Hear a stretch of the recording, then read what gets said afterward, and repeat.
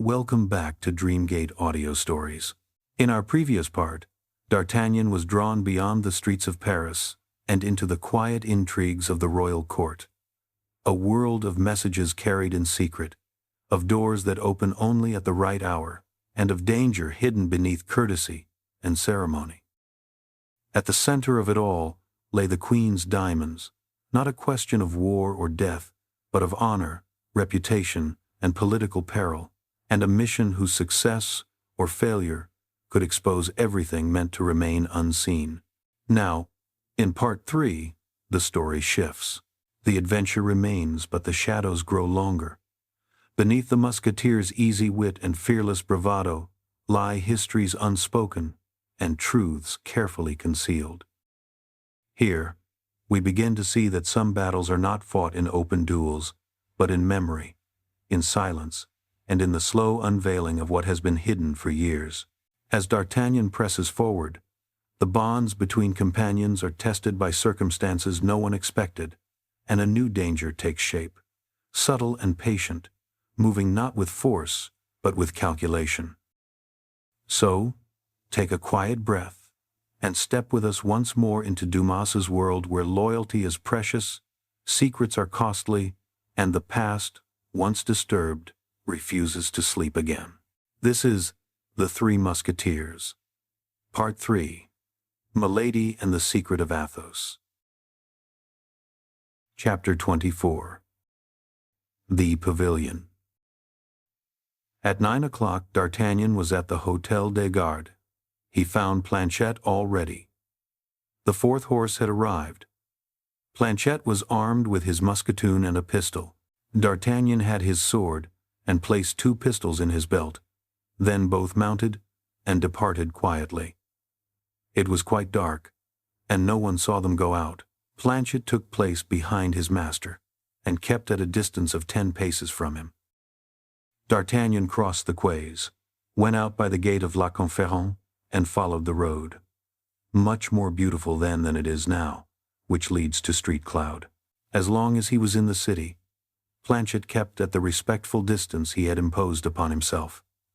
But as soon as the road began to be more lonely and dark, he drew softly nearer, so that when they entered the Bois de Boulogne, he found himself riding quite naturally side by side with his master.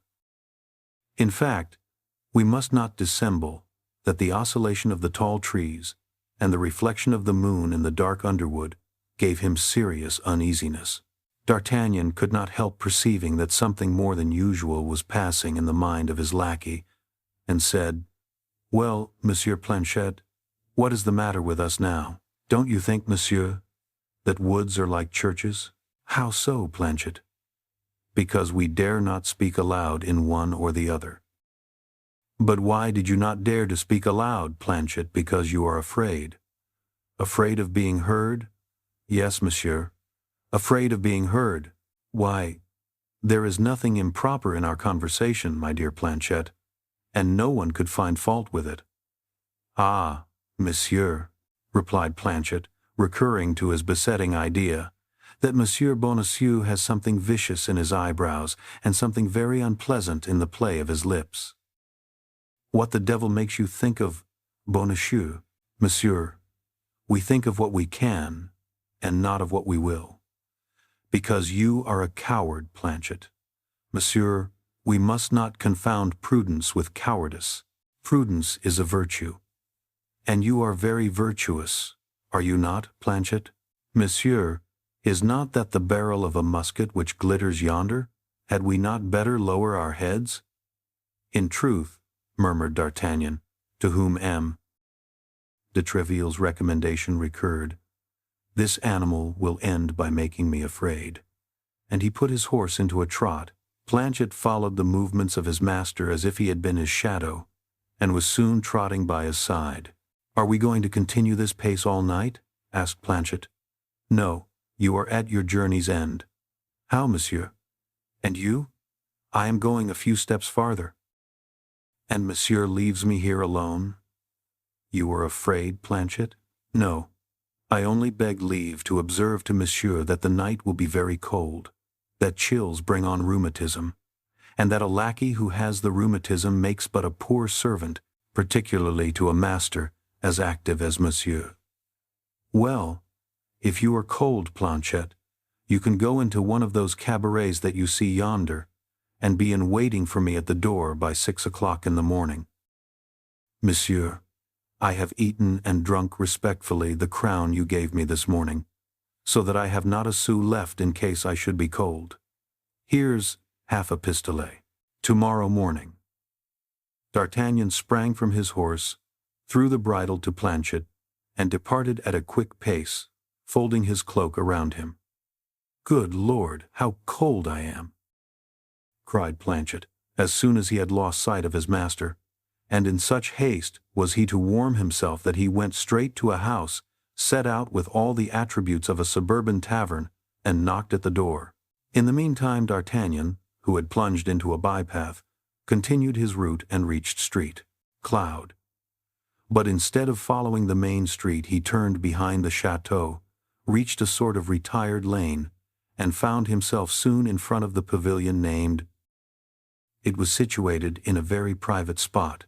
A high wall, at the angle of which was the pavilion, ran along one side of this lane, and on the other was a little garden connected with a poor cottage, which was protected by a hedge from passers-by. He gained the place appointed, and as no signal had been given him by which to announce his presence, he waited. Not the least noise was to be heard. It might be imagined that he was 100 miles from the capital. D'Artagnan leaned against the hedge, after having cast a glance behind it. Beyond that hedge, that garden, and that cottage, a dark mist enveloped with its folds, that immensity where Paris slept, a vast void, from which glittered a few luminous points, the funeral stars of that hell. But for D'Artagnan all aspects were clothed happily, all ideas wore a smile, all shades were diaphanous. The appointed hour was about to strike. In fact, at the end of a few minutes the belfry of Street Cloud let fall slowly 10 strokes from its sonorous jaws. There was something melancholy in this brazen voice, pouring out its lamentations in the middle of the night. But each of those strokes, which made up the expected hour, vibrated harmoniously to the heart of the young man. His eyes were fixed upon the little pavilion situated at the angle of the wall, of which all the windows were closed with shutters, except one on the first story. Through this window shone a mild light which silvered the foliage of 2 or 3 linden trees which formed a group outside the park. There could be no doubt that behind this little window, which threw forth such friendly beams, the pretty Madame Bonacieux expected him. Wrapped in this sweet idea, D'Artagnan waited half an hour without the least impatience, his eyes fixed upon that charming little abode of which he could perceive a part of the ceiling with its gilded mouldings, attesting the elegance of the rest of the apartment. The belfry of Street Cloud sounded 10:30. This time, without knowing why, D'Artagnan felt a cold shiver run through his veins. Perhaps the cold began to affect him, and he took a perfectly physical sensation for a moral impression. Then the idea seized him that he had read incorrectly, and that the appointment was for 11 o'clock. He drew near to the window, and placing himself so that a ray of light should fall upon the letter as he held it, he drew it from his pocket and read it again. But he had not been mistaken. The appointment was for 10 o'clock. He went and resumed his post, beginning to be rather uneasy at this silence and this solitude. 11 o'clock sounded. D'Artagnan began now really to fear that something had happened to Madame Bonacieux. He clapped his hands 3 times, the ordinary signal of lovers, but nobody replied to him, not even an echo. He then thought, with a touch of vexation, that perhaps the young woman had fallen asleep while waiting for him. He approached the wall, and tried to climb it, but the wall had been recently pointed, and D'Artagnan could get no hold. At that moment he thought of the trees, upon whose leaves the light still shone, and as one of them drooped over the road, he thought that from its branches he might get a glimpse of the interior of the pavilion. The tree was easy to climb. Besides, D'Artagnan was but 20 years old, and consequently had not yet forgotten his schoolboy habits. In an instant he was among the branches, and his keen eyes plunged through the transparent panes into the interior of the pavilion. It was a strange thing, and one which made D'Artagnan tremble from the sole of his foot to the roots of his hair, to find that this soft light, this calm lamp, enlightened a scene of fearful disorder. One of the windows was broken, the door of the chamber had been beaten in and hung, split in two, on its hinges. A table, which had been covered with an elegant supper, was overturned. The decanters broken in pieces, and the fruits crushed, strewed the floor. Everything in the apartment gave evidence of a violent and desperate struggle. D'Artagnan even fancied he could recognize, amid this strange disorder, fragments of garments, and some bloody spots staining the cloth and the curtains. He hastened to descend into the street, with a frightful beating at his heart.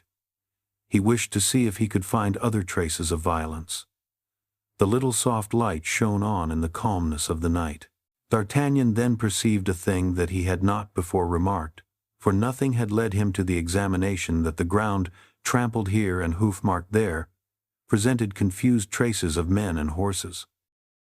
Besides, the wheels of a carriage, which appeared to have come from Paris, had made a deep impression in the soft earth, which did not extend beyond the pavilion, but turned again toward Paris.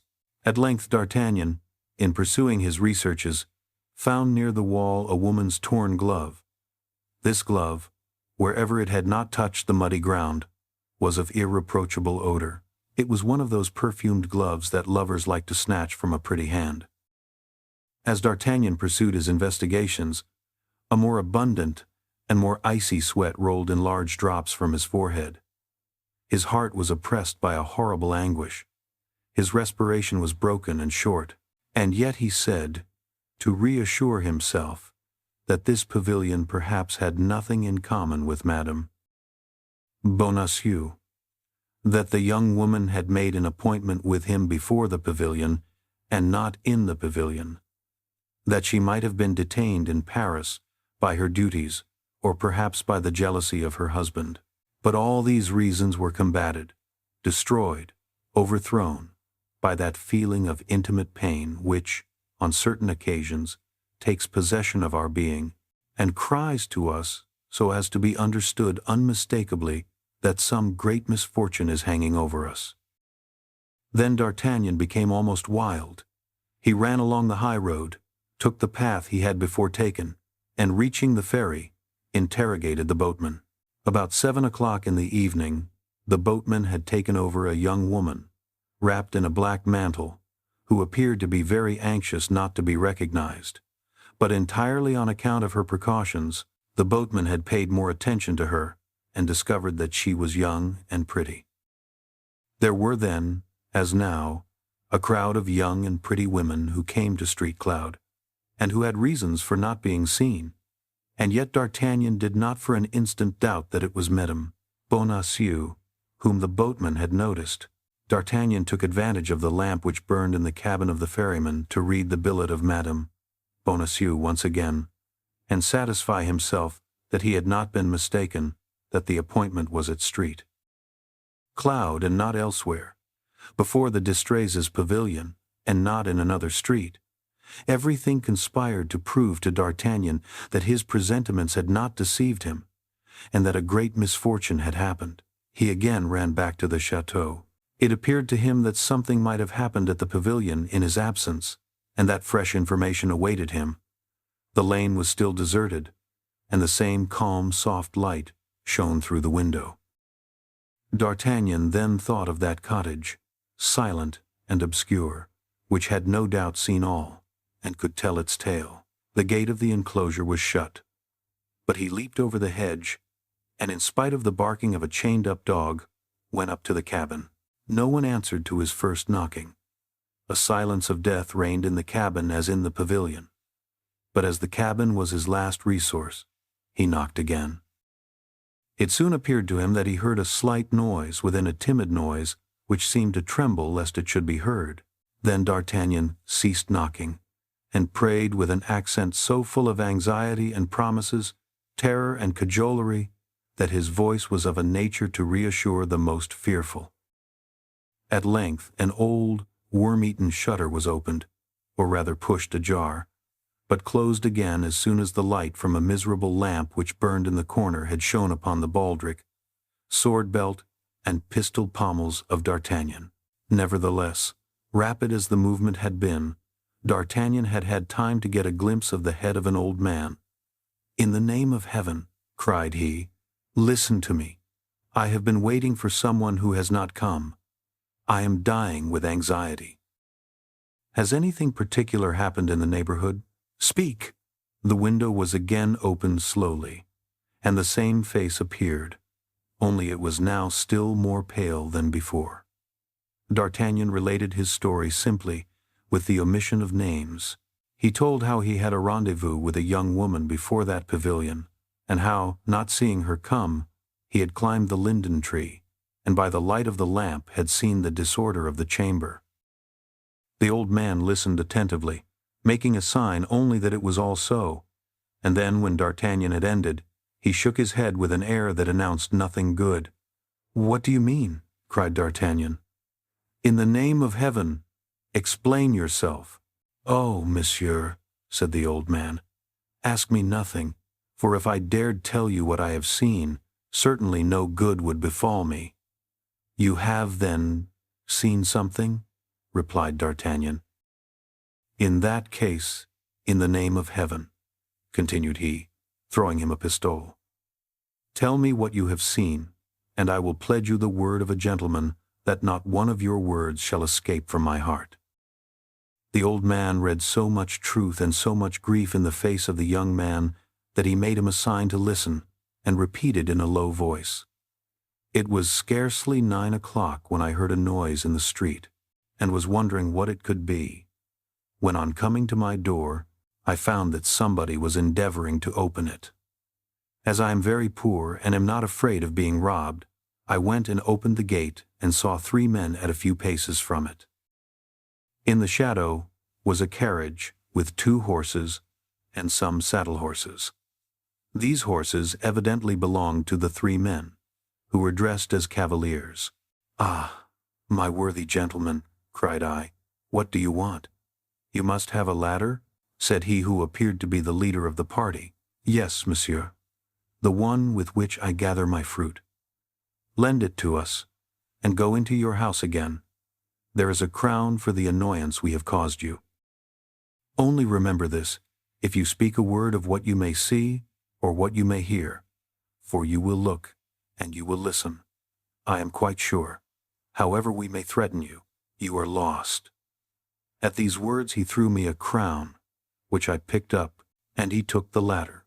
After shutting the gate behind them, I pretended to return to the house, but I immediately went out a back door, and stealing along in the shade of the hedge, I gained yonder clump of elder, from which I could hear and see everything.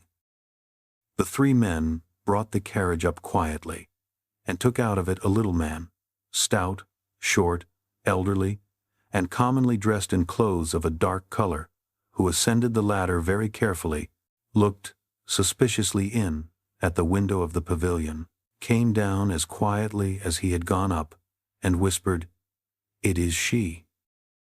Immediately, he who had spoken to me approached the door of the pavilion, opened it with a key he had in his hand, closed the door and disappeared, while at the same time the other 2 men ascended the ladder. The little old man remained at the coach door. The coachman took care of his horses. The lackey held the saddle horses. All at once great cries resounded in the pavilion, and a woman came to the window, and opened it, as if to throw herself out of it. But as soon as she perceived the other 2 men, she fell back, and they went into the chamber. Then I saw no more, but I heard the noise of breaking furniture. The woman screamed and cried for help, but her cries were soon stifled. 2 of the men appeared, bearing the woman in their arms, and carried her to the carriage, into which the little old man got after her. The leader closed the window, came out an instant after by the door, and satisfied himself that the woman was in the carriage. His two companions were already on horseback. He sprang into his saddle. The lackey took his place by the coachman. The carriage went off at a quick pace, escorted by the 3 horsemen, and all was over. From that moment I have neither seen nor heard anything. D'Artagnan, entirely overcome by this terrible story, remained motionless and mute, while all the demons of anger and jealousy were howling in his heart. "But, my good gentleman," resumed the old man, upon whom this mute despair certainly produced a greater effect than cries and tears would have done, "do not take on so. They did not kill her, and that's a comfort." "Can you guess," said D'Artagnan, "who was the man who headed this infernal expedition?" "I don't know him." "But as you spoke to him, you must have seen him." "Oh, it's a description you want?" "Exactly so. A tall, dark man, with black mustaches, dark eyes, and the air of a gentleman." "That's the man," cried D'Artagnan. "Again he, forever he. He is my demon, apparently. And the other? Which? The short one. Oh, he was not a gentleman, I'll answer for it. Besides, he did not wear a sword, and the others treated him with small consideration." "Some lackey," murmured D'Artagnan. Poor woman, what have they done with you?" "You have promised to be secret, my good monsieur," said the old man, "and I renew my promise. Be easy, I am a gentleman.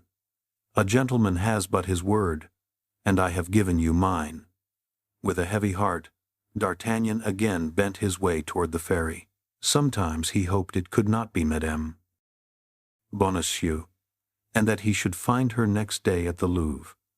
Sometimes he feared she had had an intrigue with another, who, in a jealous fit, had surprised her and carried her off. His mind was torn by doubt, grief, and despair. "Oh, if I had my 3 friends here," cried he, "I should have, at least, some hopes of finding her. But who knows what has become of them?" It was past midnight. The next thing was to find Planchet. D'Artagnan went successively into all the cabarets in which there was a light, but could not find Planchet in any of them. At the 6th he began to reflect that the search was rather dubious. D'Artagnan had appointed 6 o'clock in the morning for his lackey, and wherever he might be, he was right. Besides, it came into the young man's mind that by remaining in the environs of the spot on which this sad event had passed, he would, perhaps, have some light thrown upon the mysterious affair. At the 6th cabaret, then, as we said, D'Artagnan stopped, asked for a bottle of wine of the best quality, and placing himself in the darkest corner of the room, determined thus to wait till daylight. But this time, again his hopes were disappointed, and although he listened with all his ears, he heard nothing, amid the oaths, coarse jokes, and abuse which passed between the laborers, servants, and carters who comprised the honorable society of which he formed a part, which could put him upon the least track of her who had been stolen from him. He was compelled, then, after having swallowed the contents of his bottle, to pass the time as well as to evade suspicion, to fall into the easiest position in his corner, and to sleep, whether well or ill. D'Artagnan, be it remembered, was only 20 years old, and at that age sleep has its imprescriptible rights, which it imperiously insists upon, even with the saddest hearts. Toward 6 o'clock D'Artagnan awoke with that uncomfortable feeling which generally accompanies the break of day after a bad night. He was not long in making his toilet. He examined himself to see if advantage had been taken of his sleep, and having found his diamond ring on his finger, his purse in his pocket, and his pistols in his belt, he rose, paid for his bottle, and went out to try if he could have any better luck in his search after his lackey than he had had the night before. The first thing he perceived through the damp gray mist was honest Planchet, who, with the 2 horses in hand, awaited him at the door of a little blind cabaret, before which D'Artagnan had passed without even a suspicion of its existence. Chapter 25. Porthos. Instead of returning directly home, D'Artagnan alighted at the door of M. de Treville and ran quickly up the stairs. This time he had decided to relate all that had passed. His zero. De Treville would doubtless give him good advice as to the whole affair. Besides, as M. de Treville saw the Queen almost daily, he might be able to draw from Her Majesty some intelligence of the poor young woman, whom they were doubtless making pay very dearly for her devotedness to her mistress. M. de Treville listened to the young man's account with a seriousness which proved that he saw something else in this adventure besides a love affair. When D'Artagnan had finished, he said, All this savors of his Eminence, a league off. But what is to be done? Said D'Artagnan. Nothing. Absolutely nothing, at present, but quitting Paris, as I told you, as soon as possible. I will see the Queen. I will relate to her the details of the disappearance of this poor woman, of which she is no doubt ignorant. These details will guide her on her part, and on your return, I shall perhaps have some good news to tell you. Rely on me. D'Artagnan knew that, although a Gascon, M. de Treville was not in the habit of making promises, and that when by chance he did promise, he more than kept his word.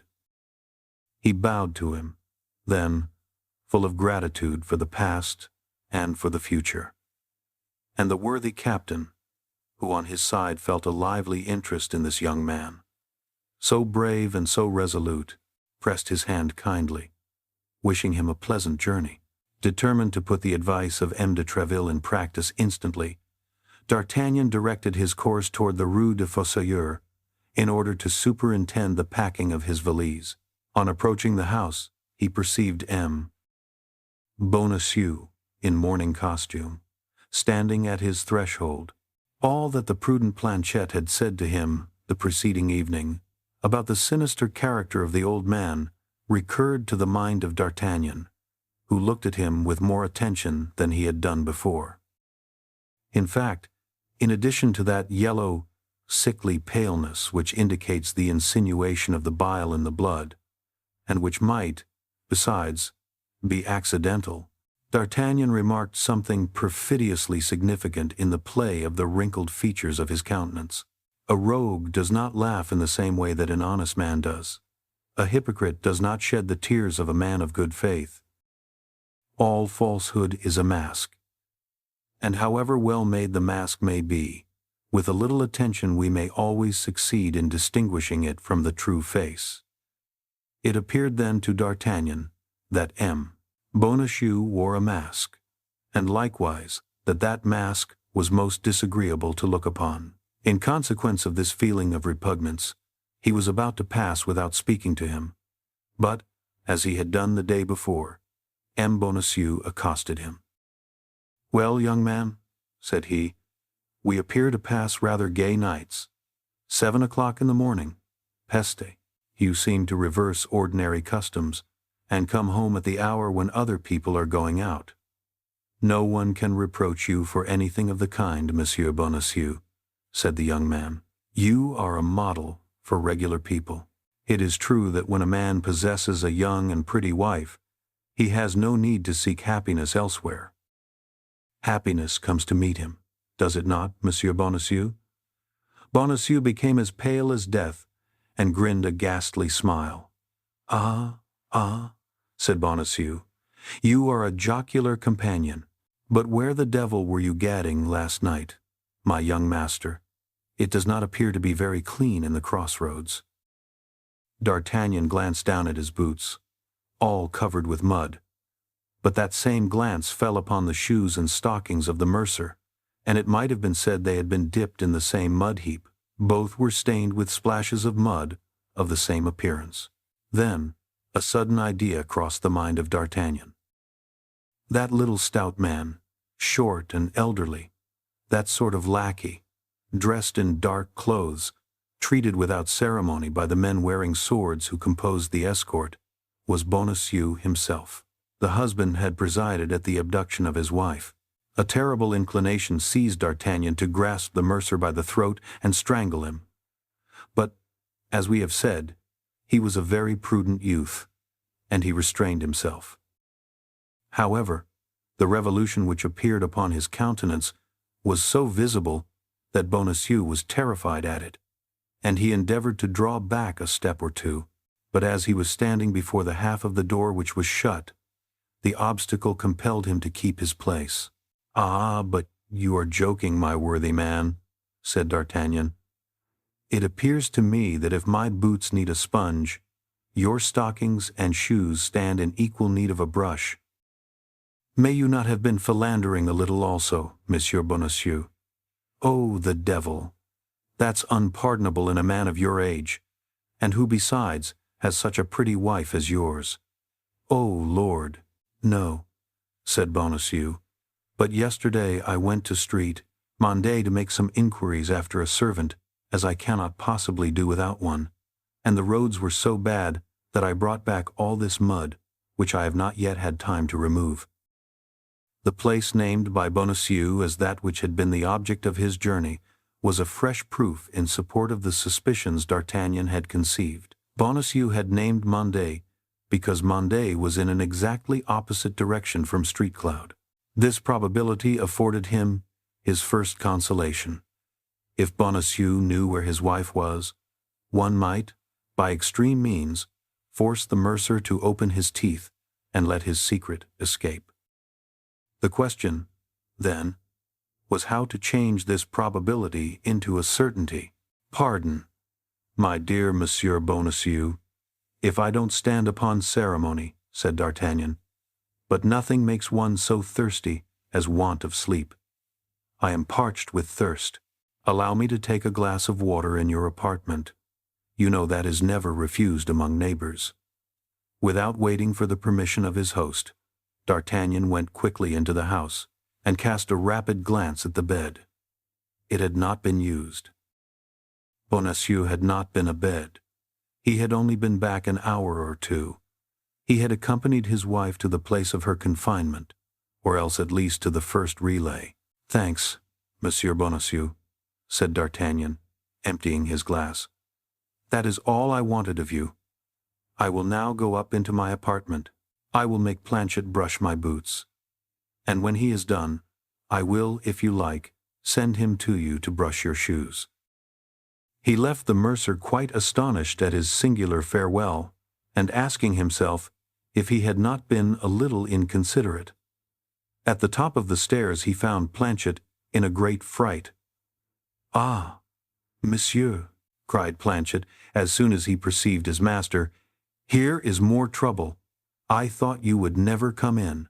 "What's the matter now, Planchet?" demanded D'Artagnan. "Oh, I give you 100. I give you 1,000 times to guess, monsieur, the visit I received in your absence." "When?"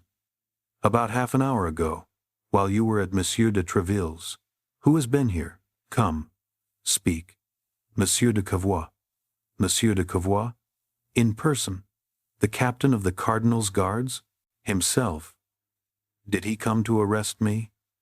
"I have no doubt that he did, monsieur, for all his wheedling manner." "Was he so sweet, then?" "Indeed, he was all honey, monsieur. Indeed." "He came," he said, "on the part of his Eminence, who wished you well, and to beg you to follow him to the Palais Royal ****. It was called the Palais Cardinal before Richelieu gave it to the king. What did you answer him?" "That the thing was impossible, seeing that you were not at home, as he could see." "Well, what did he say then?" "That you must not fail to call upon him in the course of the day." And then he added in a low voice, "Tell your master that his Eminence is very well disposed toward him, and that his fortune perhaps depends upon this interview." "The snare is rather maladroit for the cardinal," replied the young man, smiling. "Oh, I saw the snare, and I answered you would be quite in despair on your return." "Where has he gone?" asked Monsieur de Cavois. "To Troyes, in Champagne," I answered. "And when did he set out?" "Yesterday evening." "Planchet, my friend," interrupted D'Artagnan, "you are really a precious fellow.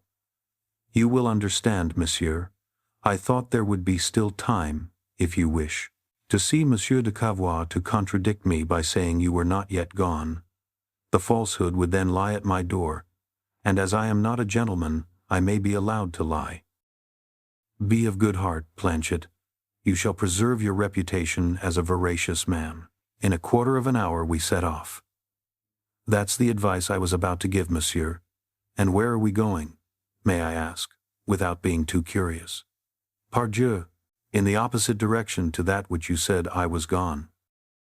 Besides, are you not as anxious to learn news of Grimaud, Mousqueton, and Bazin, as I am to know what has become of Athos, Porthos, and Aramis?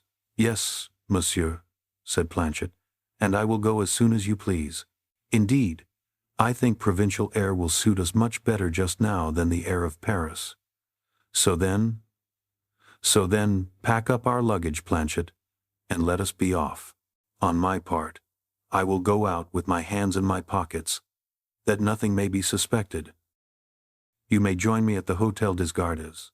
By the way, Planchet, I think you are right with respect to our host, and that he is decidedly a frightfully low wretch. Ah, monsieur, you may take my word when I tell you anything. I am a physiognomist, I assure you. D'Artagnan went out first, as had been agreed upon. Then, in order that he might have nothing to reproach himself with, he directed his steps, for the last time, toward the residences of his three friends. No news had been received of them. Only a letter, all perfumed and of an elegant writing in small characters, had come for Aramis. D'Artagnan took charge of it. 10 minutes afterward, Planchet joined him at the stables of the Hôtel des Gardes. D'Artagnan, in order that there might be no time lost, had saddled his horse himself. "That's well," said he to Planchet, when the latter added the portmanteau to the equipment. "Now saddle the other 3 horses." "Do you think then, monsieur, that we shall travel faster with 2 horses apiece?" said Planchet with his shrewd air. "No, monsieur Jester," replied D'Artagnan. "But with our 4 horses, we may bring back our 3 friends, if we should have the good fortune to find them living, which is a great chance," replied Planchet. "But we must not despair of the mercy of God." "Amen," said D'Artagnan, getting into his saddle. As they went from the Hôtel des Gardes, they separated, leaving the street at opposite ends, one having to quit Paris by the Barrière de la Villette, and the other by the Barrière Montmartre, to meet again beyond street. Denis, a strategic maneuver which, having been executed with equal punctuality, was crowned with the most fortunate results. D'Artagnan and Planchet entered Pierrefitte together. Planchet was more courageous, it must be admitted, by day than by night. His natural prudence, however, never forsook him for a single instant. He had forgotten not one of the incidents of the first journey, and he looked upon everybody he met on the road as an enemy. It followed that his hat was forever in his hand, which procured him some severe reprimands from D'Artagnan, who feared that his excess of politeness would lead people to think he was the lackey of a man of no consequence. Nevertheless, whether the passengers were really touched by the urbanity of Planchet, or whether this time nobody was posted on the young man's road, our 2 travelers arrived at Chantilly without any accident, and alighted at the tavern of Great Street, Martin, the same at which they had stopped on their first journey. The host, on seeing a young man followed by a lackey with 2 extra horses, advanced respectfully to the door. Now, as they had already traveled 11 leagues, D'Artagnan thought it time to stop, whether Porthos were or were not in the inn. Perhaps it would not be prudent to ask at once what had become of the Musketeer. The result of these reflections was that D'Artagnan, without asking information of any kind, alighted, commended the horses to the care of his lackey, entered a small room destined to receive those who wished to be alone, and desired the host to bring him a bottle of his best wine and as good a breakfast as possible, a desire which further corroborated the high opinion the innkeeper had formed of the traveler at first sight. D'Artagnan was therefore served with miraculous celerity. The regiment of the guards was recruited among the first gentlemen of the kingdom, and D'Artagnan, followed by a lackey, and traveling with 4 magnificent horses, despite the simplicity of his uniform, could not fail to make a sensation.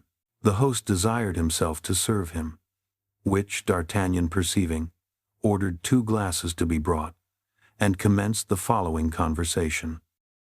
"My faith, my good host," said D'Artagnan, filling the 2 glasses, "I asked for a bottle of your best wine, and if you have deceived me, you will be punished in what you have sinned. For seeing that I hate drinking by myself, you shall drink with me. Take your glass, then, and let us drink. But what shall we drink to, so as to avoid wounding any susceptibility? Let us drink to the prosperity of your establishment."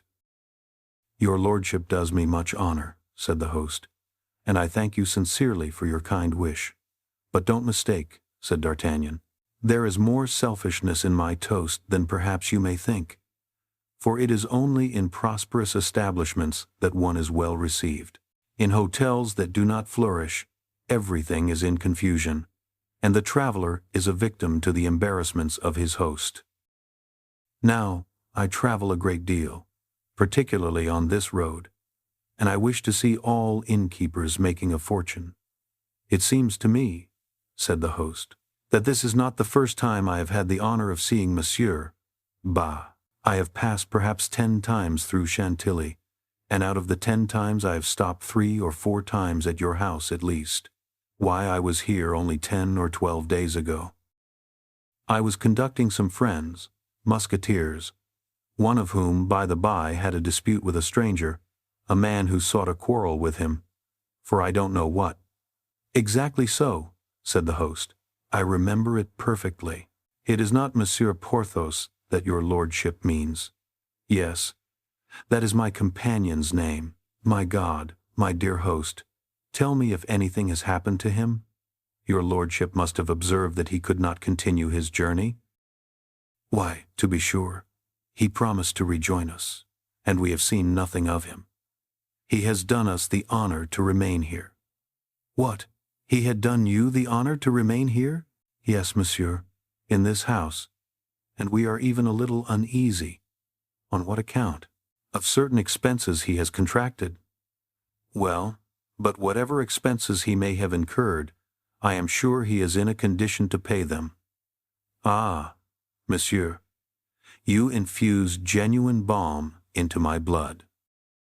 We have made considerable advances, and this very morning the surgeon declared that if Monsieur Porthos did not pay him, he should look to me, as it was I who had sent for him." "Porthos is wounded, then?" "I cannot tell you, monsieur." "What? You cannot tell me? Surely, you ought to be able to tell me better than any other person." "Yes. But in our situation we must not say all we know, particularly as we have been warned that our ears should answer for our tongues." "Well, can I see Porthos?" "Certainly, monsieur. Take the stairs on your right. Go up the first flight and knock at number 1. Only warn him that it is you." "Why should I do that?" "Because, monsieur, some mischief might happen to you." "Of what kind?" "In the name of wonder. Monsieur Porthos may imagine you belong to the house, and in a fit of passion might run his sword through you or blow out your brains." "What have you done to him, then?" "We have asked him for money." "The devil! Ah, I can understand that. It is a demand that Porthos takes very ill when he is not in funds, but I know he must be so at present." "We thought so too, monsieur, as our house is carried on very regularly, and we make out our bills every week. At the end of 8 days, we presented our account. But it appeared we had chosen an unlucky moment, for at the first word on the subject, he sent us to all the devils. It is true he had been playing the day before." "Playing the day before? And with whom?" "Lord, who can say, monsieur? With some gentleman who was traveling this way, to whom he proposed a game of lansquenet." "That's it, then? And the foolish fellow lost all he had?" "Even to his horse, monsieur. For when the gentleman was about to set out, we perceived that his lackey was saddling Monsieur Porthos's horse, as well as his master's. When we observed this to him, he told us all to trouble ourselves about our own business, as this horse belonged to him. We also informed Monsieur Porthos of what was going on, but he told us we were scoundrels to doubt a gentleman's word, and that as he had said the horse was his, it must be so. "That's Porthos all over," murmured D'Artagnan. "Then," continued the host, "I replied that as from the moment we seemed not likely to come to a good understanding with respect to payment, I hoped that he would have at least the kindness to grant the favor of his custom to my brother host of the Golden Eagle. But Monsieur Porthos replied that, my house being the best, he should remain where he was. This reply was too flattering to allow me to insist on his departure. I confined myself, then, to begging him to give up his chamber, which is the handsomest in the hotel, and to be satisfied with a pretty little room on the 3rd floor. But to this Monsieur Porthos replied that as he every moment expected his mistress, who was one of the greatest ladies in the court, I might easily comprehend that the chamber he did me the honor to occupy in my house was itself very mean for the visit of such a personage. Nevertheless, while acknowledging the truth of what he said, I thought proper to insist. But without even giving himself the trouble to enter into any discussion with me, laid it on his table, day and night, and said that at the first word that should be spoken to him about removing, either within the house or out of it, he would blow out the brains of the person who should be so imprudent as to meddle with a matter which only concerned himself. Since that time, monsieur, nobody entered his chamber but his servant. What? Mousqueton is here, then? Oh, yes, monsieur. 5 days after your departure, he came back, and in a very bad condition, too. It appears that he had met with disagreeableness, likewise, on his journey. Unfortunately, he is more nimble than his master, so that for the sake of his master, he puts us all under his feet, and as he thinks we might refuse what he asked for, he takes all he wants, without asking at all. The fact is, said D'Artagnan, I have always observed a great degree of intelligence and devotedness in Mousqueton. That is possible, monsieur, but suppose I should happen to be brought in contact, even 4 times a year, with such intelligence and devotedness, why, I should be a ruined man. No, for Porthos will pay you. Hum, said the host, in a doubtful tone. The favorite of a great lady will not be allowed to be inconvenienced for such a paltry sum as he owes you. If I durst say what I believe on that head, what you believe, I ought rather to say what I know, what you know, and even what I am sure of. And of what are you so sure? I would say that I know this great lady. You? Yes, I. And how do you know her? Oh, monsieur, if I could believe I might trust in your discretion, speak, by the word of a gentleman. You shall have no cause to repent of your confidence. Well, monsieur, you understand that uneasiness makes us do many things. What have you done? Oh, nothing which was not right in the character of a creditor. Well, Monsieur Porthos gave us a note for his duchess, ordering us to put it in the post. This was before his servant came. As he could not leave his chamber, it was necessary to charge us with this commission. And then, instead of putting the letter in the post, which is never safe, I took advantage of the journey of one of my lads to Paris, and ordered him to convey the letter to this duchess himself. This was fulfilling the intentions of Monsieur Porthos, who had desired us to be so careful of this letter, was it not? Nearly so. Well, monsieur, do you know who this great lady is? No. I have heard Porthos speak of her, that's all. Do you know who this pretended duchess is? I repeat to you, I don't know her. Why, she is the old wife of a procurator times of the Châtelet, monsieur, named Madame Coquenard, who, although she is at least 50, still gives herself jealous airs. It struck me as very odd that a princess should live in the Rue aux Ours. Attorney, but how do you know all this? Because she flew into a great passion on receiving the letter, saying that Monsieur Porthos was a weathercock, and that she was sure it was for some woman he had received this wound. Has he been wounded then? Oh, good Lord, what have I said? You said that Porthos had received a sword cut. Yes, but he has forbidden me so strictly to say so. And why so? Zounds, monsieur. Because he had boasted that he would perforate the stranger with whom you left him in dispute, whereas the stranger, on the contrary, in spite of all his rhodomontades, quickly threw him on his back. As Monsieur Porthos is a very boastful man, he insists that nobody shall know he has received this wound except the Duchess, whom he endeavored to interest by an account of his adventure. It is a wound that confines him to his bed? Ah, and a master stroke, too, I assure you. Your friend's soul must stick tight to his body. Were you there, then? Monsieur, I followed them from curiosity, so that I saw the combat without the combatants seeing me. And what took place? Oh, the affair was not long, I assure you. They placed themselves on guard. The stranger made a feint and a lunge, and that so rapidly that when Monsieur Porthos came to the parade, he had already 3 inches of steel in his breast. He immediately fell backward. The stranger placed the point of his sword at his throat, and Monsieur Porthos, finding himself at the mercy of his adversary, acknowledged himself conquered. Upon which the stranger asked his name, and learning that it was Porthos, and not D'Artagnan, he assisted him to rise, brought him back to the hotel, mounted his horse, and disappeared. So it was with Monsieur d'Artagnan this stranger meant to quarrel? It appears so. And do you know what has become of him? No, I never saw him until that moment, and have not seen him since. Very well, I know all that I wish to know. Porthos's chamber, as you say, on the first story, number 1?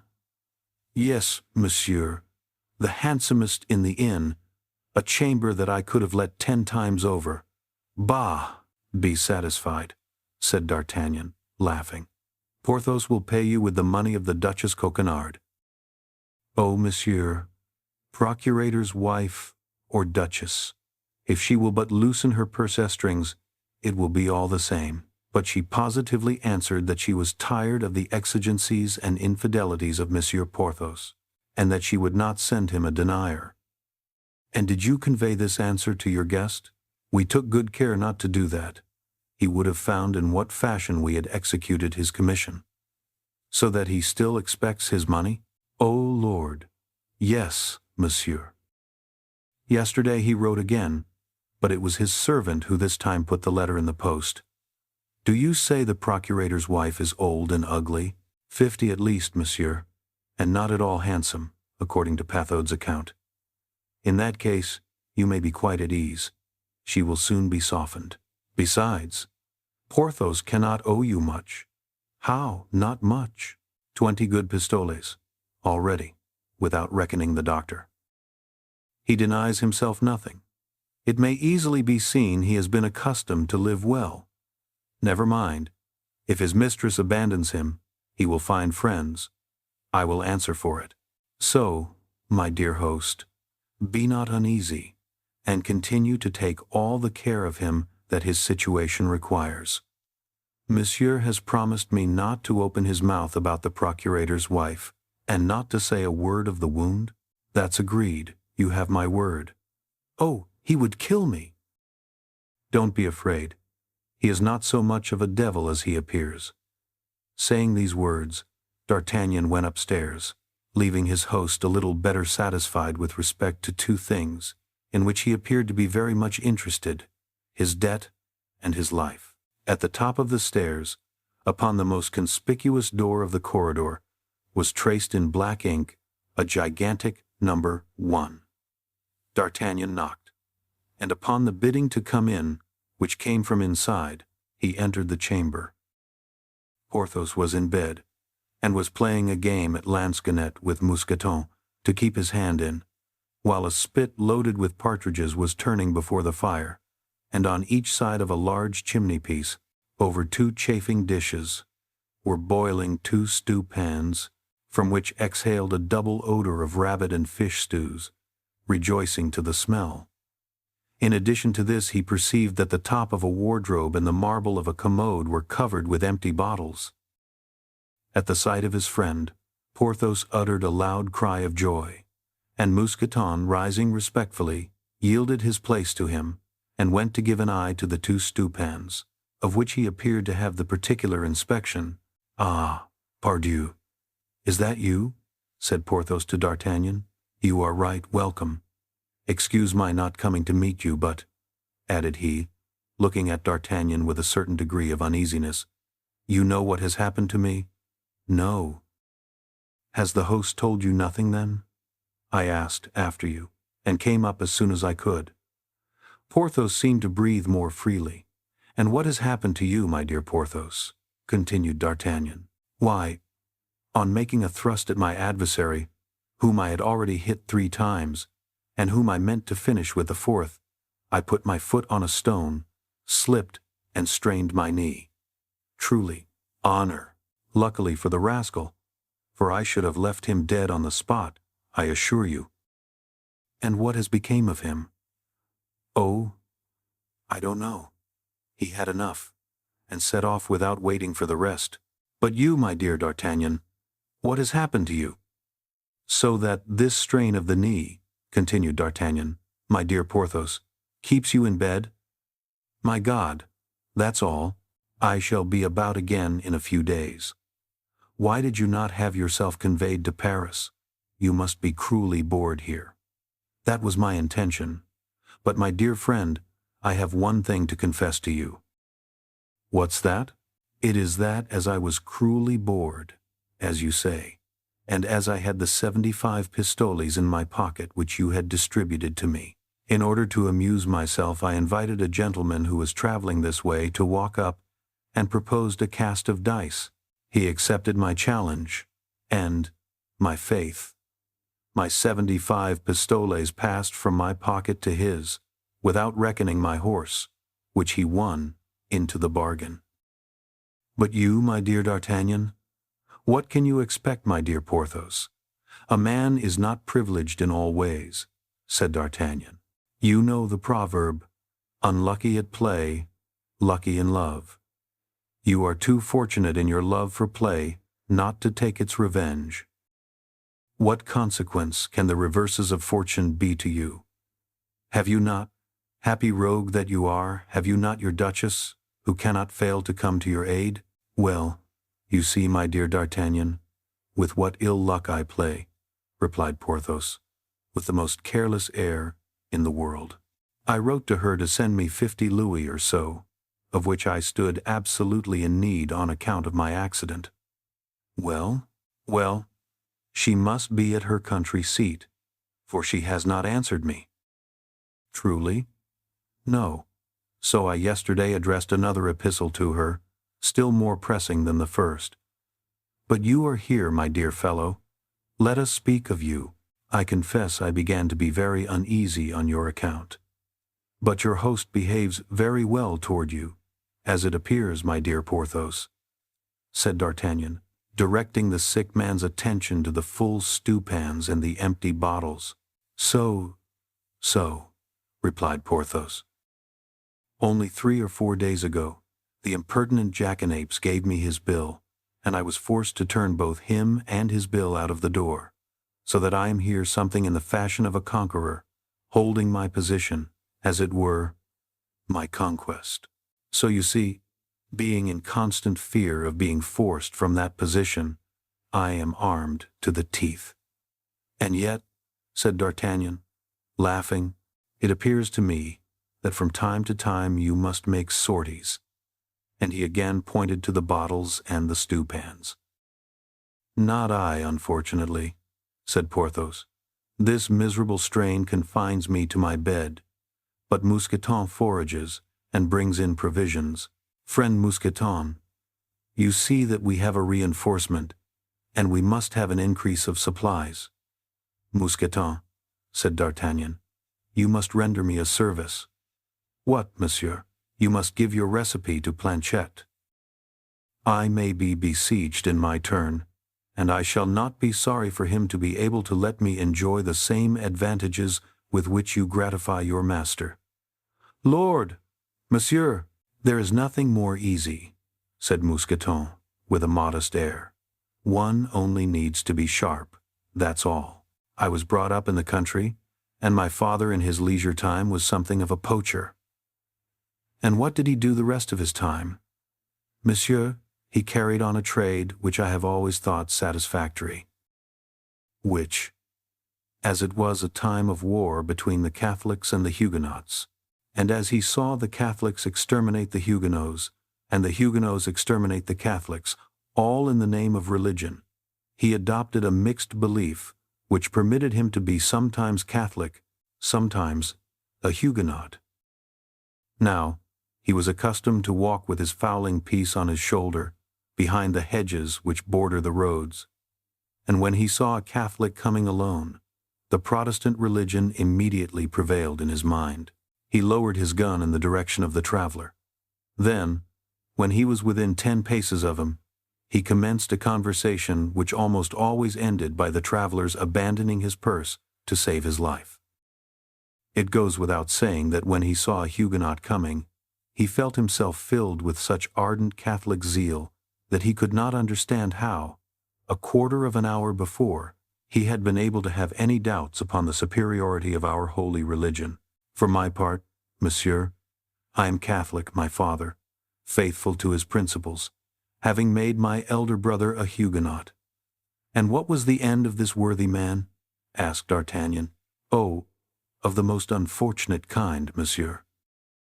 One day he was surprised in a lonely road between a Huguenot and a Catholic, with both of whom he had before had business, and who both knew him again.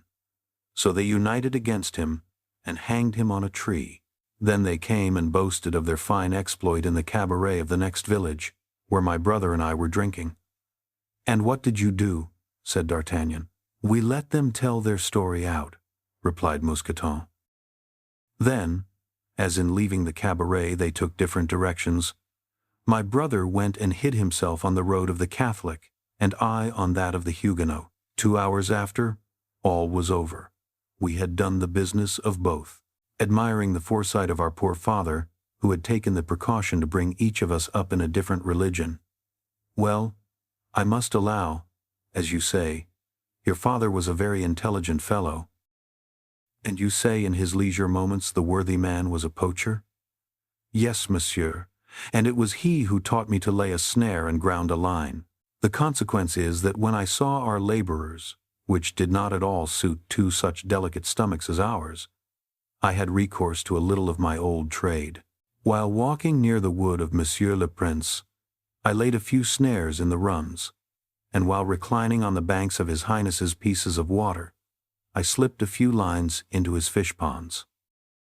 So that now, thanks be to God, we do not want, as monsieur can testify, for partridges, rabbits, carp or eels, all light, wholesome food, suitable for the sick.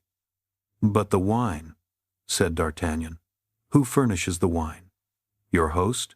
That is to say, yes and no. How? Yes and no. He furnishes it, it is true, but he does not know that he has that honor.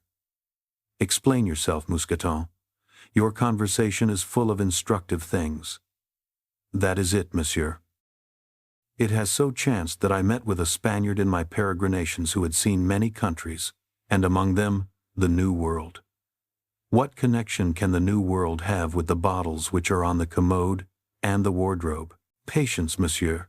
Everything will come in its turn. This Spaniard had in his service a lackey who had accompanied him in his voyage to Mexico. This lackey was my compatriot, and we became the more intimate from there being many resemblances of character between us. We loved sporting of all kinds better than anything, so that he related to me how in the plains of the Pampas the natives hunt the tiger and the wild bull with simple running nooses, which they throw to a distance of 20 or 30 paces, the end of a cord with such nicety. But in face of the proof, I was obliged to acknowledge the truth of the recital. My friend placed a bottle at the distance of 30 paces, and at each cast he caught the neck of the bottle in his running noose. I practiced this exercise, and as nature has endowed me with some faculties, at this day I can throw the lasso with any man in the world. Well, do you understand, monsieur? Our host has a well-furnished cellar, the key of which never leaves him. Only this cellar has a ventilating hole. Now through this ventilating hole I throw my lasso, and as I now know in which part of the cellar is the best wine, that's my point for sport. You see, monsieur, what the new world has to do with the bottles which are on the commode and the wardrobe. Now, will you taste our wine, and without prejudice say what you think of it? Thank you, my friend, thank you. Unfortunately, I have just breakfasted. Well, said Porthos, arrange the table, Mousqueton, and while we breakfast, D'Artagnan will relate to us what has happened to him during the 10 days since he left us. Willingly, said D'Artagnan. While Porthos and Mousqueton were breakfasting, with the appetites of convalescence and with that brotherly cordiality which unites men in misfortune, D'Artagnan related how Aramis, being wounded, was obliged to stop at Crèvecoeur, how he had left Athos fighting at Amiens with 4 men who accused him of being a coiner, and how he, D'Artagnan, had been forced to run the Comtes de Wardes through the body in order to reach England. But there the confidence of D'Artagnan stopped. He only added that on his return from Great Britain he had brought back 4 magnificent horses, one for himself and one for each of his companions. Then he informed Porthos that the one intended for him was already installed in the stable of the tavern. At this moment Planchet entered, to inform his master that the horses were sufficiently refreshed and that it would be possible to sleep at Clermont. As D'Artagnan was tolerably reassured with regard to Porthos, and as he was anxious to obtain news of his 2 other friends, he held out his hand to the wounded man and told him he was about to resume his route in order to continue his researches. For the rest, as he reckoned upon returning by the same route in 7 or 8 days, if Porthos were still at the Great Street Martin, he would call for him on his way. Porthos replied that in all probability his sprain would not permit him to depart yet a while. Besides, it was necessary he should stay at Chantilly to wait for the answer from his duchess. D'Artagnan wished that answer might be prompt and favorable, and having again recommended Porthos to the care of Mousqueton, and paid his bill to the host, he resumed his route with Planchet, already relieved of one of his led horses. Chapter 26. Aramis and his thesis. D'Artagnan had said nothing to Porthos of his wound or of his procurator's wife. Our Béarnais was a prudent lad, however young he might be. Consequently, he had appeared to believe all that the vainglorious Musketeer had told him, convinced that no friendship will hold out against a surprised secret. Besides, we feel always a sort of mental superiority over those whose lives we know better than they suppose. In his projects of intrigue for the future, and determined as he was to make his 3 friends the instruments of his fortune, D'Artagnan was not sorry at getting into his grasp beforehand the invisible strings by which he reckoned upon moving them. And yet, as he journeyed along, a profound sadness weighed upon his heart. He thought of that young and pretty Madame Bonacieux, who was to have paid him the price of his devotedness. But let us hasten to say that this sadness possessed the young man less from the regret of the happiness he had missed than from the fear he entertained that some serious misfortune had befallen the poor woman. For himself, he had no doubt she was a victim of the cardinal's vengeance, and, as was well known, the vengeance of his Eminence was terrible. How he had found grace in the eyes of the minister, he did not know. But without doubt M. de Cavois would have revealed this to him if the captain of the guards had found him at home. Nothing makes time pass more quickly, or more shortens a journey, than a thought which absorbs in itself all the faculties of the organization of him who thinks. External existence then resembles a sleep of which this thought is the dream. By its influence, time has no longer measure, space has no longer distance. We depart from one place and arrive at another, that is all. Of the interval past, nothing remains in the memory but a vague mist in which 1,000 confused images of trees, mountains, and landscapes are lost.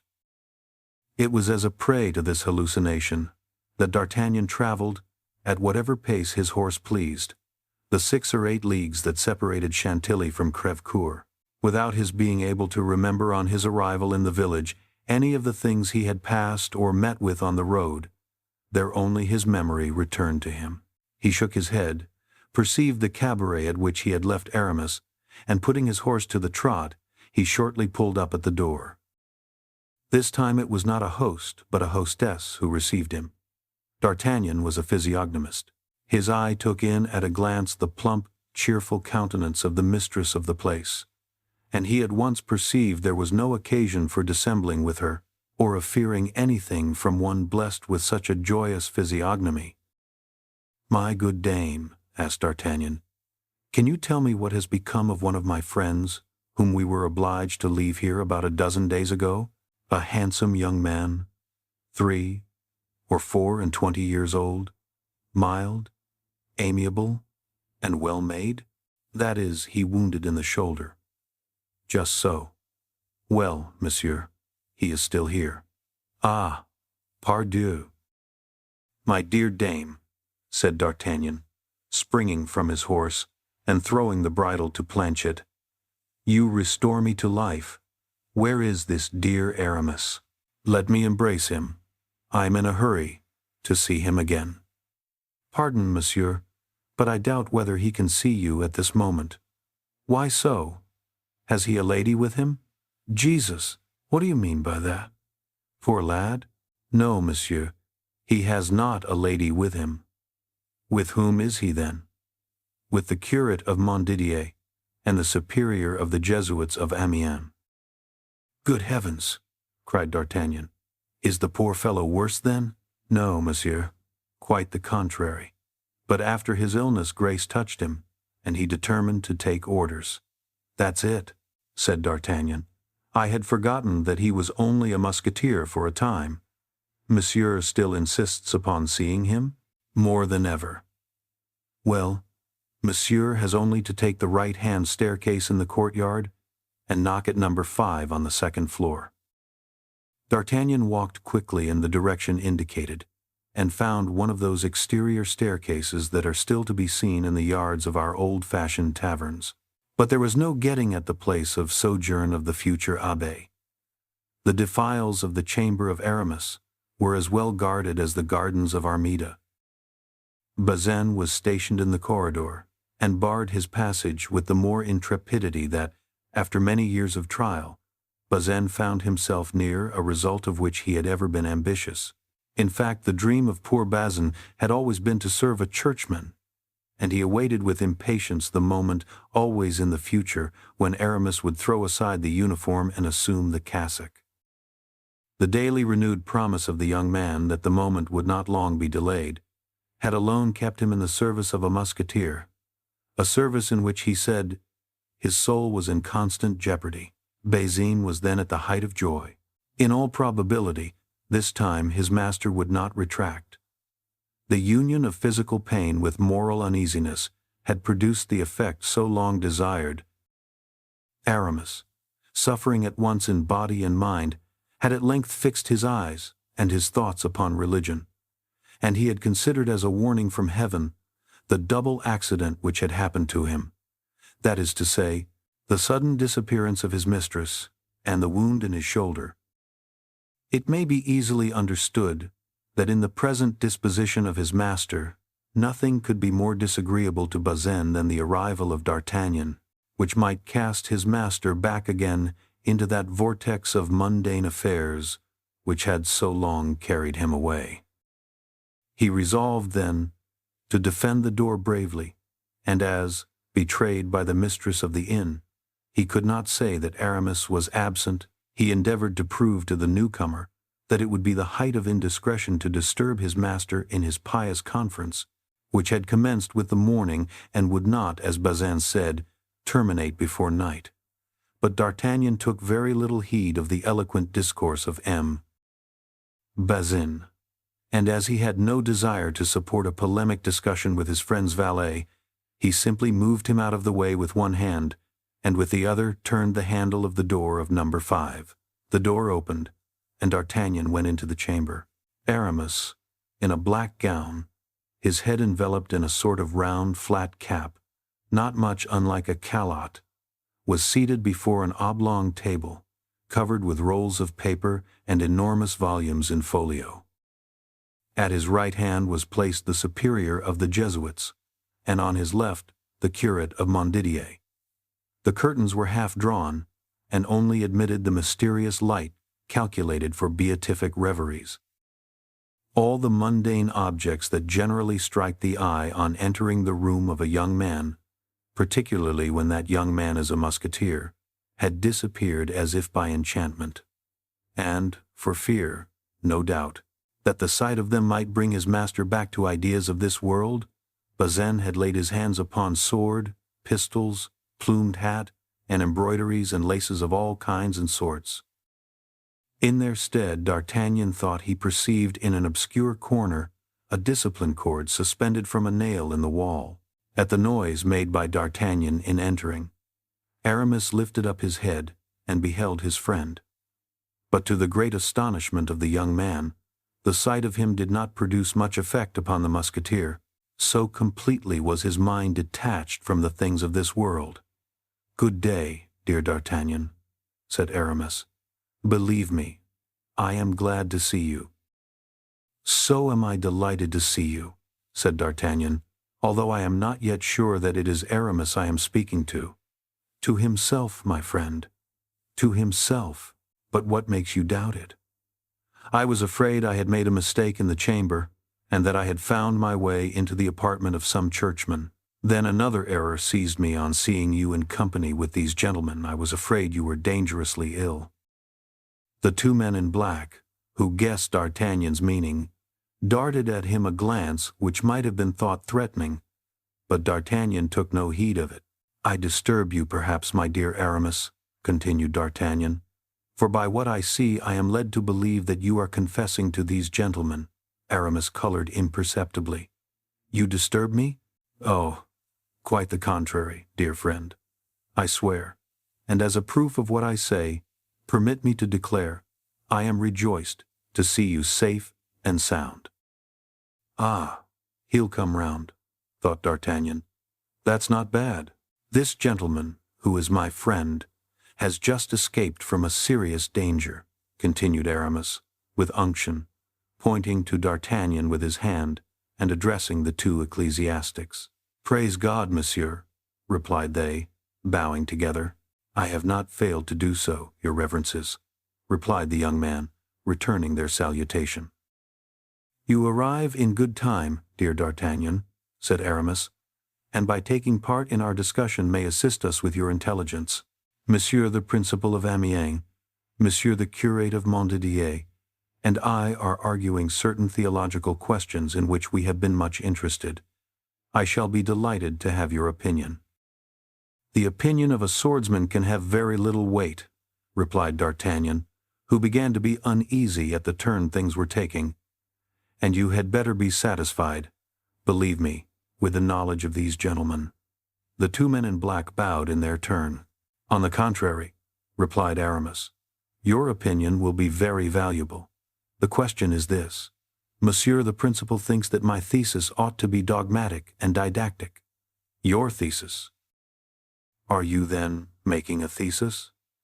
"Without doubt," replied the Jesuit. "In the examination which precedes ordination, a thesis is always a requisite." "Ordination!" cried D'Artagnan, who could not believe what the hostess and Bazin had successively told him, and he gazed, half stupefied, upon the three persons before him. "Now," continued Aramis, taking the same graceful position in his easy-chair that he would have assumed in bed, and complacently examining his hand, which was as white and plump as that of a woman, and which he held in the air to cause the blood to descend. Now, as you have heard, D'Artagnan, Monsieur the Principal is desirous that my thesis should be dogmatic, while I, for my part, would rather it should be ideal.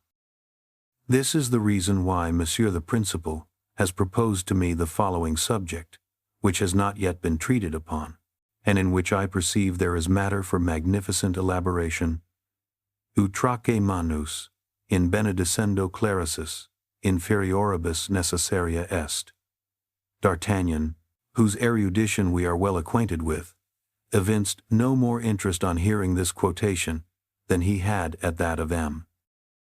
de Treville, in allusion to the gifts he pretended that D'Artagnan had received from the Duke of Buckingham, which means, resumed Aramis, that he might perfectly understand that 2 hands are indispensable for priests of the inferior orders when they bestow the benediction. An admirable subject, cried the Jesuit. Admirable and dogmatic, repeated the curate, who, about as strong as D'Artagnan, with respect to Latin, carefully watched the Jesuit in order to keep step with him, and repeated his words like an echo. As to D'Artagnan, he remained perfectly insensible to the enthusiasm of the 2 men in black. Yes, admirable, prorsus admirabile, continued Aramis, but which requires a profound study of both the Scriptures and the Fathers. Now, I have confessed to these learned ecclesiastics, and that in all humility, that the duties of mounting guard and the service of the king have caused me to neglect study a little. I should find myself, therefore, more at my ease, facilius natans, in a subject of my own choice, which would be to these hard theological questions what morals are to metaphysics in philosophy. D'Artagnan began to be tired, and so did the curate. See what an exordium, cried the Jesuit. Exordium, repeated the curate, for the sake of saying something. Quimad modum inter calorem immensitatem. Aramis cast a glance upon D'Artagnan to see what effect all this produced, and found his friend gaping enough to split his jaws. Let us speak French, my father, said he to the Jesuit. Monsieur D'Artagnan will enjoy our conversation better. Yes, replied D'Artagnan. I am fatigued with reading, and all this Latin confuses me. Certainly, replied the Jesuit, a little put out, while the curate, greatly delighted, turned upon D'Artagnan a look full of gratitude. Well, let us see what is to be derived from this gloss. Moses, the servant of God, he was but a servant. Please to understand Moses blessed with the hands. He held out both his arms while the Hebrews beat their enemies, and then he blessed them with his 2 hands. Besides, what does the Gospel say? Imponite manus, and not manium, place the hands. Not the hand. Place the hands, repeated the curate with a gesture. Street Peter, on the contrary, of whom the popes are the successors, continued the Jesuit. Portage digitos, present the fingers. Are you there? Now. Certes, replied Aramis, in a pleased tone. But the thing is subtle. The fingers, resumed the Jesuit. Street Peter blessed with the fingers. The Pope, therefore, blesses with the fingers. And with how many fingers does he bless? With 3 fingers. To be sure, 1 for the Father, 1 for the Son, and 1 for the Holy Ghost. All crossed themselves. D'Artagnan thought it was proper to follow this example. The Pope is the successor of Street Peter, and represents the 3 divine powers. The rest ordens inferiors of the ecclesiastical hierarchy bless in the name of the holy archangels and angels.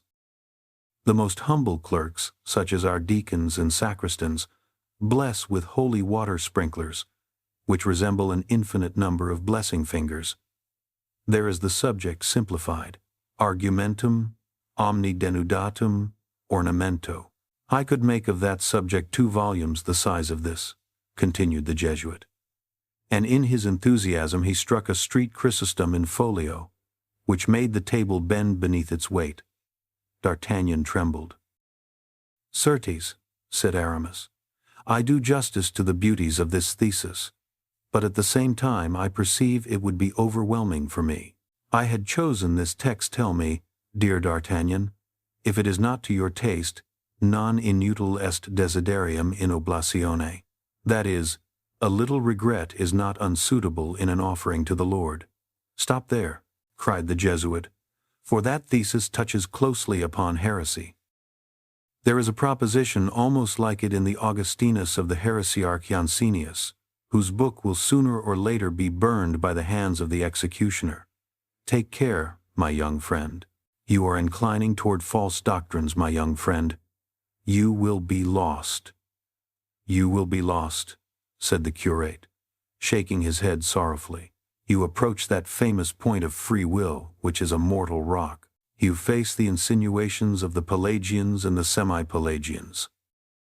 "But, my reverend," replied Aramis, a little amazed by the shower of arguments that poured upon his head. "How will you prove," continued the Jesuit, without allowing him time to speak, "that we ought to regret the world when we offer ourselves to God? Listen to this dilemma.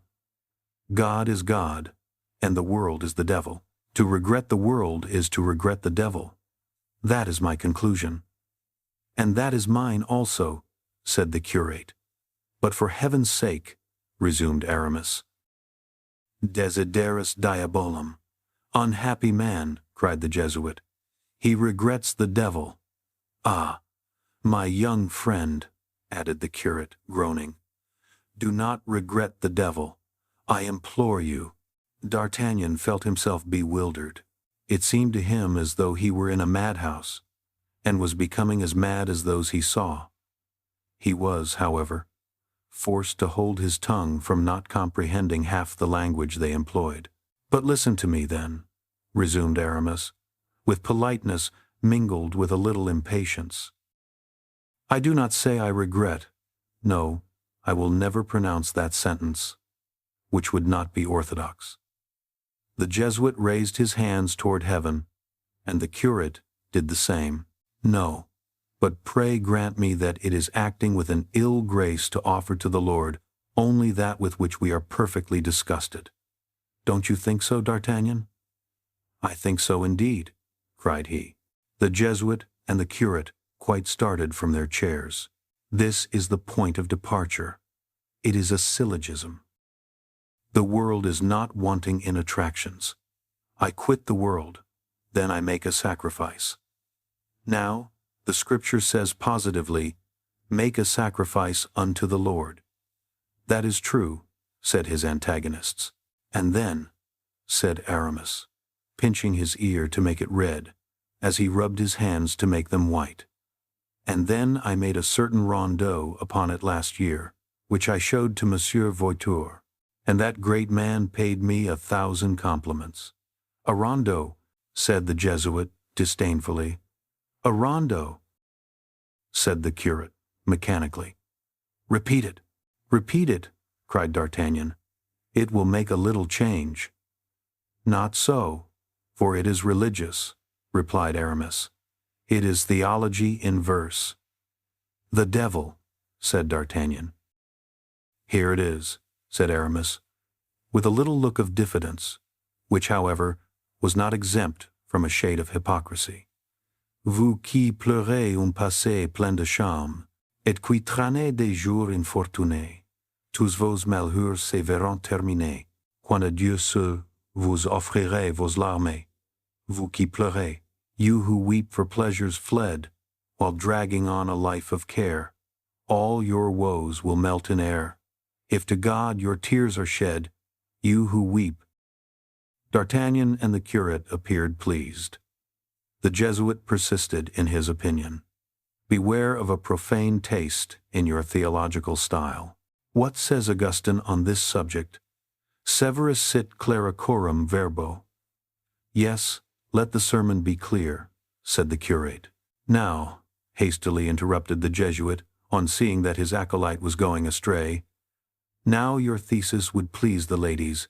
It would have the success of one of Monsieur Patrou's pleadings."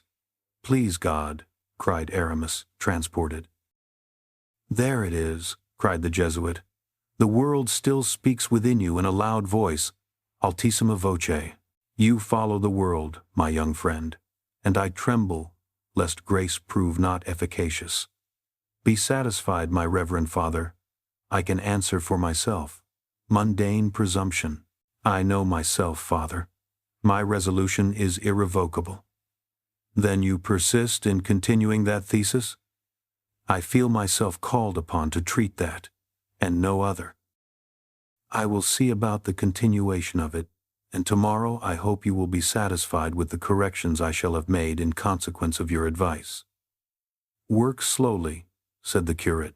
"We leave you in an excellent tone of mind." "Yes, the ground is all sown," said the Jesuit, "and we have not to fear that one portion of the seed may have fallen upon stone, another upon the highway, or that the birds of heaven have eaten the rest. Aves celi comderunt illum."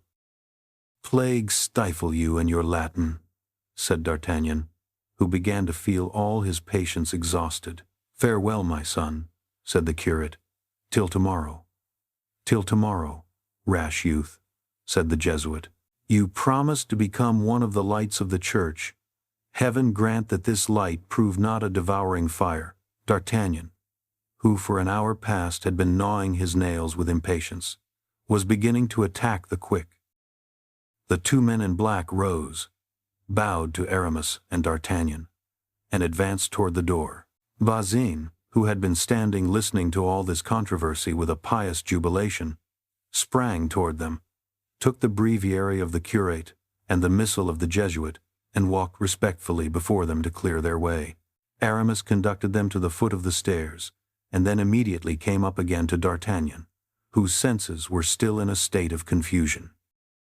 When left alone, the two friends at first kept an embarrassed silence. It, however, became necessary for one of them to break it first, and as D'Artagnan appeared determined to leave that honor to his companion, Aramis said, "You see that I am returned to my fundamental ideas. Efficacious grace has touched you, as that gentleman said just now." "Oh, these plans of retreat have been formed for a long time." "You have often heard me speak of them, have you not, my friend?" "Yes, but I confess I always thought you jested. With such things, oh D'Artagnan, the devil, why, people jest with death. And people are wrong, D'Artagnan, for death is the door which leads to perdition or to salvation." "Granted. But if you please, let us not theologize, Aramis. You must have had enough for today. As for me, I have almost forgotten the little Latin I have ever known." "Then I confess to you that I have eaten nothing since 10 o'clock this morning, and I am devilish hungry. We will dine directly, my friend, only you must please to remember that this is Friday. Now, on such a day I can neither eat flesh nor see it eaten. If you can be satisfied with my dinner, it consists of cooked tetragones and fruits." "What do you mean by tetragones?" asked D'Artagnan, uneasily. "I mean spinach," replied Aramis. "But on your account I will add some eggs, and that is a serious infraction of the rule, for eggs are meat, since they engender chickens.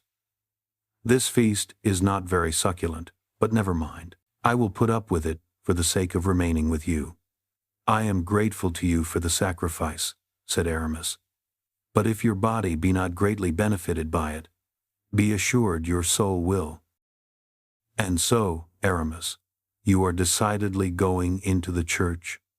What will our two friends say? What will Monsieur de Tréville say? They will treat you as a deserter, I warn you. I do not enter the church, I re-enter it. I deserted the church for the world, for you know that I forced myself when I became a musketeer. I know nothing about it. You don't know I quit the seminary? Not at all. This is my story, then. Besides, the scriptures say, 'Confess yourselves to one another.' And I confess to you, D'Artagnan, and I give you absolution beforehand. You see, I am a good sort of a man. Do not jest about holy things, my friend. Go on, then. I listen." I had been at the seminary from 9 years old. In 3 days I should have been 20. I was about to become an abbé, and all was arranged. One evening I went, according to custom, to a house which I frequented with much pleasure. When one is young, what can be expected? One is weak. An officer who saw me, with a jealous eye, reading the lives of the saints to the mistress of the house, entered suddenly and without being announced.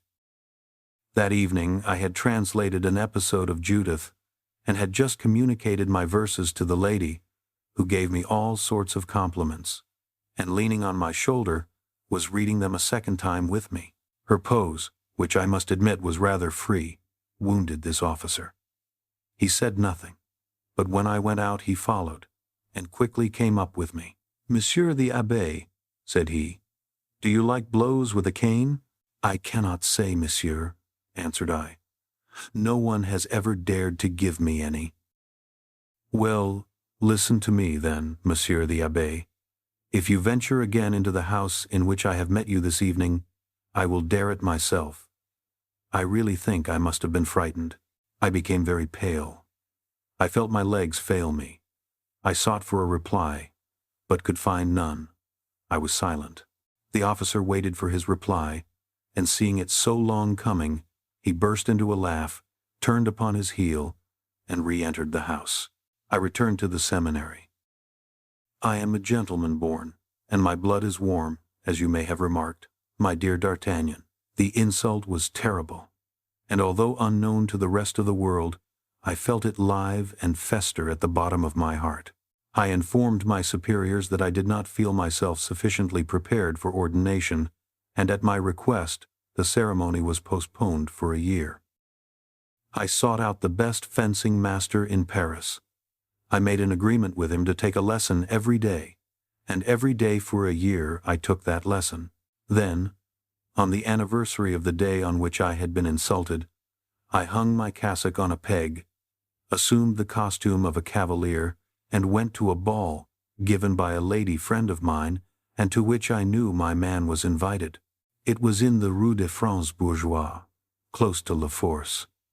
As I expected, my officer was there. I went up to him as he was singing a love ditty and looking tenderly at a lady, and interrupted him exactly in the middle of the second couplet. "Monsieur," said I, "does it still displease you that I should frequent a certain house of La Rue Payenne, and would you still cane me if I took it into my head to disobey you?" The officer looked at me with astonishment, and then said, "What is your business with me, monsieur? I do not know you." "I am," said I, "the little abbé who reads Lives of the Saints and translates Judith into verse." Ah, I recollect now," said the officer, in a jeering tone. "Well, what do you want with me?" "I want you to spare time to take a walk with me.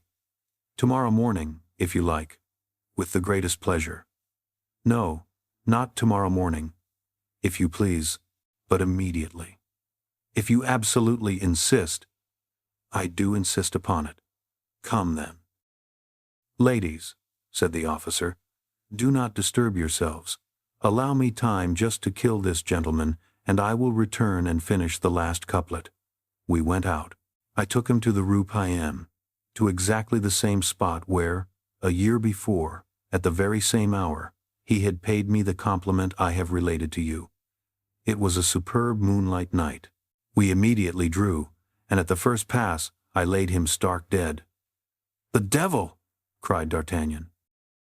"Now," continued Aramis, "as the ladies did not see the singer come back, and as he was found in the Rue Payenne with a great sword wound through his body, it was supposed that I had accommodated him thus, and the matter created some scandal, which obliged me to renounce the cassock for a time. Athos, whose acquaintance I made about that period, and Porthos, who had, in addition to my lessons, taught me some effective tricks of fence, prevailed upon me to solicit the uniform of a musketeer. The king entertained great regard for my father, who had fallen at the siege of Arras, and the uniform was granted. You may understand that the moment has come for me to re-enter the bosom of the Church. And why today, rather than yesterday or tomorrow? What has happened to you today to raise all these melancholy ideas? This wound, my dear D'Artagnan, has been a warning to me from heaven. This wound? Bah! It is now nearly healed, and I am sure it is not that which gives you the most pain. What then? Said Aramis, blushing. You have one at heart, Aramis, one deeper and more painful a wound made by a woman. The eye of Aramis kindled in spite of himself. Ah, said he, dissembling his emotion under a feigned carelessness. Do not talk of such things, and suffer love pains. Vanitas vanitatum. According to your idea, then, my brain is turned. And for whom? For some grisette, some chambermaid with whom I have trifled in some garrison? Fie! Pardon, my dear Aramis, but I thought you carried your eyes higher. Higher? And who am I, to nourish such ambition? A poor musketeer, a beggar, an unknown who hates slavery, and finds himself ill-placed in the world. Aramis, Aramis, cried D'Artagnan, looking at his friend with an air of doubt. Dust I am, and to dust I return. Life is full of humiliations and sorrows, continued he, becoming still more melancholy. All the ties which attach him to life break in the hand of man, particularly the golden ties. Oh, my dear D'Artagnan, resumed Aramis, giving to his voice a slight tone of bitterness. Trust me. Conceal your wounds when you have any. Silence is the last joy of the unhappy. Beware of giving anyone the clue to your griefs. The curious suck our tears, as flies suck the blood of a wounded heart. Alas, my dear Aramis, said D'Artagnan, in his turn heaving a profound sigh, that is my story you are relating. How? Yes. A woman whom I love, whom I adore, has just been torn from me by force. I do not know where she is, or whither they have conducted her. She is perhaps a prisoner. She is perhaps dead. Yes, but you have at least this consolation, that you can say to yourself, she has not quit you voluntarily, that if you learn no news of her, it is because all communication with you is interdicted, while I— Well, nothing, replied Aramis, nothing. So you renounce the world, then forever. That is a settled thing, a resolution registered. Forever. You are my friend today. Tomorrow you will be no more to me than a shadow, or rather, even, you will no longer exist. As for the world, it is a sepulchre, and nothing else. The devil! All this is very sad which you tell me. What will you? My vocation commands me. It carries me away. D'Artagnan smiled, but made no answer. Aramis continued. And yet, while I do belong to the earth, I wish to speak of you, of our friends. And on my part, said D'Artagnan, I wish to speak of you, but I find you so completely detached from everything. To love, you cry, fie, friends are shadows. The world is a sepulchre. Alas, you will find it so yourself, said Aramis, with a sigh. Well then, let us say no more about it, said D'Artagnan, and let us burn this letter, which, no doubt, announces to you some fresh infidelity of your grisette or your chambermaid. What letter? Cried Aramis eagerly. A letter which was sent to your abode in your absence, and which was given to me for you. But from whom is that letter? Oh, from some heartbroken waiting woman, some desponding grisette, from Madame de Chevreuse's chambermaid perhaps, who was obliged to return to Tours with her mistress, and who, in order to appear smart and attractive, stole some perfumed paper, and sealed her letter with a duchess's coronet. What do you say? Hold, I must have lost it, said the young man maliciously, pretending to search for it. But fortunately the world is a sepulchre. The men, and consequently the women, are but shadows, and love is a sentiment to which you cry, Fie, fie, D'Artagnan, D'Artagnan, cried Aramis. You are killing me. Well, here it is at last, said D'Artagnan, as he drew the letter from his pocket. Aramis made a bound, seized the letter, read it, or rather devoured it, his countenance radiant. The same waiting maid seems to have an agreeable style, said the messenger, carelessly. Thanks, D'Artagnan, thanks, cried Aramis, almost in a state of delirium. She was forced to return to Tours. She is not faithless. She still loves me. Come, my friend, come, let me embrace you. Happiness almost stifles me. The two friends began to dance around the venerable street Chrysostom, kicking about famously the sheets of the thesis which had fallen on the floor. At that moment Bazin entered with the spinach and the omelette. Be off, you wretch, cried Aramis, throwing his skull-cap in his face. Return whence you came. Take back those horrible vegetables and that poor kickshaw. Order a larded hare, a fat capon, mutton leg dressed with garlic, and 4 bottles of old Burgundy. Bazin, who looked at his master without comprehending the cause of this change, in a melancholy manner, allowed the omelette to slip into the spinach, and the spinach onto the floor. Now this is the moment to consecrate your existence to the King of Kings, said D'Artagnan. If you persist in offering him a civility, non inutil desiderium oblatione, go to the devil with your Latin. Let us drink, my dear D'Artagnan, morbleu. Let us drink while the wine is fresh. Let us drink heartily, and while we do so, tell me a little of what is going on in the world yonder. Chapter 27. The Wife of Athos. We have now to search for Athos, said D'Artagnan, to the vivacious Aramis, when he had informed him of all that had passed since their departure from the capital, and an excellent dinner had made one of them forget his thesis and the other his fatigue. Do you think, then, that any harm can have happened to him? Asked Aramis. Athos is so cool, so brave, and handles his sword so skillfully. No doubt. Nobody has a higher opinion of the courage and skill of Athos than I have, but I like better to hear my sword clang against lances than against staves. I fear lest Athos should have been beaten down by serving men. Those fellows strike hard, and don't leave off in a hurry.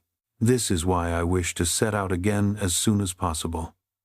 I will try to accompany you, said Aramis, though I scarcely feel in a condition to mount on horseback.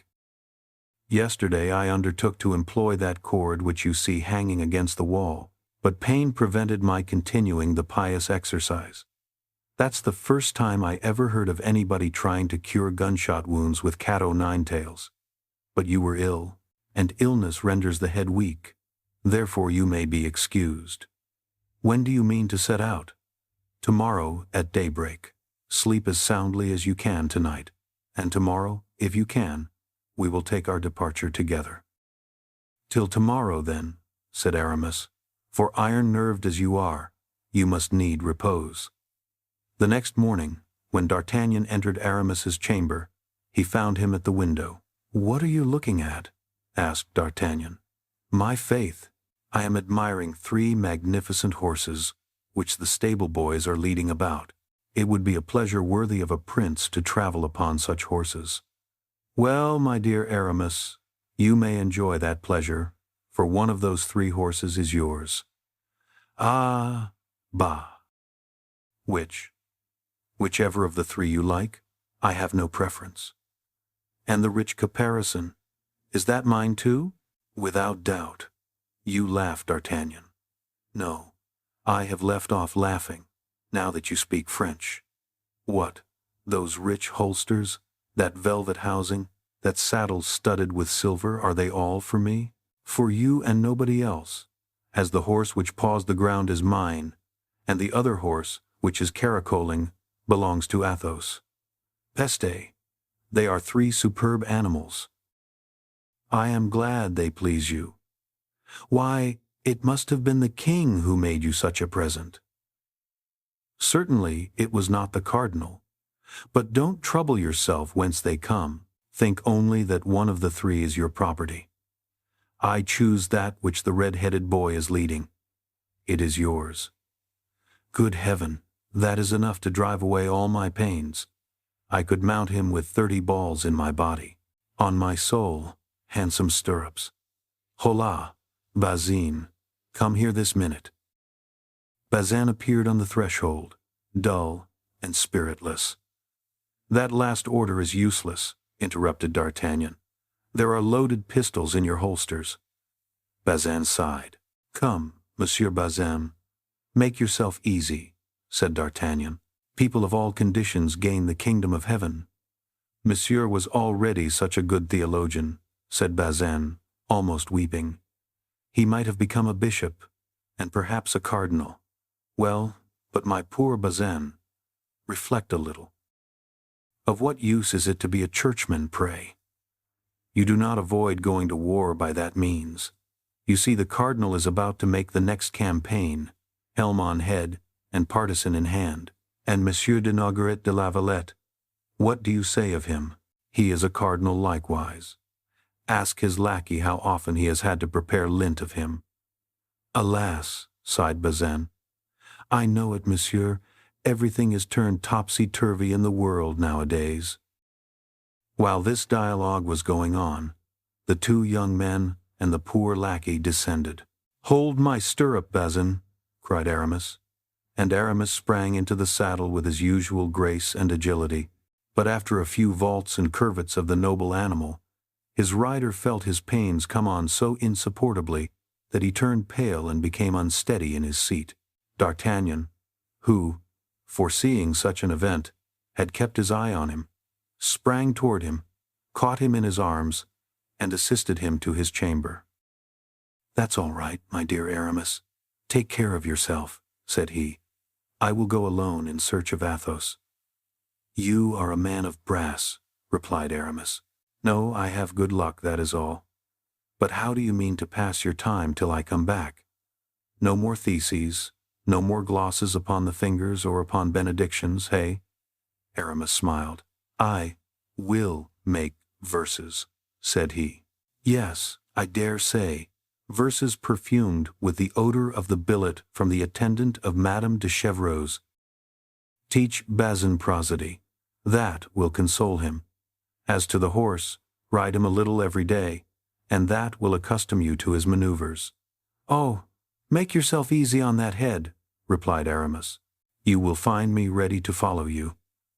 They took leave of each other, and in 10 minutes, after having commended his friend to the cares of the hostess and Bazin, D'Artagnan was trotting along in the direction of Amiens. How was he going to find Athos? Should he find him at all? The position in which he had left him was critical. He probably had succumbed. This idea, while darkening his brow, drew several sighs from him, and caused him to formulate to himself a few vows of vengeance. Of all his friends, Athos was the eldest, and the least resembling him in appearance, in his tastes and sympathies. Yet he entertained a marked preference for this gentleman. The noble and distinguished air of Athos, those flashes of greatness which from time to time broke out from the shade in which he voluntarily kept himself, that unalterable equality of temper, which made him the most pleasant companion in the world, that forced and cynical gaiety, that bravery which might have been termed blind, if it had not been the result of the rarest coolness, such qualities attracted more than the esteem, more than the friendship of D'Artagnan, they attracted his admiration. Indeed, when placed beside M. de Tréville, the elegant and noble courtier, Athos, in his most cheerful days, might advantageously sustain a comparison. He was of middle height, but his person was so admirably shaped and so well proportioned that more than once in his struggles with Porthos he had overcome the giant whose physical strength was proverbial among the musketeers. His head, with piercing eyes, a straight nose, a chin cut like that of Brutus, had altogether an indefinable character, of grandeur and grace. His hands, of which he took little care, were the despair of Aramis, who cultivated his with almond paste and perfumed oil. The sound of his voice was at once penetrating and melodious, and then that which was inconceivable in Athos, who was always retiring, was that delicate knowledge of the world and of the usages of the most brilliant society, those manners of a high degree which appeared, as if unconsciously to himself, in his least actions.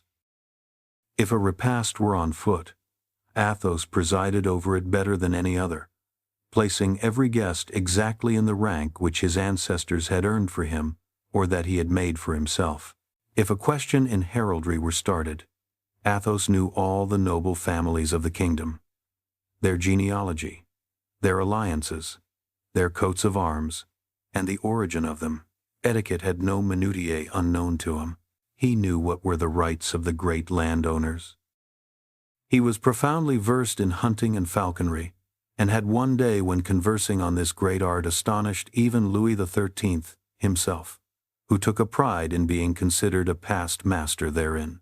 Like all the great nobles of that period, Athos rode and fenced to perfection. But still further, his education had been so little neglected, even with respect to scholastic studies, so rare at this time among gentlemen, that he smiled at the scraps of Latin which Aramis sported, and which Porthos pretended to understand. 2 or 3 times, even to the great astonishment of his friends, he had, when Aramis allowed some rudimental error to escape him, replaced a verb in its right tense and a noun in its case. Besides, his probity was irreproachable, in an age in which soldiers compromised so easily with their religion and their consciences, lovers with the rigorous delicacy of our era, and the poor with God's 7th commandment. This Athos, then, was a very extraordinary man. And yet this nature so distinguished, this creature so beautiful, this essence so fine, was seen to turn insensibly toward material life, as old men turn toward physical and moral imbecility. Athos, in his hours of gloom, and these hours were frequent, was extinguished as to the whole of the luminous portion of him, and his brilliant side disappeared as into profound darkness. Then the demigod vanished. He remained scarcely a man. His head hanging down, his eye dull, his speech slow and painful, Athos would look for hours together at his bottle, his glass, or at Grimaud, who, accustomed to obey him by signs, read in the faint glance of his master his least desire, and satisfied it immediately. If the 4 friends were assembled at one of these moments, a word, thrown forth occasionally with a violent effort, was the share Athos furnished to the conversation. In exchange for his silence, Athos drank enough for 4, and without appearing to be otherwise affected by wine than by a more marked constriction of the brow and by a deeper sadness. D'Artagnan, whose inquiring disposition we are acquainted with, had not whatever interest he had in satisfying his curiosity on this subject been able to assign any cause for these fits, or for the periods of their recurrence. Athos never received any letters.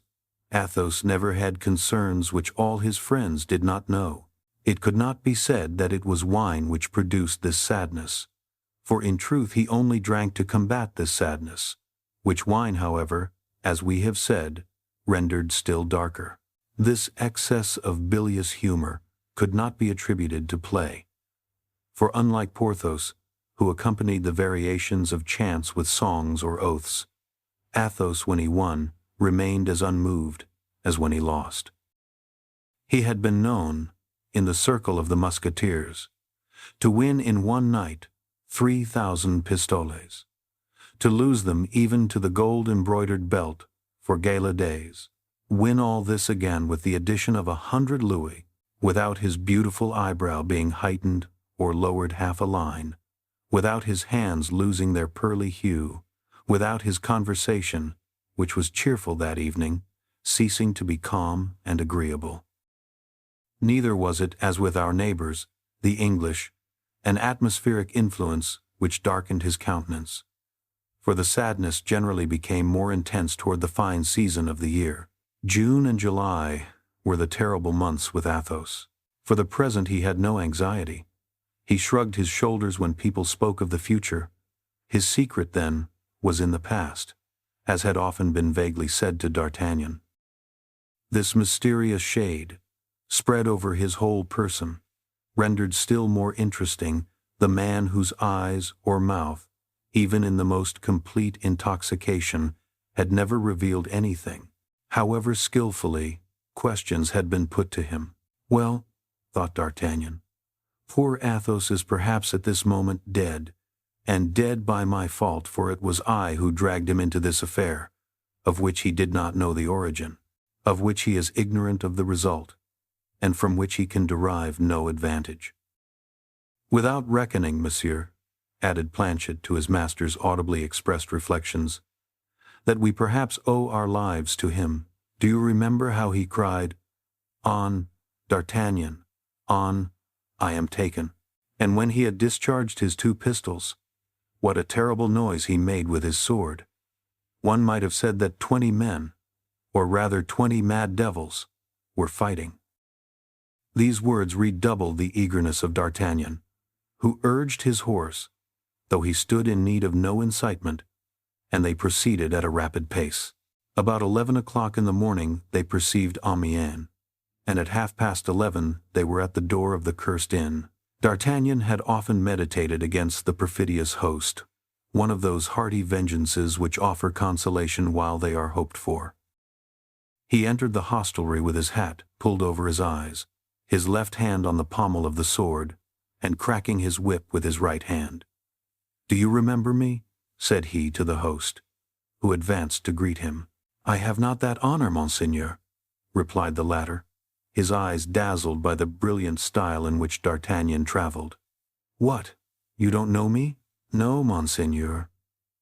"Well, 2 words will refresh your memory. What have you done with that gentleman against whom you had the audacity, about 12 days ago, to make an accusation of passing false money?" The host became as pale as death, for D'Artagnan had assumed a threatening attitude, and Planchet modeled himself after his master. "Ah, monseigneur, do not mention it," cried the host, in the most pitiable voice imaginable. "Ah, monseigneur, how dearly have I paid for that fault, unhappy wretch as I am. That gentleman, I say, what has become of him? Deign to listen to me, monseigneur, and be merciful." "Sit down, in mercy." D'Artagnan, mute with anger and anxiety, took a seat in the threatening attitude of a judge. Planchet glared fiercely over the back of his armchair. "Here is the story, monseigneur," resumed the trembling host. "For I now recollect you. It was you who rode off at the moment I had that unfortunate difference with the gentleman you speak of." "Yes, it was I. So you may plainly perceive that you have no mercy to expect if you do not tell me the whole truth. Condescend to listen to me, and you shall know all." "I listen. I had been warned by the authorities that a celebrated coiner of bad money would arrive at my inn, with several of his companions, all disguised as guards or musketeers. Monseigneur, I was furnished with a description of your horses, your lackeys, your countenances. Nothing was omitted. Go on, said D'Artagnan, who quickly understood whence such an exact description had come. "I took then, in conformity with the orders of the authorities, who sent me a reinforcement of 6 men, such measures as I thought necessary to get possession of the persons of the pretended coiners." "Again," said D'Artagnan, whose ears chafed terribly under the repetition of this word coiners. "Pardon me, monseigneur, for saying such things, but they form my excuse. The authorities had terrified me, and you know that an innkeeper must keep on good terms with the authorities. But once again, that gentleman, where is he? What has become of him? Is he dead? Is he living?" "Patience, monseigneur. We are coming to it. There happened then that which you know, and of which your precipitate departure," added the host, with an acuteness that did not escape D'Artagnan, "appeared to authorize the issue. That gentleman, your friend, defended himself desperately. His lackey, who by an unforeseen piece of ill luck had quarreled with the officers, disguised as stable lads." "Miserable scoundrel!" cried D'Artagnan. "You were all in the plot, then, and I really don't know what prevents me from exterminating you all." "Alas, monseigneur, we were not in the plot, as you will soon see. Monsieur your friend, pardon for not calling him by the honorable name, which no doubt he bears, but we do not know that name. Monsieur your friend, having disabled 2 men with his pistols, retreated fighting with his sword, with which he disabled one of my men, and stunned me with a blow of the flat side of it." "You villain, will you finish?" cried D'Artagnan. "Athos, what has become of Athos?" "While fighting and retreating, as I have told Monseigneur, he found the door of the cellar stairs behind him, and as the door was open, he took out the key and barricaded himself inside. As we were sure of finding him there, we left him alone." "Yes," said D'Artagnan, "you did not really wish to kill, you only wished to imprison him." "Good God!" "To imprison him, Monseigneur? Why, he imprisoned himself. I swear to you he did. In the first place, he had made rough work of it. 1 man was killed on the spot, and 2 others were severely wounded. The dead man and the 2 wounded were carried off by their comrades, and I have heard nothing of either of them since. As for myself, as soon as I recovered my senses, I went to Monsieur the Governor, to whom I related all that had passed, and asked what I should do with my prisoner. Monsieur the Governor was all astonishment. He told me he knew nothing about the matter, that the orders I had received did not come from him, and that if I had the audacity to mention his name as being concerned in this disturbance he would have me hanged. It appears that I had made a mistake, monsieur, that I had arrested the wrong person, and that he whom I ought to have arrested had escaped. But Athos!" cried D'Artagnan, whose impatience was increased by the disregard of the authorities. "Athos, where is he?" "As I was anxious to repair the wrongs I had done, the prisoner," resumed the innkeeper, "I took my way straight to the cellar in order to set him at liberty. Ah, monsieur, he was no longer a man, he was a devil. To my offer of liberty, he replied that it was nothing but a snare, and that before he came out he intended to impose his own conditions. I told him very humbly, for I could not conceal from myself the scrape I had got into by laying hands on one of His Majesty's Musketeers. I told him I was quite ready to submit to his conditions. 'In the first place,' said he, 'I wish my lackey placed with me, fully armed.' We hastened to obey this order, for you will please to understand, monsieur, we were disposed to do everything your friend could desire. Monsieur Grimaud, he told us his name, although he does not talk much. Monsieur Grimaud then went down to the cellar, wounded as he was. Then his master, having admitted him, barricaded the door afresh, and ordered us to remain quietly in our own bar. 'But where is Athos now?' cried D'Artagnan. 'Where is Athos?' 'In the cellar, monsieur.' 'What, you scoundrel, have you kept him in the cellar all this time?' 'Merciful heaven! No, monsieur, we keep him in the cellar.' 'You do not know what he is about in the cellar. Ah, if you could but persuade him to come out, monsieur, I should owe you the gratitude of my whole life. I should adore you as my patron saint.' 'Then he is there? I shall find him there?' 'Without doubt you will, monsieur. He persists in remaining there. We every day pass through the air-hole some bread at the end of a fork, and some meat when he asks for it. But alas, it is not of bread and meat of which he makes the greatest consumption. I once endeavored to go down with 2 of my servants, but he flew into terrible rage. I heard the noise he made in loading his pistols, and his servant in loading his musketoon. Then, when we asked them what were their intentions, the master replied that he had 40 charges to fire, and that he and his lackey would fire to the last one before he would allow a single soul of us to set foot in the cellar. Upon this I went and complained to the governor, who replied that I only had what I deserved, and that it would teach me to insult honorable gentlemen who took up their abode in my house. So that since that time, replied D'Artagnan, totally unable to refrain from laughing at the pitiable face of the host. So, from that time, monsieur, continued the latter, we have led the most miserable life imaginable. For you must know, monsieur, that all our provisions are in the cellar.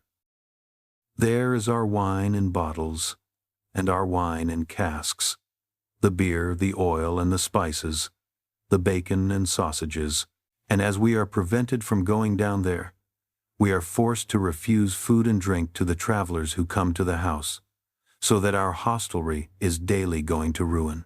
If your friend remains another week in my cellar, I shall be a ruined man. And not more than justice either, you ass.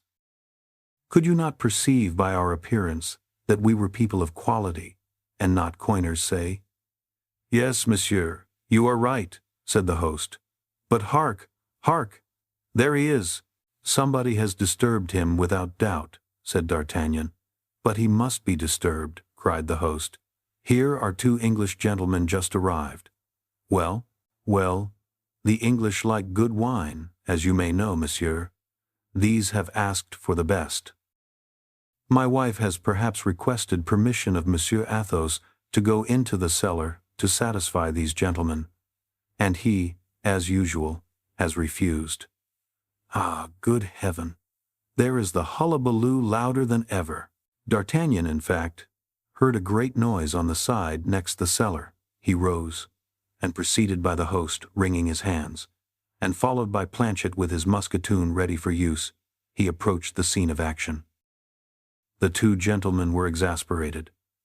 They had had a long ride, and were dying with hunger and thirst. But this is tyranny, cried one of them, in very good French, though with a foreign accent, that this madman will not allow these good people access to their own wine. Nonsense! Let us break open the door, and if he is too far gone in his madness, well, we will kill him.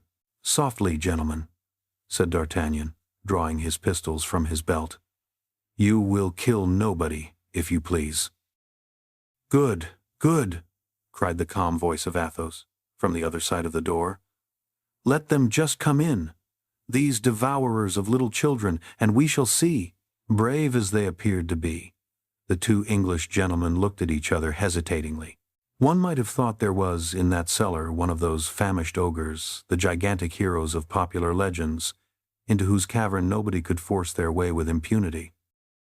There was a moment of silence, but at length the two Englishmen felt ashamed to draw back, and the angrier one descended the 5 or 6 steps which led to the cellar, and gave a kick against the door enough to split a wall. Planchet, said D'Artagnan, cocking his pistols, I will take charge of the one at the top. You look to the one below. Ah, gentlemen, you want battle, and you shall have it. Good God, cried the hollow voice of Athos. I can hear D'Artagnan, I think. Yes, cried D'Artagnan, raising his voice in turn. I am here, my friend. Ah, good then, replied Athos. We will teach them, these door-breakers. The gentlemen had drawn their swords, but they found themselves taken between two fires. They still hesitated an instant, but as before, pride prevailed, and a second kick split the door from bottom to top. Stand on one side, D'Artagnan. Stand on one side, cried Athos. I am going to fire. Gentlemen, exclaimed D'Artagnan, whom reflection never abandoned. Gentlemen, think of what you are about. Patience, Athos, you are running your heads into a very silly affair. You will be riddled. My lackey and I will have 3 shots at you, and you will get as many from the cellar. You will then have our swords, with which, I can assure you, my friend and I can play tolerably well. Let me conduct your business and my own. You shall soon have something to drink. I give you my word. If there is any left, grumbled the jeering voice of Athos. The host felt a cold sweat creep down his back. How? "If there is any left," murmured he. "What the devil? There must be plenty left," replied D'Artagnan. "Be satisfied of that. These two cannot have drunk all the cellar. Gentlemen, return your swords to their scabbards. Well, provided you replace your pistols in your belt. Willingly." And D'Artagnan set the example. Then, turning toward Planchet, he made him a sign to uncock his musketoon. The Englishmen, convinced of these peaceful proceedings, sheathed their swords grumblingly. The history of Athos's imprisonment was then related to them, and as they were really gentlemen, they pronounced the host in the wrong. "Now, gentlemen," said D'Artagnan, "go up to your room again, and in 10 minutes, I will answer for it, you shall have all you desire." The Englishman bowed and went upstairs. "Now I am alone, my dear Athos," said D'Artagnan. "Open the door, I beg of you." "Instantly," said Athos. Then was heard a great noise of faggots being removed, and of the groaning of posts. These were the counterscarps and bastions of Athos, which the besieged himself demolished. An instant after, the broken door was removed, and the pale face of Athos appeared, who with a rapid glance took a survey of the surroundings. D'Artagnan threw himself on his neck and embraced him tenderly. He then tried to draw him from his moist abode, but to his surprise he perceived that Athos staggered. "You are wounded," said he. "I? Not at all. I am dead drunk, that's all, and never did a man more strongly set about getting so. By the Lord, my good host, I must at least have drunk for my part 150 bottles. "Mercy," cried the host, "if the lackey has drunk only half as much as the master, I am a ruined man. Grimaud is a well-bred lackey. He would never think of faring in the same manner as his master. He only drank from the cask. Hark! I don't think he put the faucet in again. Do you hear it? It is running now." D'Artagnan burst into a laugh which changed the shiver of the host into a burning fever. In the meantime, Grimaud appeared in his turn behind his master, with the musketoon on his shoulder, and his head shaking, like one of those drunken satyrs in the pictures of Rubens. He was moistened before and behind with a greasy liquid which the host recognized as his best olive oil. The four crossed the public room and proceeded to take possession of the best apartment in the house, which D'Artagnan occupied with authority. In the meantime, the host and his wife hurried down with lamps into the cellar, which had so long been interdicted to them, and where a frightful spectacle awaited them. Beyond the fortifications through which Athos had made a breach in order to get out, and which were composed of faggots, planks, and empty casks, heaped up according to all the rules of the strategic art, they found, swimming in puddles of oil and wine, the bones and fragments of all the hams they had eaten, while a heap of broken bottles filled the whole left-hand corner of the cellar, and a tun, the cock of which was left running, was yielding, by this means, the last drop of its blood. The image of devastation and death, as the ancient poet says, reigned as over a field of battle. Of 50 large sausages, suspended from the joists, scarcely 10 remained. Then the lamentations of the host and hostess pierced the vault of the cellar. D'Artagnan himself was moved by them. Athos did not even turn his head. To grief succeeded rage. The host armed himself with a spit and rushed into the chamber occupied by the two friends. "Some wine," said Athos, on perceiving the host. "Some wine," cried the stupefied host. "Some wine. Why, you have drunk more than 100 pistoles worth. I am a ruined man, lost, destroyed." "Bah," said Athos, "we were always dry. If you had been contented with drinking, well and good. But you have broken all the bottles. You pushed me upon a heap which rolled down. That was your fault. All my oil is lost. Oil is a sovereign balm for wounds, and my poor Grimaud here was obliged to dress those you had inflicted on him. All my sausages are gnawed. There is an enormous quantity of rats in that cellar. "You shall pay me for all this," cried the exasperated host. "Triple ass," said Athos, rising, but he sank down again immediately. He had tried his strength to the utmost. D'Artagnan came to his relief, with his whip in his hand. The host drew back and burst into tears. "This will teach you," said D'Artagnan, "to treat the guests God sends you in a more courteous fashion." "God? Say the devil."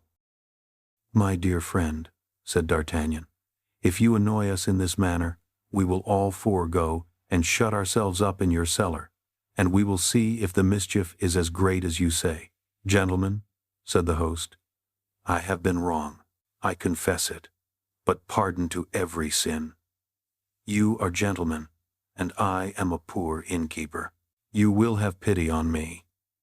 "Ah, if you speak in that way," said Athos, "you will break my heart, and the tears will flow from my eyes as the wine flowed from the cask. We are not such devils as we appear to be. Come hither, and let us talk."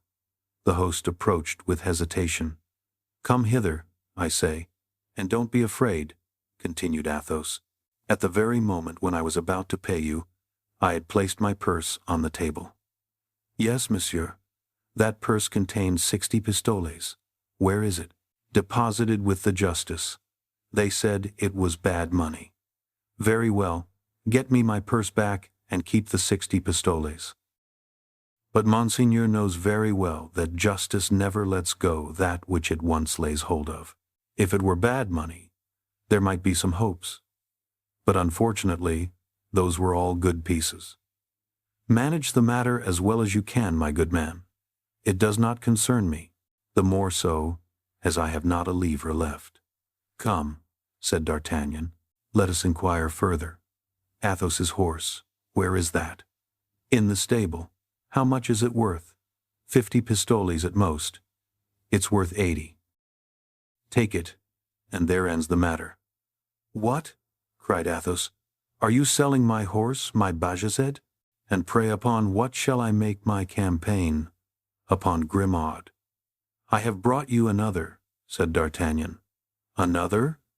And a magnificent one," cried the host. "Well, since there is another finer and younger, why, you may take the old one, and let us drink." "What?" asked the host, quite cheerful again. "Some of that at the bottom, near the laths. There are 25 bottles of it left. All the rest were broken by my fall. Bring 6 of them." "Why, this man is a cask," said the host, aside. "If he only remains here a fortnight, and pays for what he drinks, I shall soon re-establish my business. And don't forget," said D'Artagnan, "to bring up 4 bottles of the same sort for the 2 English gentlemen." "And now," said Athos, "while they bring the wine, tell me, D'Artagnan, what has become of the others? Come." D'Artagnan related how he had found Porthos in bed with a strained knee, and Aramis at a table between 2 theologians. As he finished, the host entered with the wine ordered and a ham which, fortunately for him, had been left out of the cellar. "That's well," said Athos, filling his glass and that of his friend. "Here's to Porthos and Aramis. But you, D'Artagnan, what is the matter with you, and what has happened to you personally? You have a sad air." "Alas," said D'Artagnan, "it is because I am the most unfortunate. Tell me."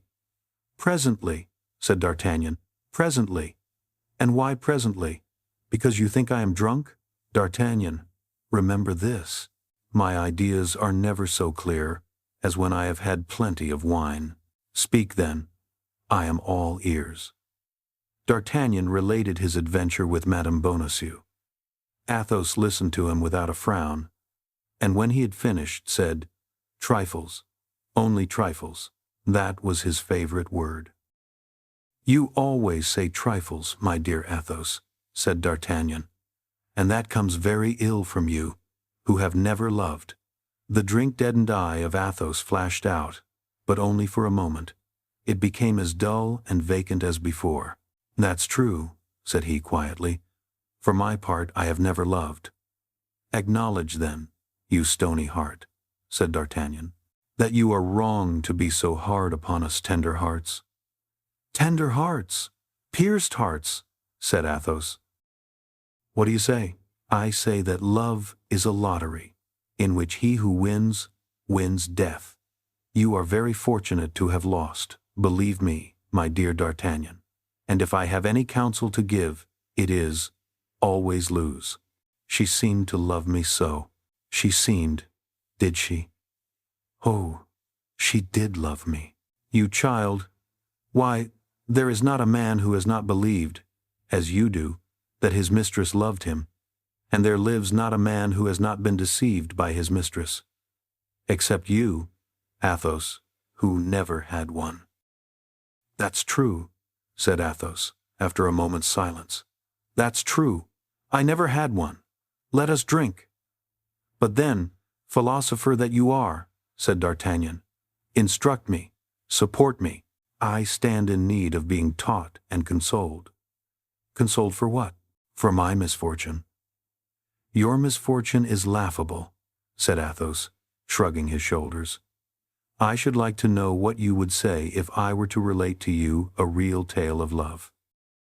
"Which has happened to you? Or one of my friends? What matters? Tell it, Athos, tell it. Better if I drink. Drink and relate, then." "Not a bad idea," said Athos, emptying and refilling his glass. "The two things agree marvelously well." "I am all attention," said D'Artagnan. Athos collected himself, and in proportion as he did so, D'Artagnan saw that he became pale. He was at that period of intoxication in which vulgar drinkers fall on the floor and go to sleep. He kept himself upright and dreamed, without sleeping. This somnambulism of drunkenness had something frightful in it. "You particularly wish it?" asked he. "I pray for it," said D'Artagnan. "Be it, then, as you desire." One of my friends, please to observe, not myself," said Athos, interrupting himself with a melancholy smile. "One of the counts of my province, that is to say, of very noble, as a Dandolo or a Montmorency, at 25 years of age, fell in love with a girl of 16, beautiful as fancy can paint. Through the ingenuousness of her age beamed an ardent mind, not of the woman, but of the poet. She did not please, she intoxicated. She lived in a small town with her brother, who was a curate. Both had recently come into the country. They came nobody knew whence, but when seeing her so lovely and her brother so pious, nobody thought of asking whence they came. They were said, however, to be of good extraction. My friend, who was seigneur of the country, might have seduced her, or taken her by force, at his will, for he was master. Who would have come to the assistance of two strangers, two unknown persons? Unfortunately, he was an honorable man. He married her. The fool, the ass, the idiot! "How so, if he loved her?" asked D'Artagnan. "Wait," said Athos. "He took her to his chateau, and made her the first lady in the province. And in justice, it must be allowed that she supported her rank becomingly." "Well?" asked D'Artagnan. "Well, one day when she was hunting with her husband," continued Athos, in a low voice, and speaking very quickly, "she fell from her horse and fainted. The Count flew to her to help, and as she appeared to be oppressed by her clothes, he ripped them open with his poniard, and in so doing laid bare her shoulder."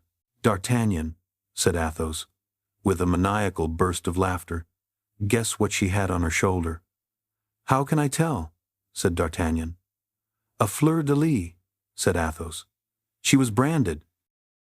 Athos emptied at a single draught the glass he held in his hand. "Horror!" cried D'Artagnan. "What do you tell me?" "Truth, my friend. The angel was a demon. The poor young girl had stolen the sacred vessels from a church. And what did the Count do? The Count was of the highest nobility. He had on his estates the rights of high and low tribunals. He tore the dress of the Countess to pieces. He tied her hands behind her and hanged her on a tree.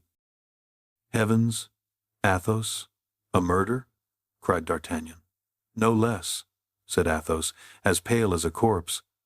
But methinks I need wine.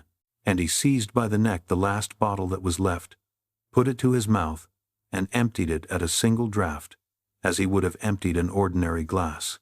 Then he let his head sink upon his two hands, while D'Artagnan stood before him, stupefied. That has cured me of beautiful, poetical, and loving women, said Athos, after a considerable pause, raising his head, and forgetting to continue the fiction of the Count. God grant you as much. Let us drink. Then she is dead? Stammered D'Artagnan. Parbleu, said Athos, but hold out your glass. Some ham, my boy, or we can't drink. And her brother? Added D'Artagnan, timidly. Her brother? Replied Athos. Yes, the priest. Oh, I inquired after him for the purpose of hanging him likewise. But he was beforehand with me. He had quit the curacy the night before. Was it ever known who this miserable fellow was? He was doubtless the first lover and accomplice of the fair lady, a worthy man, who had pretended to be a curate for the purpose of getting his mistress married and securing her a position. He has been hanged and quartered, I hope. My God! My God! Cried D'Artagnan, quite stunned by the relation of this horrible adventure. Taste some of this ham, D'Artagnan. It is exquisite, said Athos, cutting a slice, which he placed on the young man's plate. What a pity it is there were only 4 like this in the cellar. I could have drunk 50 bottles more. D'Artagnan could no longer endure this conversation, which had made him bewildered. Allowing his head to sink upon his 2 hands, he pretended to sleep. These young fellows can none of them drink, said Athos, looking at him with pity. And yet this is one of the best. Chapter 28. The Return. D'Artagnan was astounded by the terrible confidence of Athos, yet many things appeared very obscure to him in this half-revelation. In the first place, it had been made by a man quite drunk to one who was half-drunk.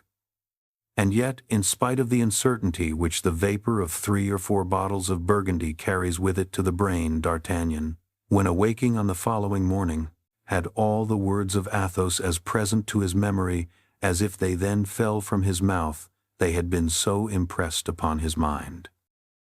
All this doubt only gave rise to a more lively desire of arriving at a certainty, and he went into his friend's chamber with a fixed determination of renewing the conversation of the preceding evening. But he found Athos quite himself again, that is to say, the most shrewd and impenetrable of men.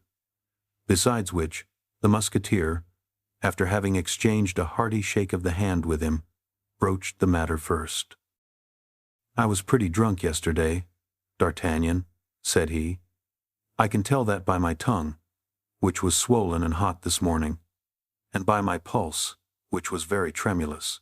I wager that I uttered 1,000 extravagances." While saying this, he looked at his friend with an earnestness that embarrassed him. "No," replied D'Artagnan. "If I recollect well what you said, it was nothing out of the common way." "Ah, you surprise me. I thought I had told you a most lamentable story." And he looked at the young man as if he would read the bottom of his heart. "My faith," said D'Artagnan, "it appears that I was more drunk than you, since I remember nothing of the kind." Athos did not trust this reply, and he resumed, "You cannot have failed to remark, my dear friend, that everyone has his particular kind of drunkenness, sad or gay. My drunkenness is always sad, and when I am thoroughly drunk, my mania is to relate all the lugubrious stories which my foolish nurse inculcated into my brain. That is my failing, a capital failing, I admit, but with that exception, I am a good drinker." Athos spoke this in so natural a manner that D'Artagnan was shaken in his conviction. "It is that, then," replied the young man, anxious to find out the truth. "It is that, then. I remember, as we remember a dream, we were speaking of hanging." "Ah, you see how it is," said Athos, becoming still paler, but yet attempting to laugh. "I was sure it was so. The hanging of people is my nightmare." "Yes, yes," replied D'Artagnan. "I remember now. Yes, it was about— stop a minute. Yes, it was about a woman." "That's it," replied Athos, becoming almost livid. "That is my grand story of the fair lady, and when I relate that, I must be very drunk." "Yes, that was it," said D'Artagnan, "the story of a tall, fair lady, with blue eyes." "Yes, who was hanged, by her husband, who was a nobleman of your acquaintance," continued D'Artagnan, looking intently at Athos. "Well, you see how a man may compromise himself when he does not know what he says," replied Athos, shrugging his shoulders as if he thought himself an object of pity. "I certainly never will get drunk again, D'Artagnan. It is too bad a habit." D'Artagnan remained silent, and then changing the conversation all at once, Athos said, "By the by, I thank you for the horse you have brought me." "Is it to your mind?" asked D'Artagnan. "Yes, but it is not a horse for hard work." "You are mistaken. I rode him nearly 10 leagues in less than an hour and a half, and he appeared no more distressed than if he had only made the tour of the Place Street. Sulpice! Ah, you begin to awaken my regret." "Regret?" "Yes, I have parted with him." "How?" "Why, here is the simple fact. This morning I awoke at 6 o'clock. You were still fast asleep, and I did not know what to do with myself. I was still stupid from our yesterday's debauch. As I came into the public room, I saw one of our Englishmen bargaining with a dealer for a horse, his own having died yesterday from bleeding. I drew near, and found he was bidding 100 pistoles for a chestnut nag. "Pardieu," said I, "my good gentleman, I have a horse to sell too." And a very fine one. I saw him yesterday. Your friend's lackey was leading him. Do you think he is worth 100 pistoles? Yes. Will you sell him to me for that sum? No. But I will play for him. What? At dice. No sooner said than done, and I lost the horse. Ah. But please to observe I won back the equipage, cried Athos. D'Artagnan looked much disconcerted. "This vexes you?" said Athos. "Well, I must confess it does," replied D'Artagnan. "That horse was to have identified us in the day of battle. It was a pledge, a remembrance. Athos, you have done wrong." "But my dear friend, put yourself in my place," replied the Musketeer. "I was hipped to death, and still further, upon my honor, I don't like English horses. If it is only to be recognized, why the saddle will suffice for that. It is quite remarkable enough. As to the horse, we can easily find some excuse for its disappearance. Why the devil? A horse is mortal. Suppose mine had had the glanders or the farcy." D'Artagnan did not smile. "It vexes me greatly," continued Athos, "that you attach so much importance to these animals, for I am not yet at the end of my story. What else have you done? After having lost my own horse, 9 against 10, see how near I formed an idea of staking yours." "Yes, but you stopped at the idea, I hope?" "No, for I put it in execution that very minute." "And the consequence?" said D'Artagnan, in great anxiety. "I threw, and I lost." "What, my horse?" "Your horse, 7 against 8. A point short, you know the proverb. Athos, you are not in your right senses, I swear." "My dear lad, that was yesterday. When I was telling you silly stories, it was proper to tell me that, and not this morning. I lost him then, with all his appointments and furniture. Really, this is frightful. Stop a minute. You don't know all yet. I should make an excellent gambler if I were not too hot-headed, but I was hot-headed, just as if I had been drinking. Well, I was not hot-headed then. Well, but what else could you play for? You had nothing left? Oh, yes, my friend. There was still that diamond left which sparkles on your finger, and which I had observed yesterday. This diamond, said D'Artagnan, placing his hand eagerly on his ring. And as I am a connoisseur in such things, having had a few of my own once, I estimated it at 1,000 pistoles. I hope, said D'Artagnan, half dead with fright, you made no mention of my diamond? On the contrary, my dear friend, this diamond became our only resource. With it I might regain our horses and their harnesses, and even money to pay our expenses on the road. Athos, you make me tremble, cried D'Artagnan. I mentioned your diamond then to my adversary, who had likewise remarked it. What the devil, my dear? Do you think you can wear a star from heaven on your finger, and nobody observe it? Impossible. Go on, my dear fellow, said D'Artagnan, for upon my honor, you will kill me with your indifference. We divided then this diamond into 10 parts of 100 pistoles each. You are laughing at me, and want to try me, said D'Artagnan, whom anger began to take by the hair, as Minerva takes Achilles in the Iliad. No, I do not jest, mordieu. I should like to have seen you in my place. I had been 15 days without seeing a human face, and had been left to brutalize myself in the company of bottles. That was no reason for staking my diamond, replied D'Artagnan, closing his hand with a nervous spasm. Hear the end. 10 parts of 100 pistoles each, in 10 throws, without revenge. In 13 throws I had lost all, in 13 throws. The number 13 was always fatal to me.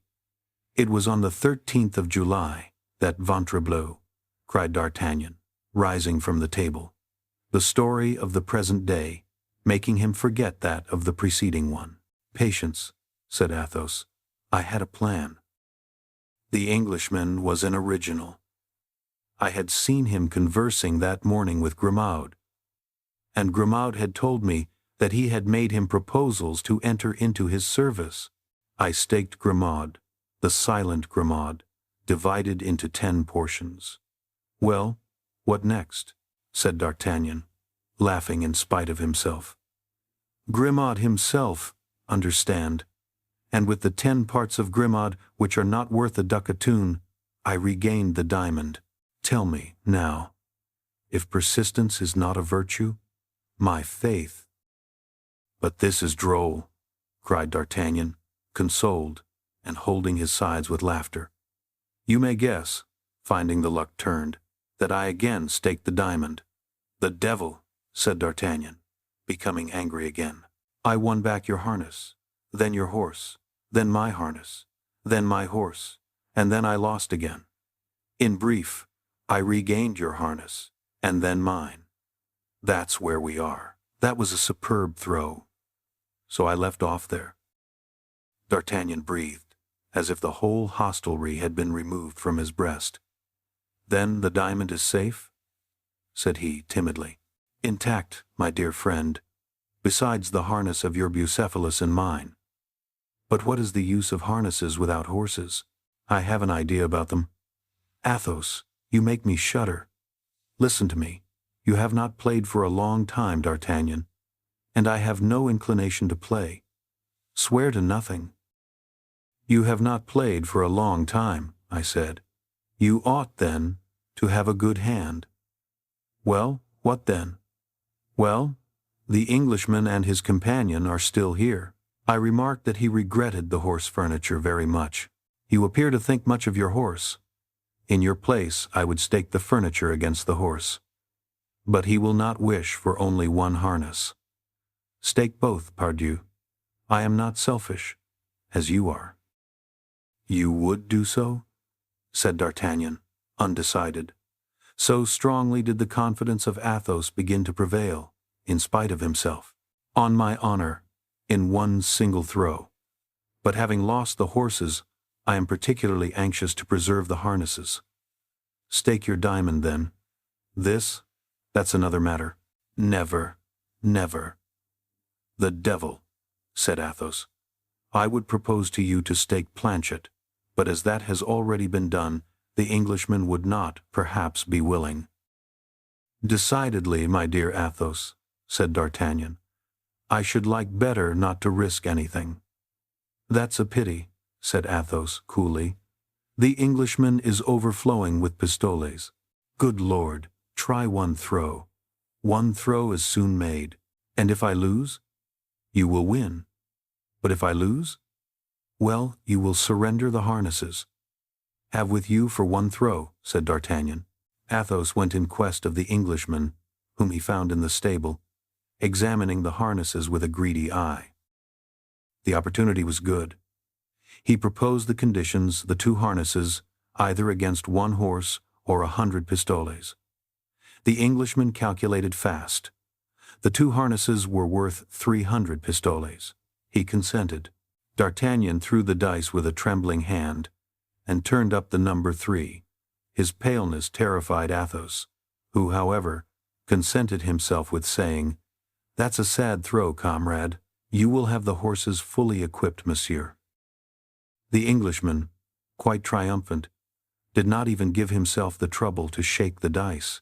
He threw them on the table without looking at them, so sure was he of victory.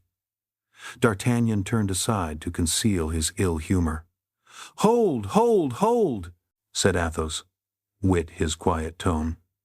"That throw of the dice is extraordinary. I have not seen such a one 4 times in my life. 2 aces!" The Englishman looked, and was seized with astonishment. D'Artagnan looked, and was seized with pleasure.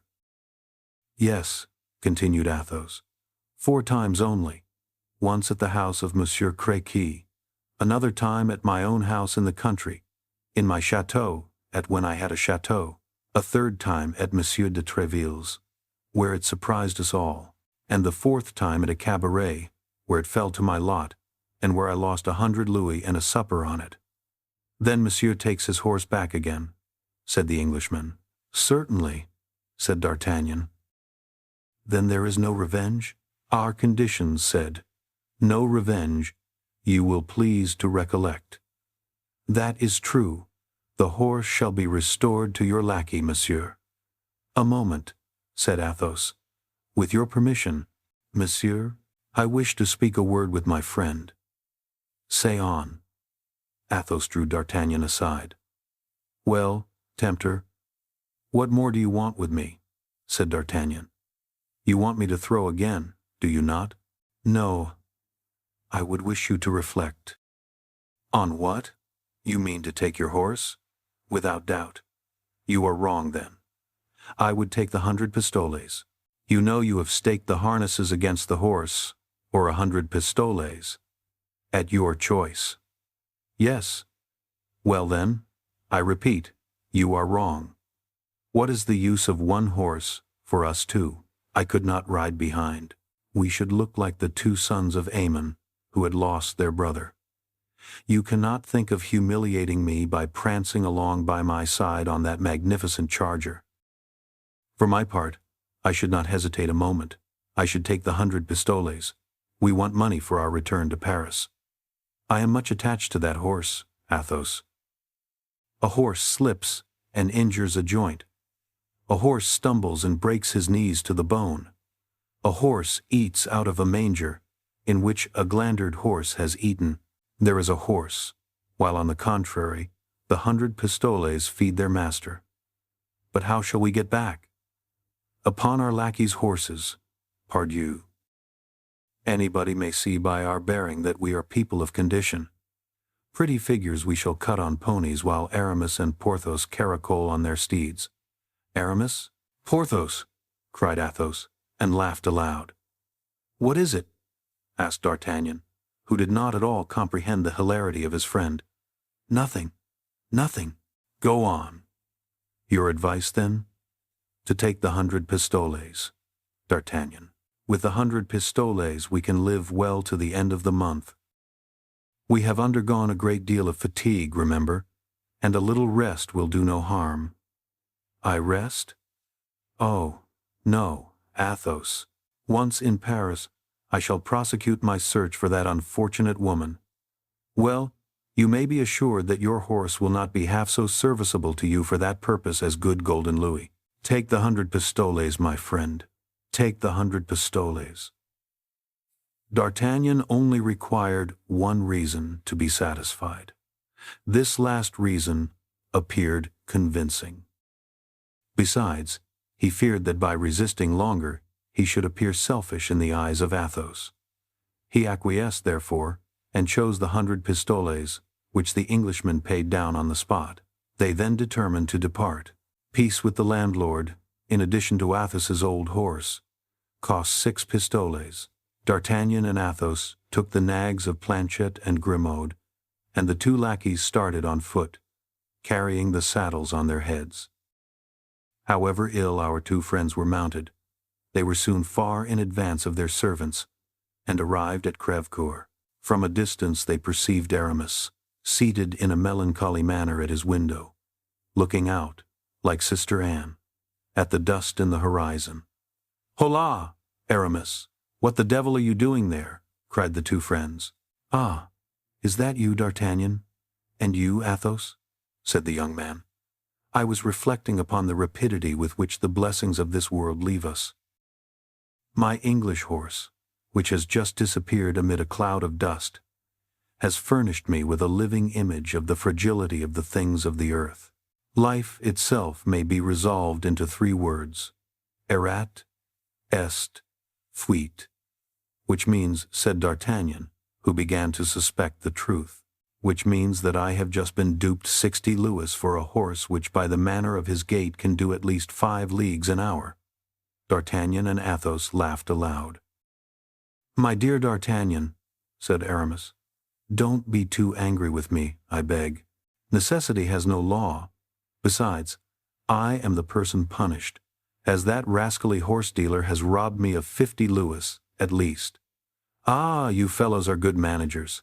You ride on our lackeys' horses, and have your own gallant steeds led along carefully by hand, at short stages." At the same instant a market cart, which some minutes before had appeared upon the Amiens road, pulled up at the inn, and Planchet and Grimaud came out of it with the saddles on their heads. The cart was returning empty to Paris, and the 2 lackeys had agreed, for their transport, to slake the wagoner's thirst along the route. "What is this?" said Aramis, on seeing them arrive. "Nothing but saddles?" "Now do you understand?" said Athos. "My friends, that's exactly like me. I retained my harness by instinct. Hola, Bazin! Bring my new saddle and carry it along with those of these gentlemen." "And what have you done with your ecclesiastics?" asked D'Artagnan.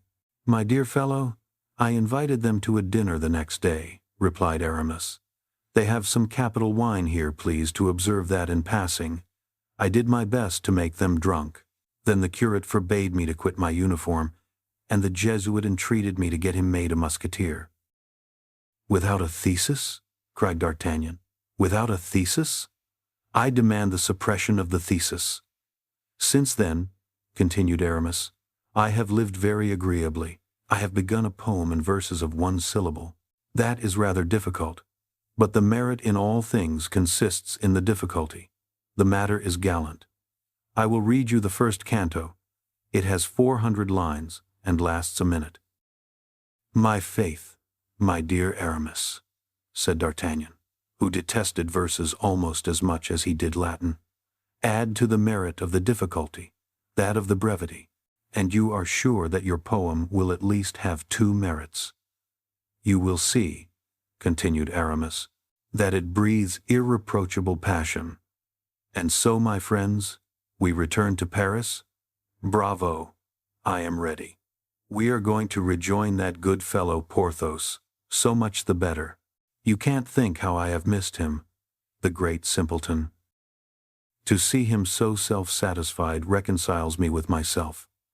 He would not sell his horse, not for a kingdom. I think I can see him now, mounted upon his superb animal, and seated in his handsome saddle. I am sure he will look like the great mogul." They made a halt for an hour to refresh their horses. Aramis discharged his bill, placed Bazin in the cart with his comrades, and they set forward to join Porthos.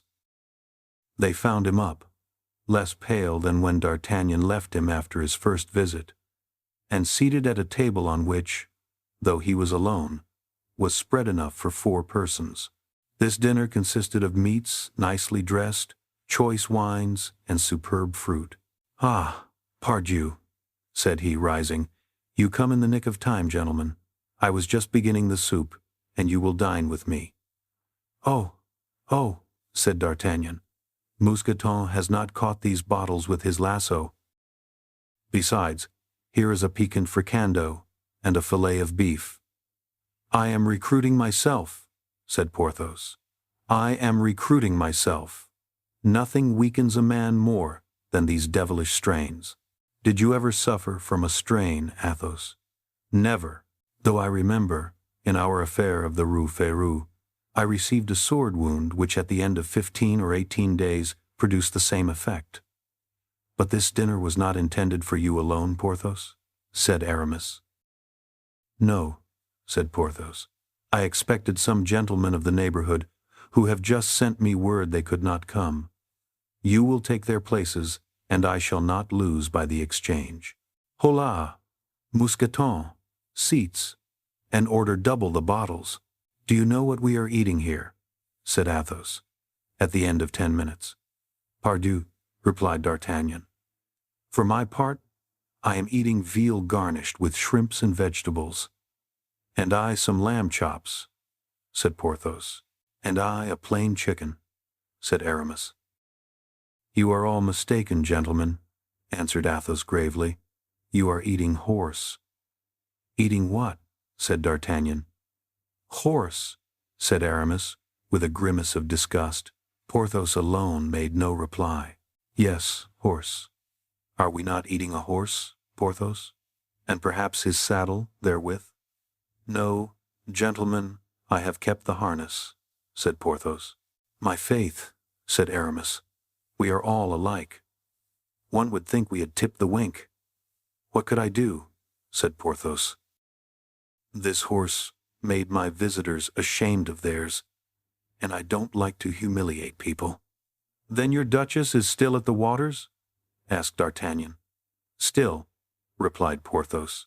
"And my faith, the governor of the province, one of the gentlemen I expected today, seemed to have such a wish for him that I gave him to him." "Gave him?" cried D'Artagnan. "My God, yes, gave, that is the word," said Porthos. "For the animal was worth at least 150 louis, and the stingy fellow would only give me 80. "Without the saddle?" said Aramis. "Yes, without the saddle." "You will observe, gentlemen," said Athos, "that Porthos has made the best bargain of any of us." And then commenced a roar of laughter, in which they all joined, to the astonishment of poor Porthos. But when he was informed of the cause of their hilarity, he shared it vociferously according to his custom. "There is one comfort. We are all in cash," said D'Artagnan. "Well, for my part," said Athos, "I found Aramis's Spanish wine so good that I sent on a hamper of 60 bottles of it in the wagon with the lackeys. That has weakened my purse." "And I," said Aramis, "imagined that I had given almost my last sou to the Church of Montdidier and the Jesuits of Amiens, with whom I had made engagements which I ought to have kept. I have ordered masses for myself, and for you, gentlemen, which will be said, gentlemen, for which I have not the least doubt you will be marvelously benefited." "And I," said Porthos, "do you think my strain cost me nothing, without reckoning Mousqueton's wound, for which I had to have the surgeon twice a day, and who charged me double on account of that foolish Mousqueton having allowed himself a ball in a part which people generally only show to an apothecary, so I advised him to try never to get wounded there any more." "Aye, said Athos, exchanging a smile with D'Artagnan and Aramis. "It is very clear you acted nobly with regard to the poor lad. That is like a good master. In short, said Porthos, when all my expenses are paid, I shall have, at most, 30 crowns left. And I about 10 pistoles, said Aramis. Well, then it appears that we are the Crassuses of the society. How much have you left of your 100 pistoles, D'Artagnan? Of my 100 pistoles? Why, in the first place I gave you 50. You think so? Pardieu? Ah, that is true. I recollect. Then I paid the host 6. What a brute of a host. Why did you give him 6 pistoles? You told me to give them to him. It is true. I am too good-natured. In brief, how much remains? 25 pistoles, said D'Artagnan. And I, said Athos, taking some small change from his pocket. You? Nothing. My faith, so little that it is not worth reckoning with the general stock. Now then, let us calculate how much we possess in all. Porthos, 30 crowns. Aramis, 10 pistoles. And you, D'Artagnan? 25. That makes in all, said Athos. 475 livres, said D'Artagnan, who reckoned like Archimedes. On our arrival in Paris, we shall still have 400, besides the harnesses, said Porthos. But our troop horses? Said Aramis. Well, of the 4 horses of our lackeys we will make 2 for the masters, for which we will draw lots. With the 400 livres, we will make the half of one, for one of the unmounted. And then we will give the turnings out of our pockets to D'Artagnan, who has a steady hand, and will go and play in the first gaming house we come to. There. Let us dine, then, said Porthos. It is getting cold. The friends, at ease with regard to the future, did honor to the repast, the remains of which were abandoned to Mousqueton, Bazin, Planchet, and Grimaud. On arriving in Paris, D'Artagnan found a letter from M. de Treville, which informed him that, at his request, the king had promised that he should enter the company of the Musketeers. As this was the height of D'Artagnan's worldly ambition apart, be it well understood, from his desire of finding Madame Bonacieux, he ran, full of joy, to seek his comrades, whom he had left only half an hour before, but whom he found very sad and deeply preoccupied. They were assembled in council at the residence of Athos, which always indicated an event of some gravity. M. de Treville had intimated to them His Majesty's fixed intention to open the campaign on the 1st of May, and they must immediately prepare their outfits. The 4 philosophers looked at one another in a state of bewilderment. M. de Treville never jested in matters relating to discipline. "And what do you reckon your outfit will cost?" said D'Artagnan. "Oh, we can scarcely say. We have made our calculations with Spartan economy, and we each require 1,500 livres. 4 times 15 makes 66,000 livres, said Athos. "It seems to me," said D'Artagnan, "with 1,000 livres each, I do not speak as a Spartan, but as a procurator." This word procurator roused Porthos. "Stop," said he, "I have an idea." "Well, that's something, for I have not the shadow of one," said Athos coolly. "But as to D'Artagnan, gentlemen, the idea of belonging to ours has driven him out of his senses. 1,000 livres. For my part, I declare I want 2,000. 4 times 2 makes 8. Then said Aramis, "It is 8,000 that we want to complete our outfits, toward which, it is true, we have already the saddles." "Besides," said Athos, waiting till D'Artagnan, who went to thank Monsieur de Tréville, had shut the door. "Besides, there is that beautiful ring which beams from the finger of our friend. What the devil! D'Artagnan is too good a comrade to leave his brothers in embarrassment while he wears the ransom of a king on his finger." Chapter 29. Hunting for the equipments. The most preoccupied of the 4 friends was certainly D'Artagnan, although he, in his quality of guardsman, would be much more easily equipped than Messieurs the Musketeers, who were all of high rank. But our Gascon cadet was, as may have been observed, of a provident and almost avaricious character, and with that, explain the contradiction, so vain as almost to rival Porthos. To this preoccupation of his vanity, D'Artagnan, at this moment, joined an uneasiness much less selfish. Notwithstanding all his inquiries respecting Madame Bonacieux, he could obtain no intelligence of her. M. de Tréville had spoken of her to the Queen. The Queen was ignorant where the mercer's young wife was, but had promised to have her sought for. But this promise was very vague, and did not at all reassure D'Artagnan. Athos did not leave his chamber. He made up his mind not to take a single step to equip himself. "We have still 15 days before us," said he to his friends. "Well, if at the end of a fortnight I have found nothing, or rather if nothing has come to find me, as I, too good a Catholic to kill myself with a pistol bullet, I will seek a good quarrel with 4 of his Eminence's guards, or with 8 Englishmen, and I will fight until one of them has killed me, which, considering the number, cannot fail to happen. It will then be said of me that I died for the king, so that I shall have performed my duty without the expense of an outfit." Porthos continued to walk about with his hands behind him, tossing his head and repeating, "I shall follow up on my idea." Aramis, anxious and negligently dressed, said nothing. It may be seen by these disastrous details that desolation reigned in the community.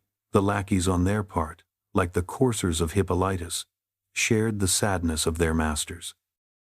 Mousqueton collected a store of crusts. Bazin, who had always been inclined to devotion, never quit the churches. Planchet watched the flight of flies, and Grimaud, whom the general distress could not induce to break the silence imposed by his master, heaved sighs enough to soften the stones. The 3 friends, for, as we have said, Athos had sworn not to stir a foot to equip himself, went out early in the morning, and returned late at night. They wandered about the streets, looking at the pavement as if to see whether the passengers had not left a purse behind them. They might have been supposed to be following tracks, so observant were they wherever they went. When they met, they looked desolately at one another, as much as to say, "Have you found anything?" However, as Porthos had first found an idea, and had thought of it earnestly afterward, he was the first to act. He was a man of execution, this worthy Porthos. D'Artagnan perceived him one day walking toward the church of Street-Lay, and followed him instinctively. He entered, after having twisted his mustache and elongated his imperial, which always announced on his part the most triumphant resolutions. As D'Artagnan took some precautions to conceal himself, Porthos believed he had not been seen. D'Artagnan entered behind him. Porthos went and leaned against the side of a pillar. D'Artagnan, still unperceived, supported himself against the other side.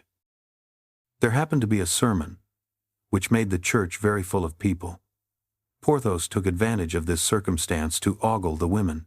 Thanks to the cares of Mousqueton, the exterior was far from announcing the distress of the interior. His hat was a little napless, his feather was a little faded, his gold lace was a little tarnished, his laces were a trifle frayed. But in the obscurity of the church these things were not seen, and Porthos was still the handsome Porthos. D'Artagnan observed, on the bench nearest to the pillar against which Porthos leaned, a sort of ripe beauty, rather yellow and rather dry, but erect and haughty under her black hood. The eyes of Porthos were furtively cast upon this lady, and then roved about at large over the nave. On her side the lady, who from time to time blushed, darted with the rapidity of lightning a glance toward the inconstant Porthos, and then immediately the eyes of Porthos wandered anxiously. It was plain that this mode of proceeding piqued the lady in the black hood, for she bit her lips till they bled, scratched the end of her nose, and could not sit still in her seat. Porthos, seeing this, retwisted his mustache, elongated his imperial a second time, and began to make signals to a beautiful lady who was near the choir, and who not only was a beautiful lady, but still further, no doubt, a great lady, for she had behind her a Negro boy, who had brought the cushion on which she knelt, and a female servant who held the emblazoned bag in which was placed the book from which she read the Mass. The lady with the black hood followed through all their wanderings the looks of Porthos, and perceived that they rested upon the lady with the velvet cushion, the little Negro, and the maid-servant. During this time Porthos played close. It was almost imperceptible motions of his eyes, fingers placed upon the lips, little assassinating smiles, which really did assassinate the disdained beauty. Then she cried, "Ahem!" under cover of the mea culpa, striking her breast so vigorously that everybody, even the lady with the red cushion, turned round toward her. Porthos paid no attention.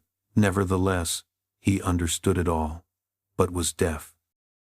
The lady with the red cushion produced a great effect, for she was very handsome upon the lady with the black hood, who saw in her a rival really to be dreaded.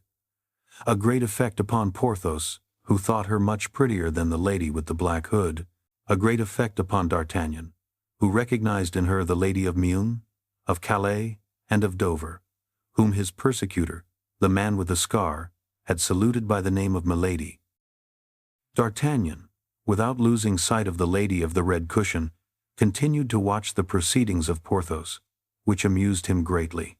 He guessed that the lady of the black hood was the procurator's wife of the Rue Auxours, which was the more probable from the church of Street Lou being not far from that locality. He guessed, likewise, by induction, that Porthos was taking his revenge for the defeat of Chantilly when the procurator's wife had proved so refractory with respect to her purse. Amid all this, D'Artagnan remarked also that not one countenance responded to the gallantries of Porthos. There were only chimeras and illusions. But for real love, for true jealousy, is there any reality except illusions and chimeras? The sermon over, the procurator's wife advanced toward the holy font. Porthos went before her, and instead of a finger, dipped his whole hand in.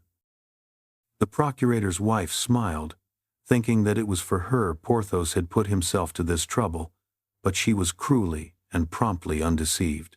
When she was only about 3 steps from him, he turned his head round, fixing his eyes steadfastly upon the lady with the red cushion, who had risen and was approaching, followed by her black boy and her woman. When the lady of the red cushion came close to Porthos, Porthos drew his dripping hand from the font. The fair worshipper touched the great hand of Porthos with her delicate fingers, smiled, made the sign of the cross, and left the church. This was too much for the procurator's wife. She doubted not there was an intrigue between this lady and Porthos.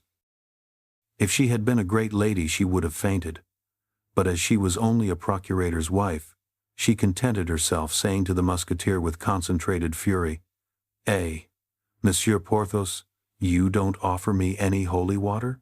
Porthos, at the sound of that voice, started like a man awakened from a sleep of 100 years.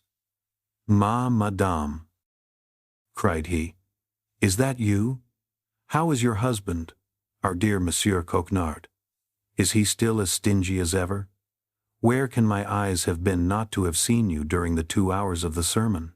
"I was within 2 paces of you, monsieur," replied the procurator's wife, "but you did not perceive me because you had no eyes but for the pretty lady to whom you just now gave the holy water." Porthos pretended to be confused. "Ah," said he, "you have remarked. I must have been blind not to have seen." "Yes," said Porthos, "that is a duchess of my acquaintance, whom I have great trouble to meet on account of the jealousy of her husband, and who sent me word that she should come today to this poor church, buried in this vile quarter, solely for the sake of seeing me." "Monsieur Porthos," said the procurator's wife, "will you have the kindness to offer me your arm for 5 minutes? I have something to say to you." "Certainly, madame," said Porthos, winking to himself, as a gambler does who laughs at the dupe he is about to pluck. At that moment D'Artagnan passed in pursuit of Milady. He cast a passing glance at Porthos, and beheld this triumphant look. Eh, said he, reasoning to himself according to the strangely easy morality of that gallant period. There is one who will be equipped in good time. Porthos, yielding to the pressure of the arm of the procurator's wife, as a bark yields to the rudder, arrived at the Cloister Street. Magloire, a little frequented passage, enclosed with a turnstile at each end. In the daytime nobody was seen there, but mendicants devouring their crusts, and children at play. "Ah, Monsieur Porthos," cried the procurator's wife, when she was assured that no one who was a stranger to the population of the locality could either see or hear her. "Ah, Monsieur Porthos, you are a great conqueror, as it appears." "I, madame?" said Porthos, drawing himself up proudly. "How so?" "The signs just now, and the holy water. But that must be a princess, at least that lady with her Negro boy and her maid. My God!" "Madame, you are deceived," said Porthos. "She is simply a duchess." "And that running footman who waited at the door? And that carriage with a coachman in grand livery who sat waiting on his seat?" Porthos had seen neither the footman nor the carriage, but with the eye of a jealous woman. Madame Coquenard had seen everything. Porthos regretted that he had not at once made the lady of the red cushion a princess. "Ah, you are quite the pet of the ladies, Monsieur Porthos," resumed the procurator's wife, with a sigh. "Well," responded Porthos, "you may imagine, with the physique with which nature has endowed me, I am not in want of good luck." "Good Lord, how quickly men forget," cried the procurator's wife, raising her eyes toward heaven. "Less quickly than the women, it seems to me," replied Porthos. "For I, madame, I may say I was your victim. When wounded, dying, I was abandoned by the surgeons. I, the offspring of a noble family, who placed reliance upon your friendship, I was near dying of my wounds at first, and of hunger afterward, in a beggarly inn at Chantilly, without you ever deigning once to reply to the burning letters I addressed to you." "But, Monsieur Porthos," murmured the procurator's wife, who began to feel that, to judge by the conduct of the great ladies of the time, she was wrong. "I, who had sacrificed for you the Baronde, I know it well." "The Comtesse de..." "Monsieur Porthos, be generous." "You are right, madame, and I will not finish. But it was my husband who would not hear of lending." "Madame Coquenard," said Porthos, "remember the first letter you wrote me, and which I preserve engraved in my memory." The procurator's wife uttered a groan. "Besides," said she, "the sum you required me to borrow was rather large. Madame Coquenard, I gave you the preference. I had but to write to the Duchesse, but I won't repeat her name, for I am incapable of compromising a woman. But this I know, that I had but to write to her and she would have sent me 1,500. The procurator's wife shed a tear. "Monsieur Porthos," said she, "I can assure you that you have severely punished me, and if in the time to come you should find yourself in a similar situation, you have but to apply to me." "Madame..." "Fie," said Porthos, as if disgusted. "Let us not talk about money, if you please. It is humiliating." "Then you no longer love me," said the procurator's wife, slowly and sadly. Porthos maintained a majestic silence. "And that is the only reply you make? Alas, I understand. Think of the offense you have committed toward me, madam." "It remains here," said Porthos, placing his hand on his heart and pressing it strongly. "I will repair it. Indeed I will, my dear Porthos." "Besides, what did I ask of you?" resumed Porthos, with a movement of the shoulders full of good fellowship. "Alone, nothing more. After all, I am not an unreasonable man. I know you are not rich, Madame Coquenard, and that your husband is obliged to bleed his poor clients to squeeze a few paltry crowns from them. Oh, if you were a duchess, a marchioness, or a countess, it would be quite a different thing. It would be unpardonable. The procurator's wife was piqued. Please to know, Monsieur Porthos, said she, that my strong-box, the strong-box of a procurator's wife though it may be, is better filled than those of your affected minxes. That doubles the offense, said Porthos, disengaging his arm from that of the procurator's wife. For if you are rich, Madame Coquenard, then there is no excuse for your refusal. When I said rich, replied the procurator's wife, who saw that she had gone too far, you must not take the word literally. I am not precisely rich, though I am pretty well off. Hold, madame, said Porthos, let us say no more upon the subject, I beg of you. You have misunderstood me. All sympathy is extinct between us. Ingrate that you are. Ah, I advise you to complain, said Porthos. Begone, then, to your beautiful duchess. I will detain you no longer, and she is not to be despised, in my opinion. Now, Monsieur Porthos, once more, and this is the last. Do you love me still? Ah, madame, said Porthos, in the most melancholy tone he could assume, when we are about to enter upon a campaign in which my presentiments tell me I shall be killed. Oh, don't talk of such things, cried the procurator's wife, bursting into tears. Something whispers me so, continued Porthos, becoming more and more melancholy. Rather say that you have a new love. Not so.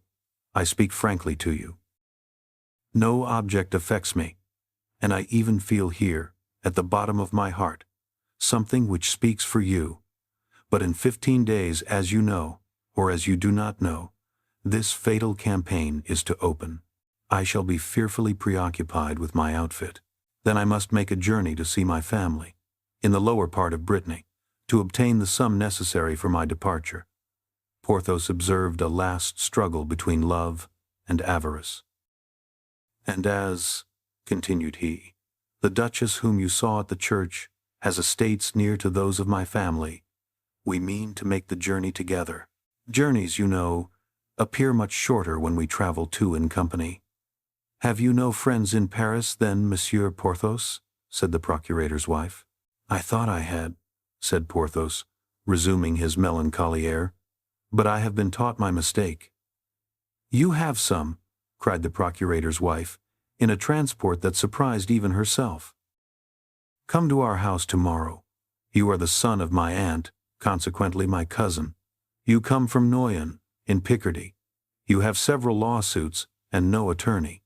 Can you recollect all that? Perfectly, madame. Come at dinner time. Very well. And be upon your guard before my husband, who is rather shrewd, notwithstanding his 76 years. 76 years? Peste! That's a fine age, replied Porthos. A great age, you mean, Monsieur Porthos. Yes, the poor man may be expected to leave me a widow any hour, continued she, throwing a significant glance at Porthos. Fortunately, by our marriage contract, the survivor takes everything. All? Yes, all. You are a woman of precaution, I see, my dear Madame Coquenard, said Porthos, squeezing the hand of the procurator's wife tenderly. We are then reconciled, dear Monsieur Porthos, said she, simpering. For life, replied Porthos, in the same manner. Till we meet again, then, dear traitor. Till we meet again, my forgetful charmer. Tomorrow, my angel. Tomorrow, flame of my life. Chapter 30. D'Artagnan and the Englishman. D'Artagnan followed Milady without being perceived by her. He saw her get into her carriage, and heard her order the coachman to drive to Street Germain. It was useless to try to keep pace on foot with a carriage drawn by two powerful horses. D'Artagnan therefore returned to the Rue Férou. In the Rue de Seine he met Planchet, who had stopped before the house of a pastry cook, and was contemplating with ecstasy a cake of the most appetizing appearance.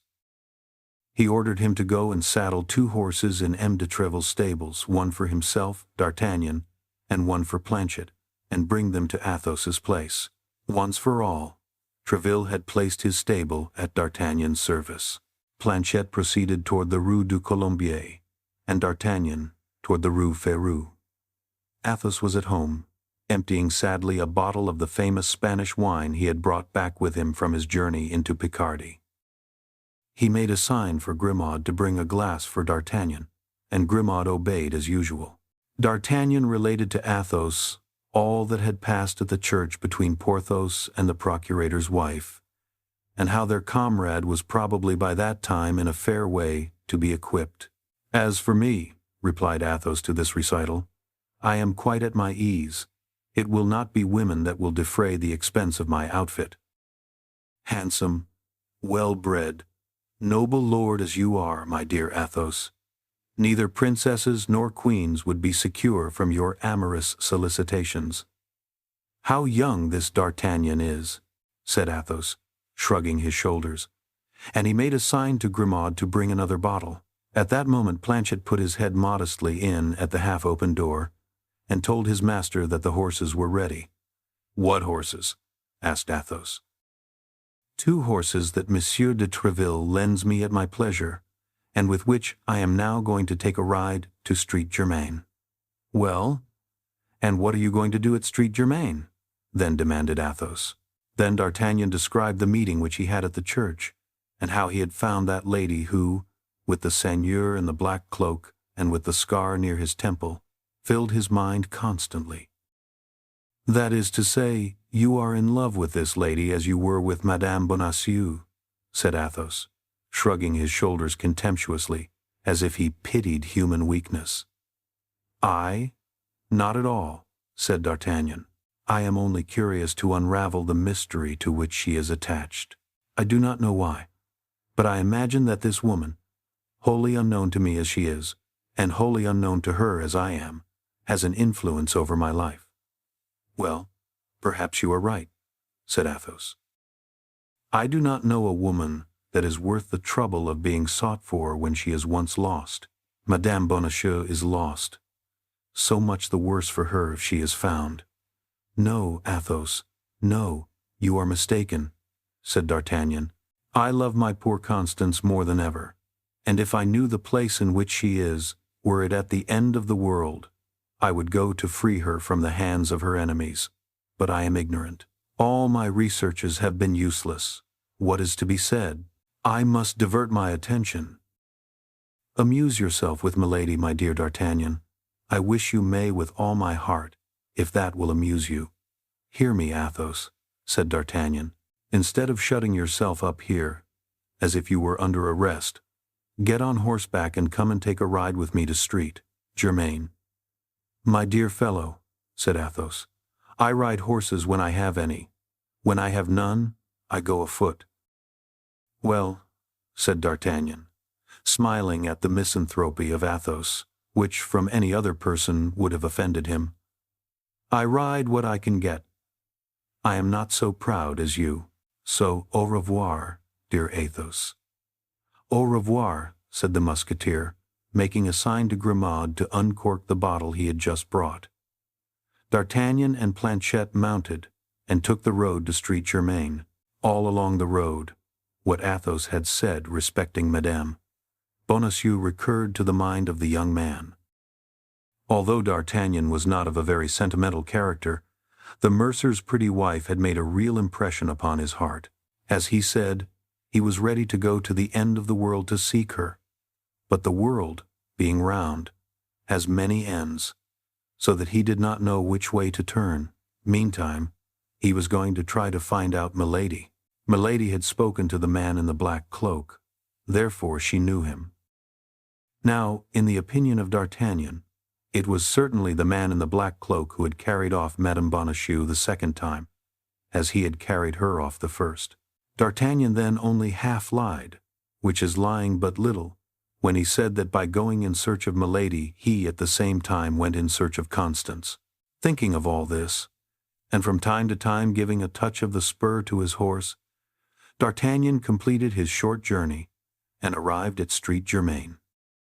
He had just passed by the pavilion in which 10 years later Louis XIV was born. He rode up a very quiet street, looking to the right and the left to see if he could catch any vestige of his beautiful Englishwoman, when from the ground floor of a pretty house, which, according to the fashion of the time, had no window toward the street, he saw a face peep out with which he thought he was acquainted. This person walked along the terrace, which was ornamented with flowers. Planchet recognized him first. "Eh, monsieur," said he, addressing D'Artagnan, "don't you remember that face which is blinking yonder?" "No," said D'Artagnan. "And yet I am certain it is not the first time I have seen that visage." "Parbleu, I believe it is not," said Planchet. "Why, it is poor Lubin, the lackey of the Comte de Wardes, he whom you took such good care of a month ago at Calais, on the road to the governor's country house." "So it is," said D'Artagnan. "I know him now." "Do you think he would recollect you?" "My faith, monsieur, he was in such trouble that I doubt if he can have retained a very clear recollection of me." "Well, go and talk with the boy," said D'Artagnan, "and make out if you can from his conversation whether his master is dead." Planchet dismounted and went straight up to Lubin, who did not at all remember him, and the two lackeys began to chat with the best understanding possible, while D'Artagnan turned the two horses into a lane, went round the house, and came back to watch the conference from behind a hedge of filberts. At the end of an instant's observation he heard the noise of a vehicle, and saw Milady's carriage stop opposite to him. He could not be mistaken. Milady was in it. D'Artagnan leaned upon the neck of his horse, in order that he might see without being seen. Milady put her charming blonde head out at the window, and gave her orders to her maid. The latter, a pretty girl of about 20 or 22 years, active and lively, the true soubrette of a great lady, jumped from the step upon which, according to the custom of the time, she was seated, and took her way toward the terrace, upon which D'Artagnan had perceived Lubin. D'Artagnan followed the soubrette with his eyes, and saw her go toward the terrace. But it happened that someone in the house called Lubin, so that Planchet remained alone, looking in all directions for the road where D'Artagnan had disappeared. The maid approached Planchet, whom she took for Lubin, and holding out a little billet to him, said, "For your master." "For my master?" replied Planchet, astonished. "Yes, and important. Take it quickly." Thereupon she ran toward the carriage, which had turned round toward the way it came, jumped upon the step, and the carriage drove off. Planchet turned and returned the billet. Then, accustomed to passive obedience, he jumped down from the terrace, ran toward the lane, and at the end of 20 paces met D'Artagnan, who, having seen all, was coming to him. "For you, monsieur," said Planchet, presenting the billet to the young man. "For me?" said D'Artagnan. "Are you sure of that?" "Pardieu, monsieur, I can't be more sure." The soubrette said, "For your master. I have no other master but you. So a pretty little lass, my faith, is that soubrette." D'Artagnan opened the letter and read these words: "A person who takes more interest in you than she is willing to confess wishes to know on what day it will suit you to walk in the forest. Tomorrow, at the hotel Field of the Cloth of Gold, a lackey in black and red will wait for your reply." "Oh," said D'Artagnan, "this is rather warm. It appears that Milady and I are anxious about the health of the same person." "Well, Planchet, how is the good Monsieur de Wardes? He is not dead, then?" "No, monsieur. He is as well as a man can be with 4 sword wounds in his body. For you, without question, inflicted 4 upon the dear gentleman, and he is still very weak, having lost almost all his blood. As I said, monsieur, Lubin did not know me, and told me our adventure from one end to the other. Well done, Planchet. You are the king of lackeys. Now jump onto your horse, and let us overtake the carriage." This did not take long. At the end of 5 minutes, they perceived the carriage drawn up by the roadside. A cavalier, richly dressed, was close to the door. The conversation between Milady and the cavalier was so animated that D'Artagnan stopped on the other side of the carriage without anyone but the pretty Soubrette perceiving his presence. The conversation took place in English, a language which D'Artagnan could not understand, but by the accent, the young man plainly saw that the beautiful Englishwoman was in a great rage. She terminated it by an action which left no doubt as to the nature of this conversation. This was a blow with her fan, applied with such force that the little feminine weapon flew into 1,000 pieces. The cavalier laughed aloud, which appeared to exasperate Milady still more. D'Artagnan thought this was the moment to interfere. He approached the other door, and taking off his hat respectfully, said, "Madame, will you permit me to offer you my services? It appears to me that this cavalier has made you very angry. Speak one word, Madame, and I take upon myself to punish him for his want of courtesy."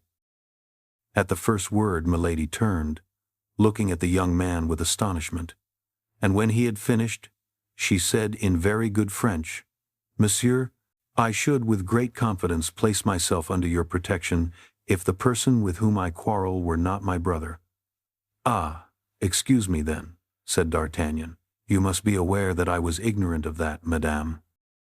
"What is that stupid fellow troubling himself about?" cried the cavalier, whom Milady had designated as her brother, stooping down to the height of the coach window. "Why does not he go about his business?" "Stupid fellow yourself," said D'Artagnan, stooping in his turn on the neck of his horse, and answering on his side through the carriage window. "I do not go on because it pleases me to stop here." The cavalier addressed some words in English to his sister. "I speak to you in French," said D'Artagnan. "Be kind enough, then, to reply to me in the same language. You are Madame's brother, I learn be it so, but fortunately you are not mine." It might be thought that Milady, timid as women are in general, would have interposed in this commencement of mutual provocations in order to prevent the quarrel from going too far. But on the contrary, she threw herself back in her carriage and called out coolly to the coachman, "Go on home." The pretty Soubrette cast an anxious glance at D'Artagnan, whose good looks seemed to have made an impression on her. The carriage went on, and left the two men facing each other. No material obstacle separated them. The cavalier made a movement as if to follow the carriage, but D'Artagnan, whose anger, already excited, was much increased by recognizing in him the Englishman of Amiens, who had won his horse and had been very near winning his diamond of Athos, caught at his bridle and stopped him. "Well, monsieur," said he, "you appear to be more stupid than I am, for you forget there is a little quarrel to arrange between us two." "Ah," said the Englishman, "is it you, my master? It seems you must always be playing some game or other." "Yes, and that reminds me that I have a revenge to take. We will see, my dear monsieur, if you can handle a sword as skillfully as you can a dice box." "You see plainly that I have no sword," said the Englishman. "Do you wish to play the braggart with an unarmed man? I hope you have a sword at home, but at all events, I have two, and if you like, I will throw with you for one of them." "Needless," said the Englishman. "I am well furnished with such playthings." "Very well, my worthy gentleman," replied D'Artagnan. "Pick out the longest, and come and show it to me this evening. Where, if you please? Behind the Luxembourg. That's a charming spot for such amusements as the one I propose to you." "That will do. I will be there." "Your hour?" 6 o'clock. "A propos, you have probably 1 or 2 friends?" "I have 3, who would be honored by joining in the sport with me." 3? Marvelous. That falls out oddly. 3 is just my number. "Now then, who are you?" asked the Englishman. "I am Monsieur d'Artagnan, a Gascon gentleman, serving in the King's Musketeers. And you?" I am Lord de Winter, Baron Sheffield.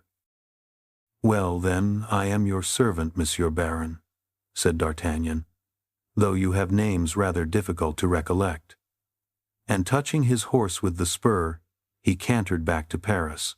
As he was accustomed to do in all cases of any consequence, D'Artagnan went straight to the residence of Athos. He found Athos reclining upon a large sofa, where he was waiting, as he said, for his outfit to come and find him. He related to Athos all that had passed, except the letter to M. de Wardes. Athos was delighted to find he was going to fight an Englishman. We might say that was his dream. They immediately sent their lackeys for Porthos and Aramis, and on their arrival made them acquainted with the situation. Porthos drew his sword from the scabbard, and made passes at the wall, springing back from time to time, and making contortions like a dancer. Aramis, who was constantly at work at his poem, shut himself up in Athos's closet, and begged not to be disturbed before the moment of drawing swords. Athos, by signs, desired Grimaud to bring another bottle of wine. D'Artagnan employed himself in arranging a little plan, of which we shall hereafter see the execution, and which promised him some agreeable adventure, as might be seen by the smiles which from time to time passed over his countenance, whose thoughtfulness they animated. Chapter 31. English and French. The hour having come, they went with their 4 lackeys to a spot behind the Luxembourg given up to the feeding of goats. Athos threw a piece of money to the goatkeeper to withdraw. The lackeys were ordered to act as sentinels. A silent party soon drew near to the same enclosure, entered, and joined the Musketeers. Then, according to foreign custom, the presentations took place. The Englishmen were all men of rank. Consequently, the odd names of their adversaries were, for them, not only a matter of surprise, but of annoyance. But after all, said Lord de Winter, when the 3 friends had been named, we do not know who you are. We cannot fight with such names. They are names of shepherds. Therefore your lordship may suppose they are only assumed names, said Athos, which only gives us a greater desire to know the real ones, replied the Englishman. You played very willingly with us without knowing our names, said Athos, by the same token that you won our horses. That is true, but we then only risked our pistoles. This time we risk our blood. One plays with anybody, but one fights only with equals. And that is but just, said Athos, and he took aside the one of the 4 Englishmen with whom he was to fight, and communicated his name in a low voice. Porthos and Aramis did the same. Does that satisfy you? Said Athos to his adversary. Do you find me of sufficient rank to do me the honor of crossing swords with me? Yes, monsieur, said the Englishman, bowing. Well, now shall I tell you something? Added Athos, coolly. What? Replied the Englishman. Why, that is that you would have acted much more wisely if you had not required me to make myself known. Why so? Because I am believed to be dead, and have reasons for wishing nobody to know I am living, so that I shall be obliged to kill you to prevent my secret from roaming over the fields.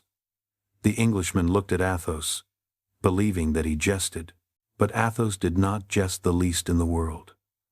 Gentlemen, said Athos, addressing at the same time his companions and their adversaries, are we ready? Yes, answered the Englishman and the Frenchman, as with one voice.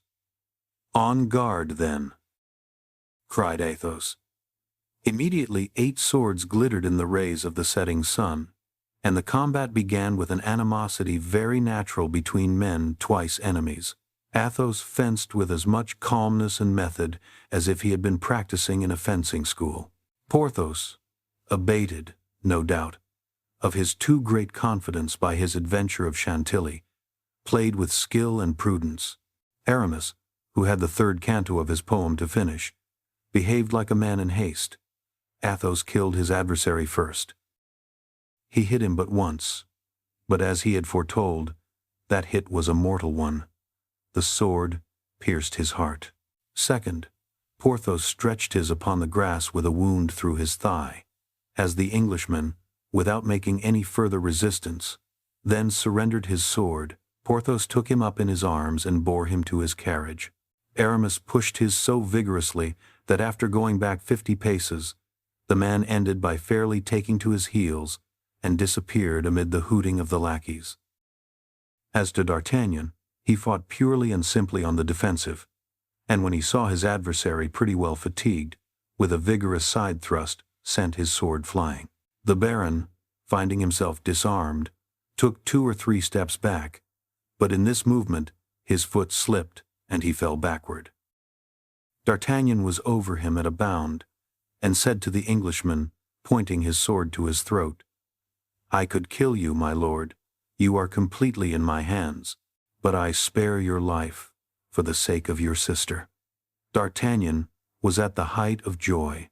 He had realized the plan he had imagined beforehand, whose picturing had produced the smiles we noted upon his face. The Englishman, delighted at having to do with a gentleman of such a kind disposition, pressed D'Artagnan in his arms, and paid 1,000 compliments to the Three Musketeers, and as Porthos's adversary was already installed in the carriage, and as Aramis's had taken to his heels, they had nothing to think about but the dead. As Porthos and Aramis were undressing him, in the hope of finding his wound not mortal, a large purse dropped from his clothes. D'Artagnan picked it up and offered it to Lord de Winter. "What the devil would you have me do with that?" said the Englishman. "You can restore it to his family," said D'Artagnan. "His family will care much about such a trifle as that. His family will inherit 15,000 louis a year from him. Keep the purse for your lackeys." D'Artagnan put the purse into his pocket.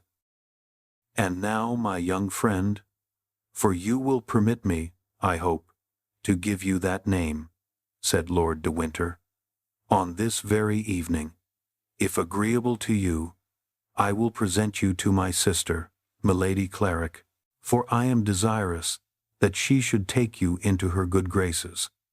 And as she is not in bad odor at court, she may perhaps on some future day speak a word that will not prove useless to you." D'Artagnan blushed with pleasure, and bowed a sign of assent. At this time Athos came up to D'Artagnan. "What do you mean to do with that purse?" whispered he. "Why, I meant to pass it over to you, my dear Athos." "Me?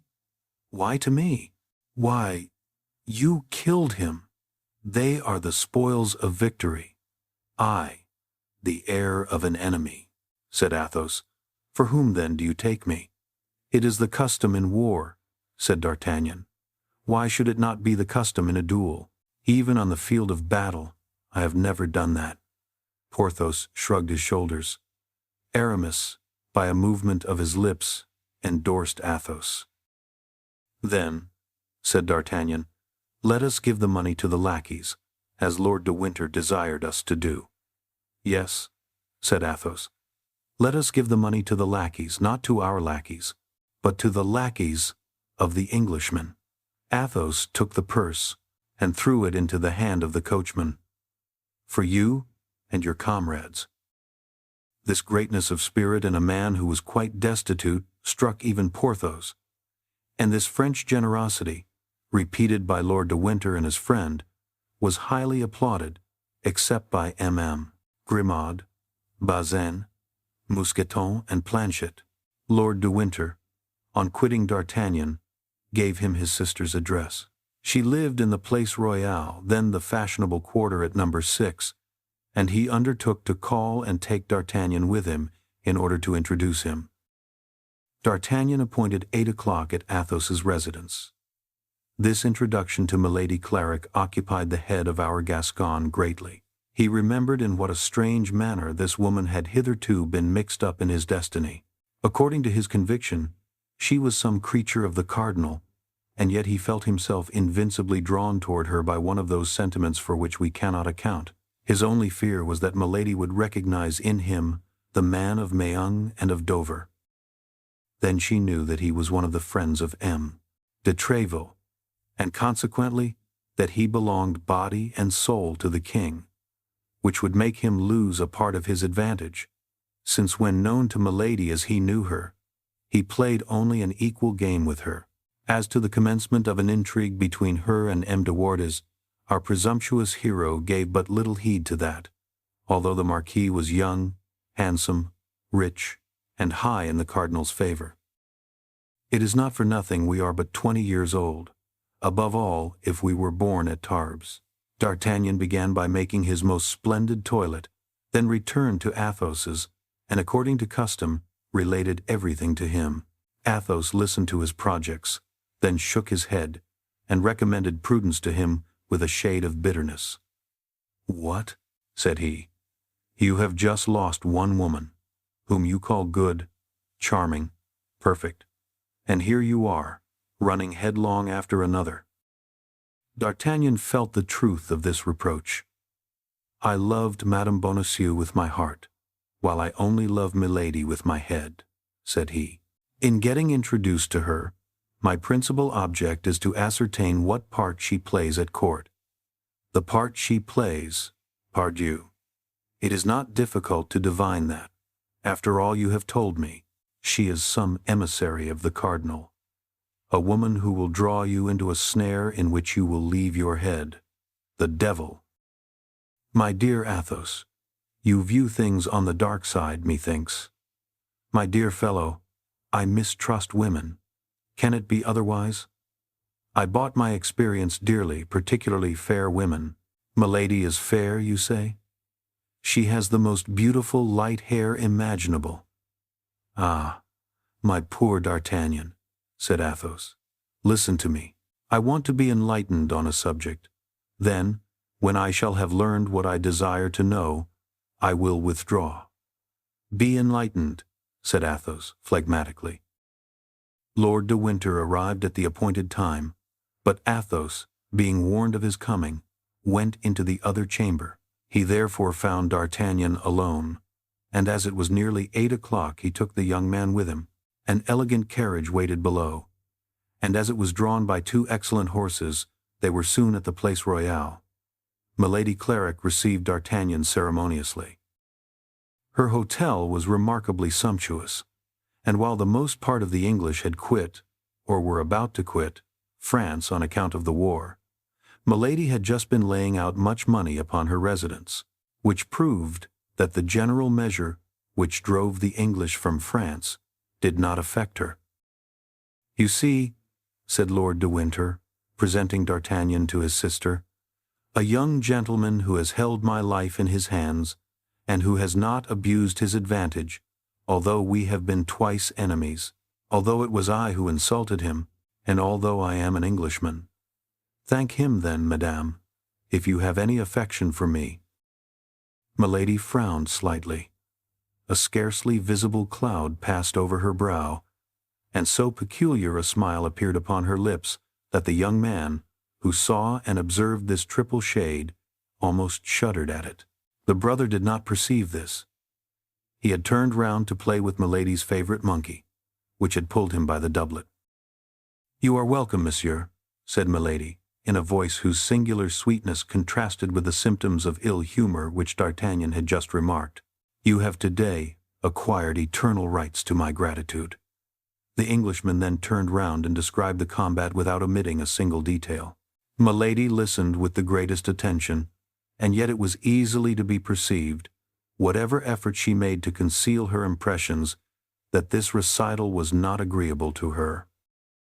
The blood rose to her head, and her little foot worked with impatience beneath her robe. Lord de Winter perceived nothing of this. When he had finished, he went to a table upon which was a salver with Spanish wine and glasses. He filled 2 glasses, and by a sign invited D'Artagnan to drink. D'Artagnan knew it was considered disobliging by an Englishman to refuse to pledge him. He therefore drew near to the table and took the 2nd glass. He did not, however, lose sight of Milady, and in a mirror he perceived the change that came over her face, now that she believed herself to be no longer observed. A sentiment resembling ferocity animated her countenance. She bit her handkerchief with her beautiful teeth. That pretty little Soubrette whom D'Artagnan had already observed then came in. She spoke some words to Lord de Winter in English, who thereupon requested D'Artagnan's permission to retire, excusing himself on account of the urgency of the business that had called him away, and charging his sister to obtain his pardon. D'Artagnan exchanged a shake of the hand with Lord de Winter, and then returned to Milady. Her countenance, with surprising mobility, had recovered its gracious expression, but some little red spots on her handkerchief indicated that she had bitten her lips till the blood came. Those lips were magnificent. They might be said to be of coral. The conversation took a cheerful turn. Milady appeared to have entirely recovered. She told D'Artagnan that Lord de Winter was her brother-in-law, and not her brother. She had married a younger brother of the family, who had left her a widow with one child. This child was the only heir to Lord de Winter, if Lord de Winter did not marry. All this showed D'Artagnan that there was a veil, which concealed something, but he could not yet see under this veil. In addition to this, after a half-hour's conversation, D'Artagnan was convinced that Milady was his compatriot. She spoke French with an elegance and a purity that left no doubt on that head. D'Artagnan was profuse in gallant speeches and protestations of devotion. To all the simple things which escaped our Gascon, Milady replied with a smile of kindness. The hour came for him to retire. D'Artagnan took leave of Milady, and left the saloon the happiest of men. On the staircase he met the pretty Soubrette, who brushed gently against him as she passed, and then, blushing to the eyes, asked his pardon for having touched him in a voice so sweet that the pardon was granted instantly. D'Artagnan came again on the morrow, and was still better received than on the evening before. Lord de Winter was not at home, and it was Milady who this time did all the honors of the evening. She appeared to take a great interest in him, asked him whence he came, who were his friends, and whether he had not sometimes thought of attaching himself to the cardinal. D'Artagnan, who, as we have said, was exceedingly prudent for a young man of 20, then remembered his suspicions regarding Milady. He launched into a eulogy of his eminence, and said that he should not have failed to enter into the guards of the cardinal instead of the king's guards, if he had happened to know M. de Cavois instead of M. de Treville.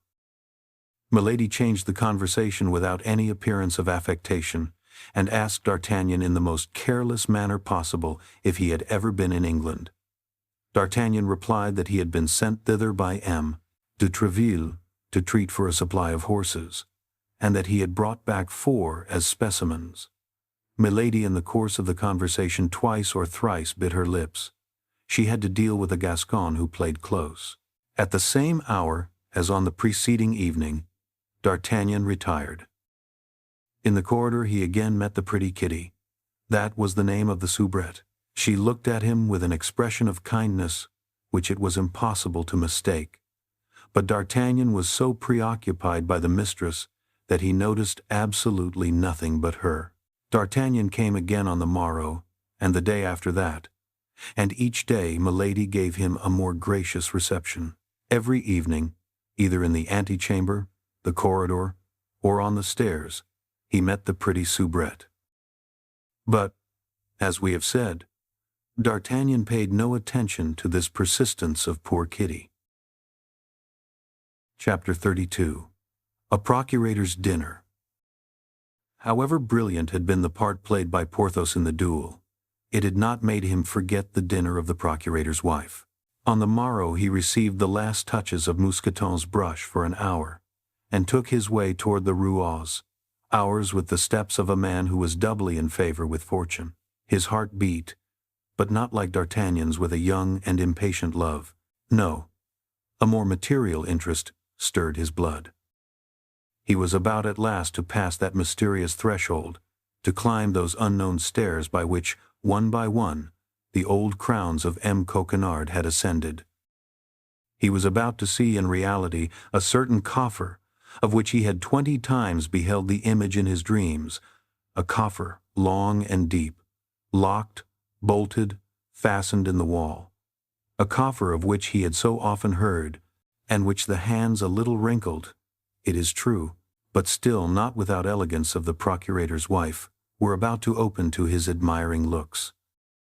And then he, a wanderer on the earth, a man without fortune, a man without family, a soldier accustomed to inns, cabarets, taverns, and restaurants, a lover of wine forced to depend upon chance treats, was about to partake of family meals, to enjoy the pleasures of a comfortable establishment, and to give himself up to those little attentions which, the harder one is, the more they please, as old soldiers say.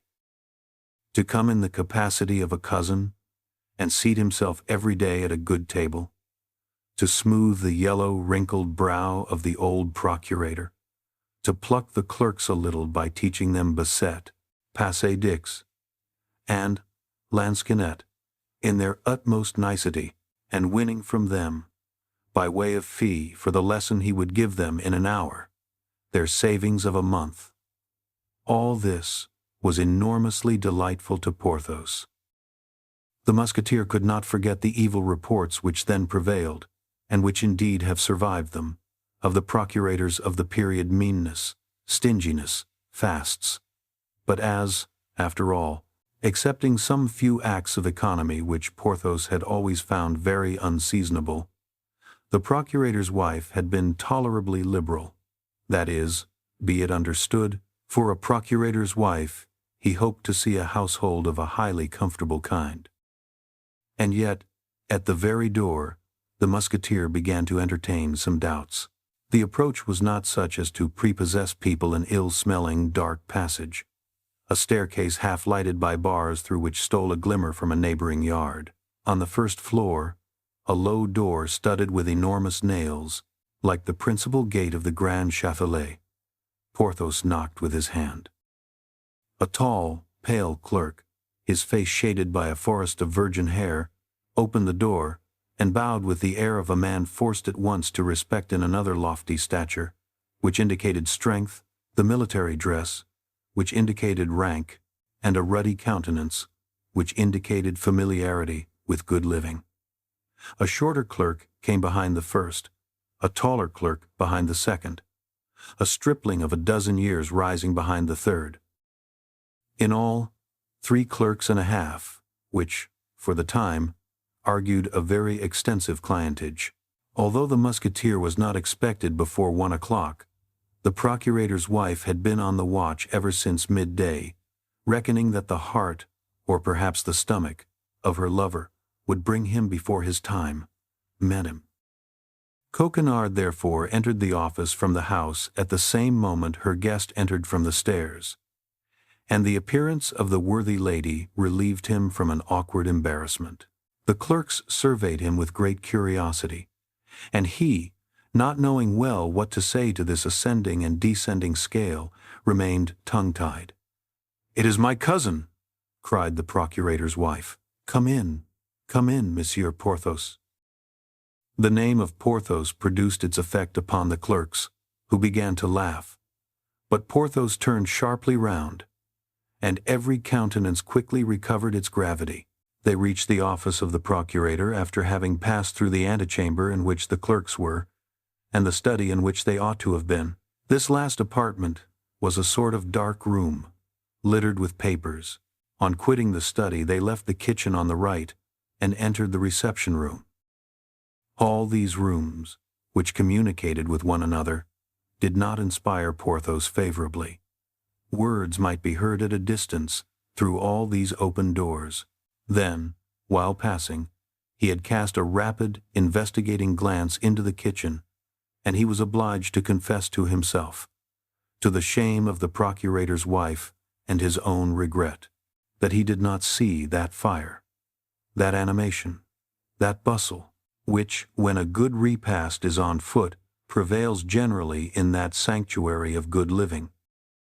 The procurator had without doubt been warned of his visit, as he expressed no surprise at the sight of Porthos, who advanced toward him with a sufficiently easy air, and saluted him courteously. "We are cousins, it appears, Monsieur Porthos," said the procurator, rising, yet supporting his weight upon the arms of his cane chair. The old man, wrapped in a large black doublet, in which the whole of his slender body was concealed, was brisk and dry. His little gray eyes shone like carbuncles, and appeared, with his grinning mouth, to be the only part of his face in which life survived. Unfortunately, the legs began to refuse their service to this bony machine. During the last 5 or 6 months that this weakness had been felt, the worthy procurator had nearly become the slave of his wife. The cousin was received with resignation, that was all. Coquenard, firm upon his legs, would have declined all relationship with Porthos. "Yes, monsieur, we are cousins," said Porthos, without being disconcerted, as he had never reckoned upon being received enthusiastically by the husband. "By the female side, I believe?" said the procurator, maliciously. Porthos did not feel the ridicule of this, and took it for a piece of simplicity, at which he laughed in his large mustache. Madame Coquenard, who knew that a simple-minded procurator was a very rare variety in the species, smiled a little, and colored a great deal. Coquenard had, since the arrival of Porthos, frequently cast his eyes with great uneasiness upon a large chest placed in front of his oak desk. Porthos comprehended that this chest, although it did not correspond in shape with that which he had seen in his dreams, must be the blessed coffer, and he congratulated himself that the reality was several feet higher than the dream. Coquenard did not carry his genealogical investigations any further, but withdrawing his anxious look from the chest and fixing it upon Porthos, he contented himself with saying, "Monsieur, our cousin will do us the favor of dining with us once before his departure for the campaign, will he not, Madame Coquenard?" This time Porthos received the blow right in his stomach, and felt it. It appeared likewise that Madame Coquenard was not less affected by it on her part, for she added, "My cousin will not return if he finds that we do not treat him kindly. But otherwise he has so little time to pass in Paris, and consequently to spare to us, that we must entreat him to give us every instant he can call his own previous to his departure." "Oh, my legs, my poor legs! Where are you?" murmured Coquenard, and he tried to smile. This succor, which came to Porthos at the moment in which he was attacked in his gastronomic hopes, inspired much gratitude in the Musketeer toward the procurator's wife. The hour of dinner soon arrived. They passed into the eating room, a large dark room situated opposite the kitchen. The clerks, who, as it appeared, had smelled unusual perfumes in the house, were of military punctuality, and held their stools in hand, quite ready to sit down. Their jaws moved preliminarily with fearful threatenings. "Indeed," thought Porthos, casting a glance at the 3 hungry clerks, for the errand boy, as might be expected, was not admitted to the honors of the magisterial table. "In my cousin's place, I would not keep such gourmands. They look like shipwrecked sailors who have not eaten for 6 weeks. Coquenard entered, pushed along upon his armchair with casters by Madame Coquenard, whom Porthos assisted in rolling her husband up to the table. He had scarcely entered when he began to agitate his nose and his jaws after the example of his clerks. Oh, said he, "here is a soup which is rather inviting." "What the devil can they smell so extraordinary in this soup?" said Porthos, at the sight of a pale liquid, abundant but entirely free from meat, on the surface of which a few crusts swam about as rare as the islands of an archipelago. Madame Coquenard smiled, and upon a sign from her everyone eagerly took his seat. Coquenard was served first, then Porthos. Afterward Madame Coquenard filled her own plate, and distributed the crusts without soup to the impatient clerks. At this moment the door of the dining-room unclosed with a creak, and Porthos perceived through the half-open flap the little clerk who, not being allowed to take part in the feast, ate his dry bread in the passage with the double odor of the dining-room and kitchen. After the soup, the maid brought a boiled fowl, a piece of magnificence, which caused the eyes of the diners to dilate in such a manner that they seemed ready to burst. "One may see that you love your family, Madame Coquenard," said the procurator, with a smile that was almost tragic. "You are certainly treating your cousin very handsomely." The poor fowl was thin, and covered with one of those thick, bristly skins through which the teeth cannot penetrate with all their efforts. The fowl must have been sought for a long time on the perch, to which it had retired to die of old age. "The devil," thought Porthos, "this is poor work. I respect old age, but I don't much like it boiled or roasted." And he looked round to see if anybody partook of his opinion. But on the contrary, he saw nothing but eager eyes, which were devouring, in anticipation, that sublime fowl, which was the object of his contempt. "Madame." Coquenard drew the dish toward her, skillfully detached the 2 great black feet, which she placed upon her husband's plate, cut off the neck, which with the head she put on one side for herself, raised the wing for Porthos, and then returned the bird, otherwise intact, to the servant who had brought it in, who disappeared with it before the Musketeer had time to examine the variations which disappointment produces upon faces, according to the characters and temperaments of those who experience it. In the place of the fowl, a dish of haricot beans made its appearance, an enormous dish, in which some bones of mutton that at first sight one might have believed to have some meat on them pretended to show themselves. But the clerks were not the dupes of this deceit, and their lugubrious looks settled down into resigned countenances. "Madame me." Coquenard distributed this dish to the young men with the moderation of a good housewife. The time for wine came. Coquenard poured from a very small stone bottle the third of a glass for each of the young men, served himself in about the same proportion, and passed the bottle to Porthos and Madame Coquenard. The young men filled up their third of a glass with water. Then, when they had drunk half the glass, they filled it up again, and continued to do so. This brought them, by the end of the repast, to swallowing a drink which from the color of the ruby had passed to that of a pale topaz. Porthos ate his wing of the fowl timidly, and shuddered when he felt the knee of the procurator's wife under the table, as it came in search of his. He also drank half a glass of this sparingly served wine, and found it to be nothing but that horrible Montreuil, the terror of all expert palates. Coquenard saw him swallowing this wine undiluted, and sighed deeply. "Will you eat any of these beans, cousin Porthos?" said Madame Coquenard, in that tone which says, "Take my advice, don't touch them." "Devil take me if I taste one of them," murmured Porthos to himself, and then said aloud, "Thank you, my cousin, I am no longer hungry." There was silence. Porthos could hardly keep his countenance. The procurator repeated several times, "Ah, Madame Coquenard, accept my compliments. Your dinner has been a real feast.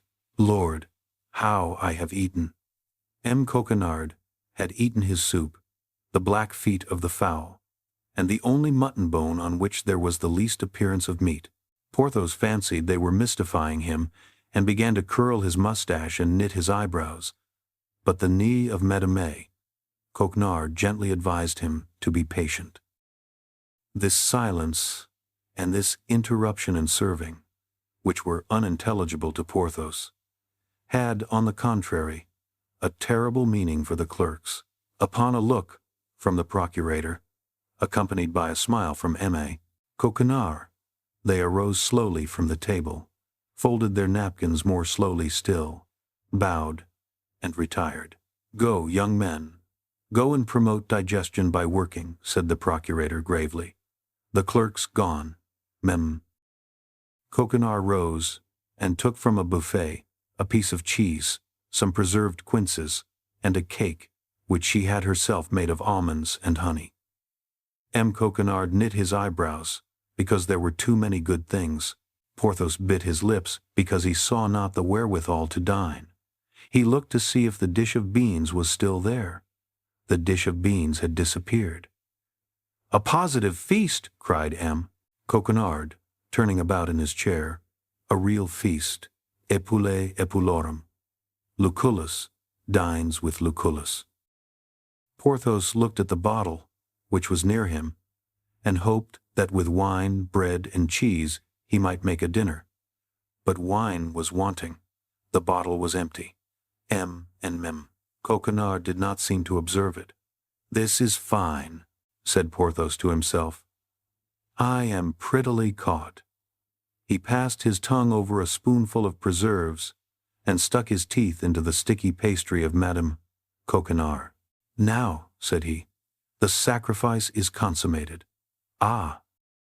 If I had not the hope of peeping with Madame Coquenard into her husband's chest."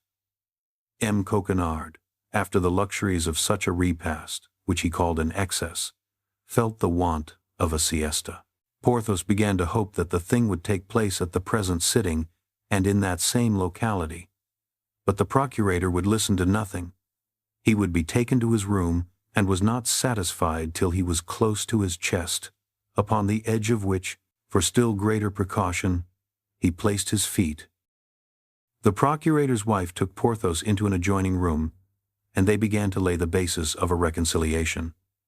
"You can come and dine 3 times a week," said Madame Coquenard. "Thanks, madame," said Porthos, "but I don't like to abuse your kindness. Besides, I must think of my outfit." "That's true," said the procurator's wife, groaning. "That unfortunate outfit." "Alas, yes," said Porthos, "it is so." "But of what, then, does the equipment of your company consist, Monsieur Porthos?" "Oh, of many things," said Porthos. "The Musketeers are, as you know, picked soldiers, and they require many things useless to the Guardsmen or the Swiss. But yet, detail them to me." "Why, they may amount to," said Porthos, who preferred discussing the total to taking them one by one. The procurator's wife waited tremblingly. "To how much?" said she. "I hope it does not exceed—" She stopped. Speech failed her. "Oh, no," said Porthos. "It does not exceed 2,500 livres. I even think that with economy I could manage it with 2,000 livres." "Good God!" cried she. 2,000 livres! Why, that is a fortune." Porthos made a most significant grimace. Madame Coquenard understood it. "I wish to know the detail," said she, "because, having many relatives in business, I was almost sure of obtaining things at 100% less than you would pay yourself." "Ah, ah," said Porthos. "That is what you meant to say."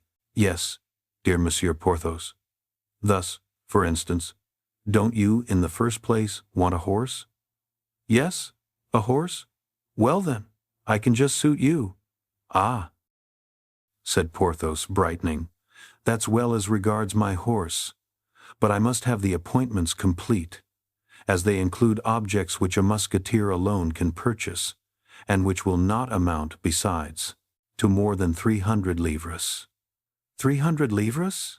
Then put down 300 livres, said the procurator's wife, with a sigh. Porthos smiled. It may be remembered that he had the saddle which came from Buckingham. These 300 livres he reckoned upon putting snugly into his pocket.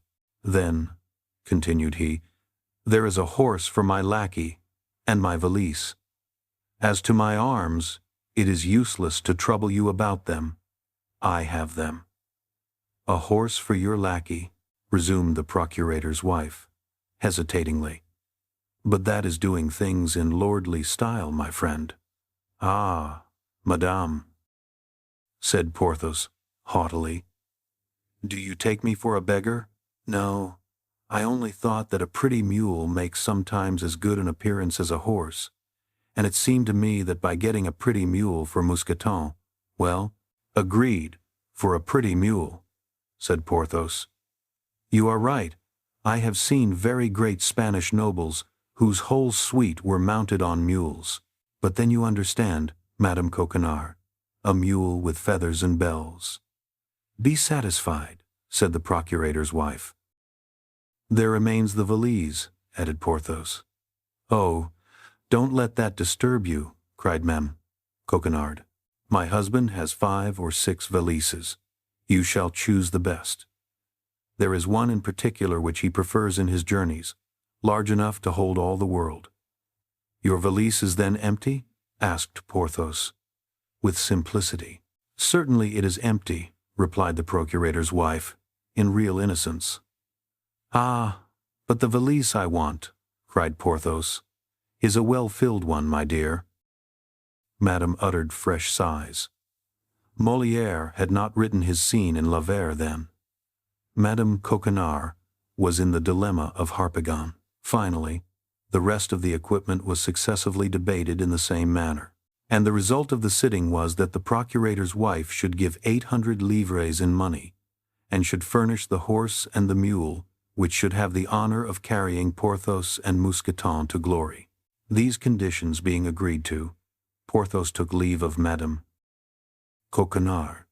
The latter wished to detain him by darting certain tender glances, but Porthos urged the commands of duty, and the procurator's wife was obliged to give place to the king. The musketeer returned home hungry and in bad humor.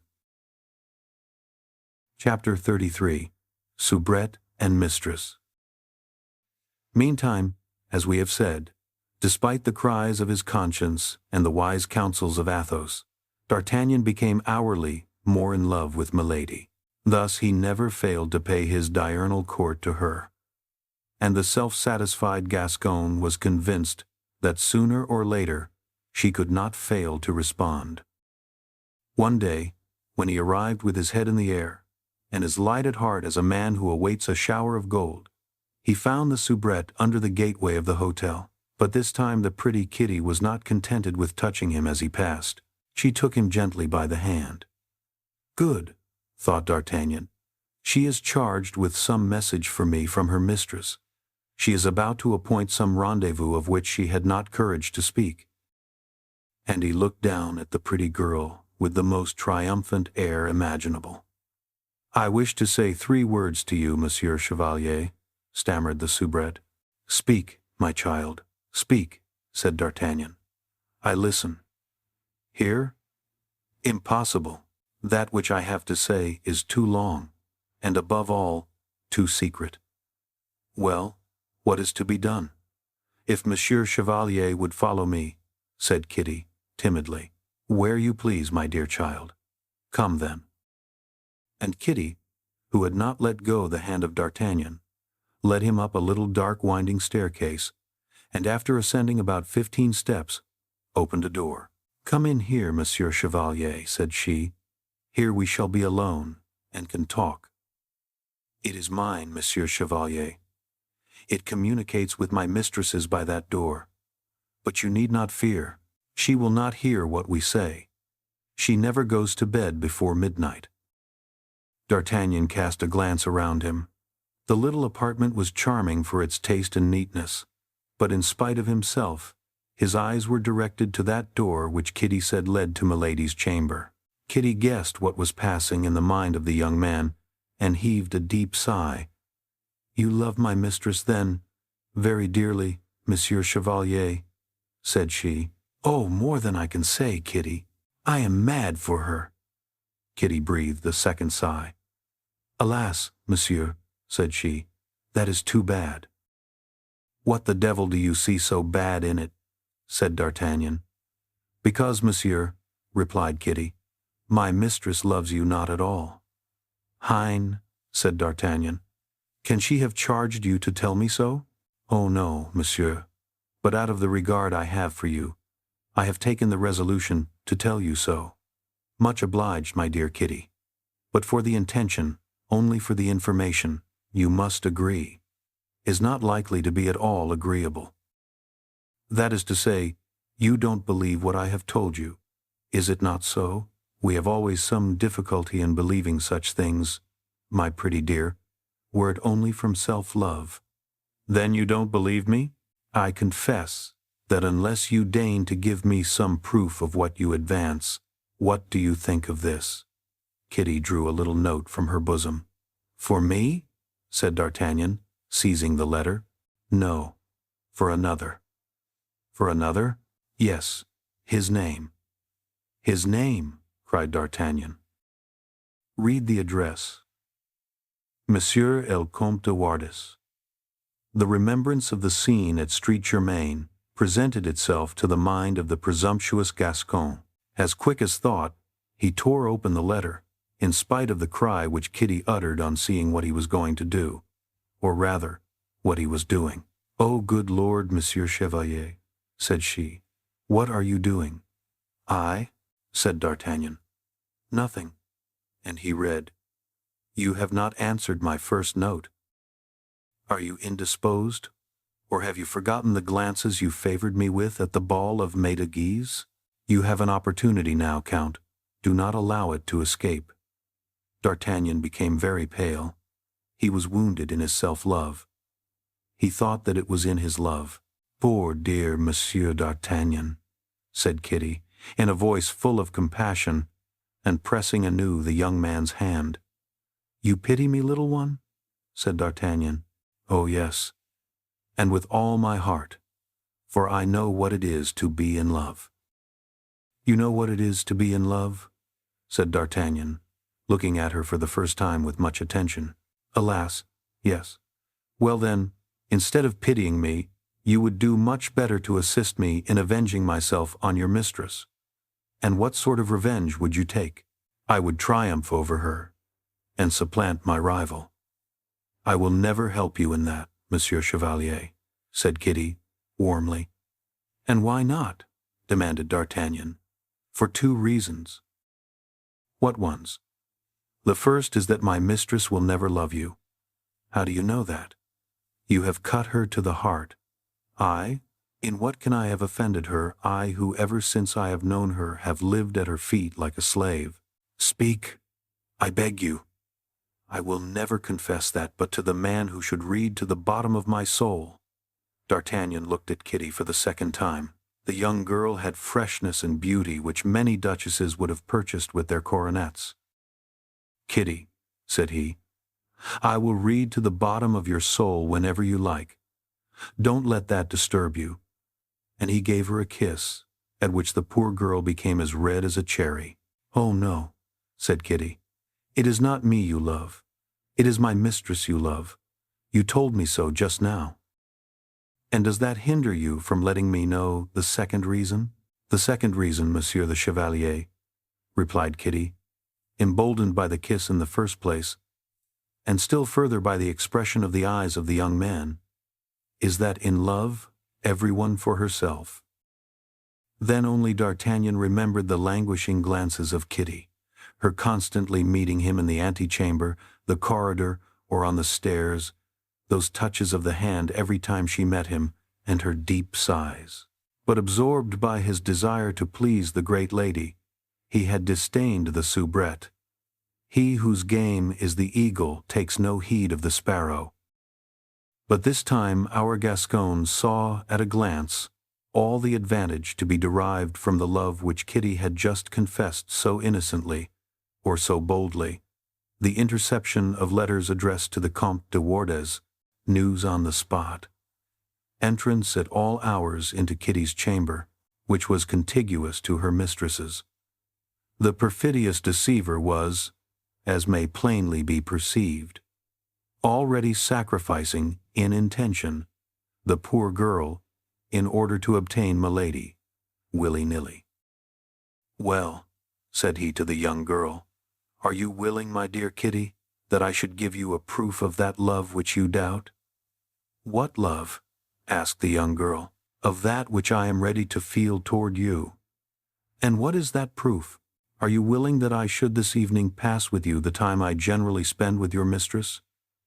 "Oh, yes," said Kitty, clapping her hands, "very willing." "Well, then, come here, my dear," said D'Artagnan, establishing himself in an easy chair. "Come, and let me tell you that you are the prettiest soubrette I ever saw." And he did tell her so much, and so well, that the poor girl, who asked nothing better than to believe him, did believe him. Nevertheless, to D'Artagnan's great astonishment, the pretty Kitty defended herself resolutely. Time passes quickly when it is passed in attacks and defenses. Midnight sounded, and almost at the same time the bell was rung in Milady's chamber. "Good God!" cried Kitty. "There is my mistress calling me. Go directly."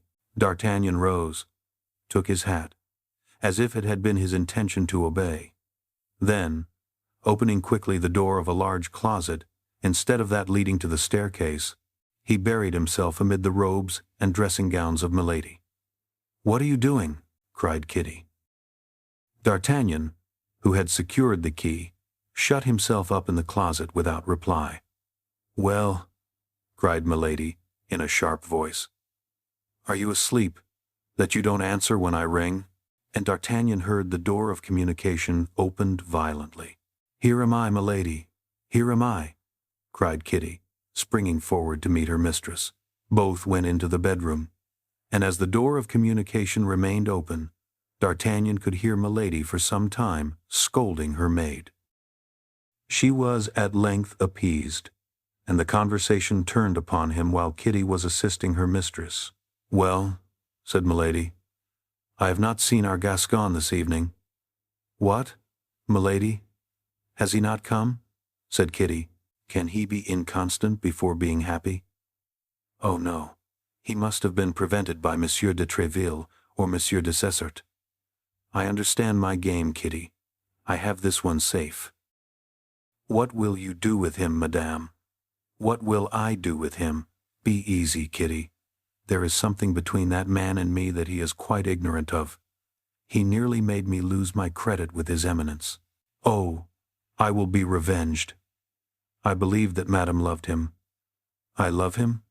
I detest him, an idiot, who held the life of Lord de Winter in his hands, and did not kill him, by which I missed 300,000 livres income." "That's true," said Kitty. "Your son was the only heir of his uncle, and until his majority you would have had the enjoyment of his fortune." D'Artagnan shuddered to the marrow at hearing this suave creature reproach him, with that sharp voice, which she took such pains to conceal in conversation, for not having killed a man whom he had seen load her with kindnesses. "For all this," continued Milady, "I should long ago have revenged myself on him if, and I don't know why, the cardinal had not requested me to conciliate him." "Oh, yes, but Madame has not conciliated that little woman he was so fond of." "What? The mercer's wife of the Rue des Fossoyeurs? Has he not already forgotten she ever existed? Fine vengeance that, on my faith!" A cold sweat broke from D'Artagnan's brow. Why, this woman was a monster. He resumed his listening, but unfortunately the toilet was finished. "That will do," said Milady. "Go into your own room, and tomorrow endeavor again to get me an answer to the letter I gave you." "For Monsieur de Wardes?" said Kitty. "To be sure, for Monsieur de Wardes. Now there is one," said Kitty, "who appears to me quite a different sort of a man from that poor Monsieur d'Artagnan." "Go to bed, mademoiselle," said Milady. "I don't like comments." D'Artagnan heard the door close, then the noise of 2 bolts by which Milady fastened herself in. On her side, but as softly as possible, Kitty turned the key of the lock, and then D'Artagnan opened the closet door. "Oh, good Lord!" said Kitty, in a low voice. "What is the matter with you? How pale you are!" "The abominable creature," murmured D'Artagnan. "Silence, silence, begone," said Kitty. "There is nothing but a wainscot between my chamber and Milady's. Every word that is uttered in one can be heard in the other." "That's exactly the reason I won't go," said D'Artagnan. "What?" said Kitty, blushing. "Or, at least, I will go later." He drew Kitty to him. She had the less motive to resist. Resistance would make so much noise. Therefore Kitty surrendered. It was a movement of vengeance upon Milady. D'Artagnan believed it right to say that vengeance is the pleasure of the gods. With a little more heart, He might have been contented with this new conquest. But the principal features of his character were ambition and pride. It must, however, be confessed in his justification that the first use he made of his influence over Kitty was to try and find out what had become of Madame Bonacieux. But the poor girl swore upon the crucifix to D'Artagnan that she was entirely ignorant on that head, her mistress never admitting her into half her secrets, only she believed she could say she was not dead. As to the cause which was near making Milady lose her credit with the cardinal, Kitty knew nothing about it, but this time D'Artagnan was better informed than she was.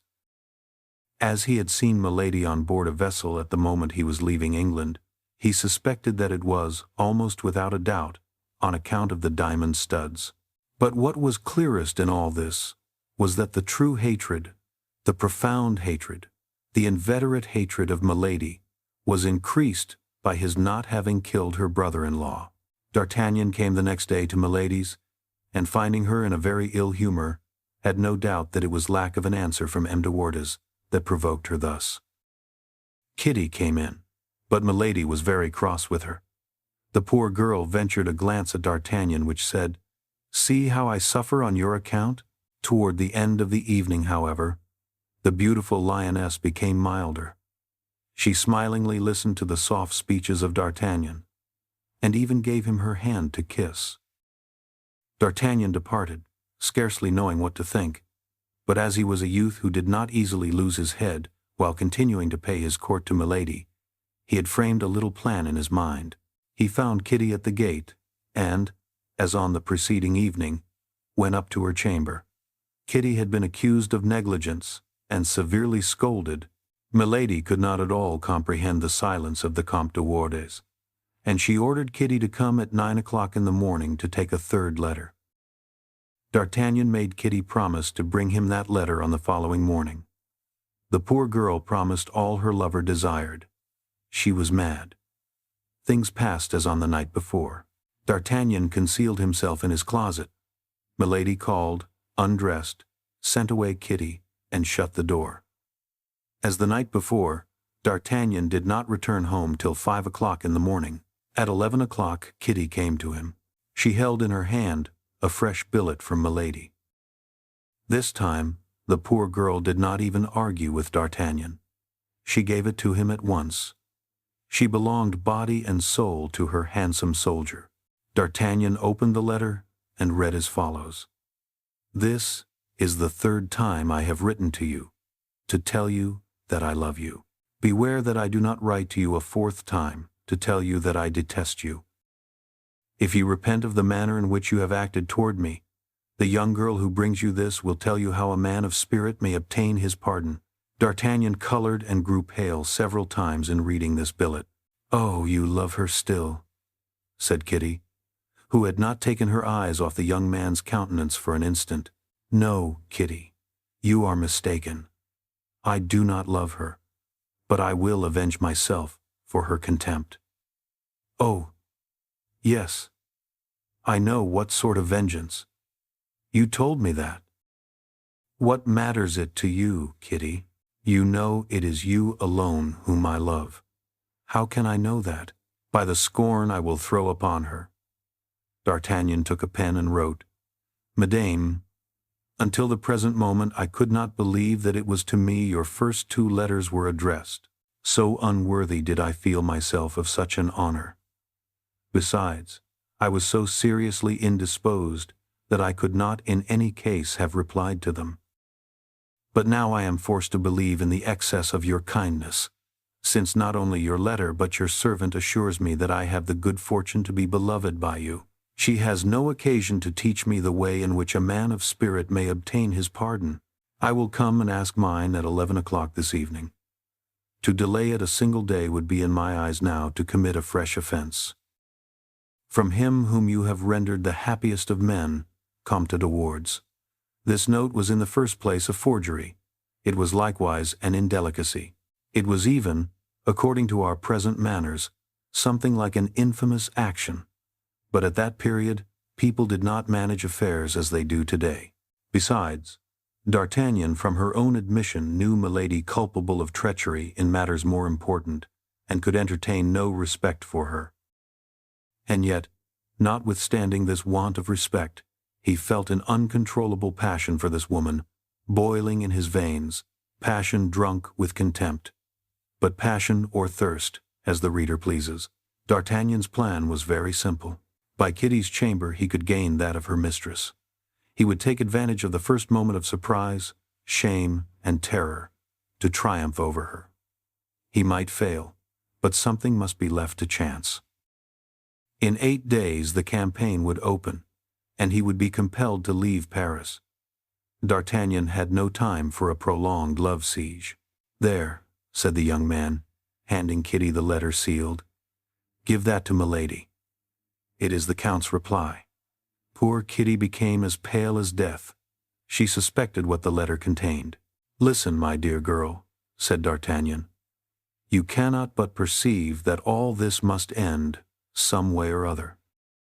Milady may discover that you gave the first billet to my lackey instead of to the Count's, that it is I who have opened the others which ought to have been opened by De Wardes.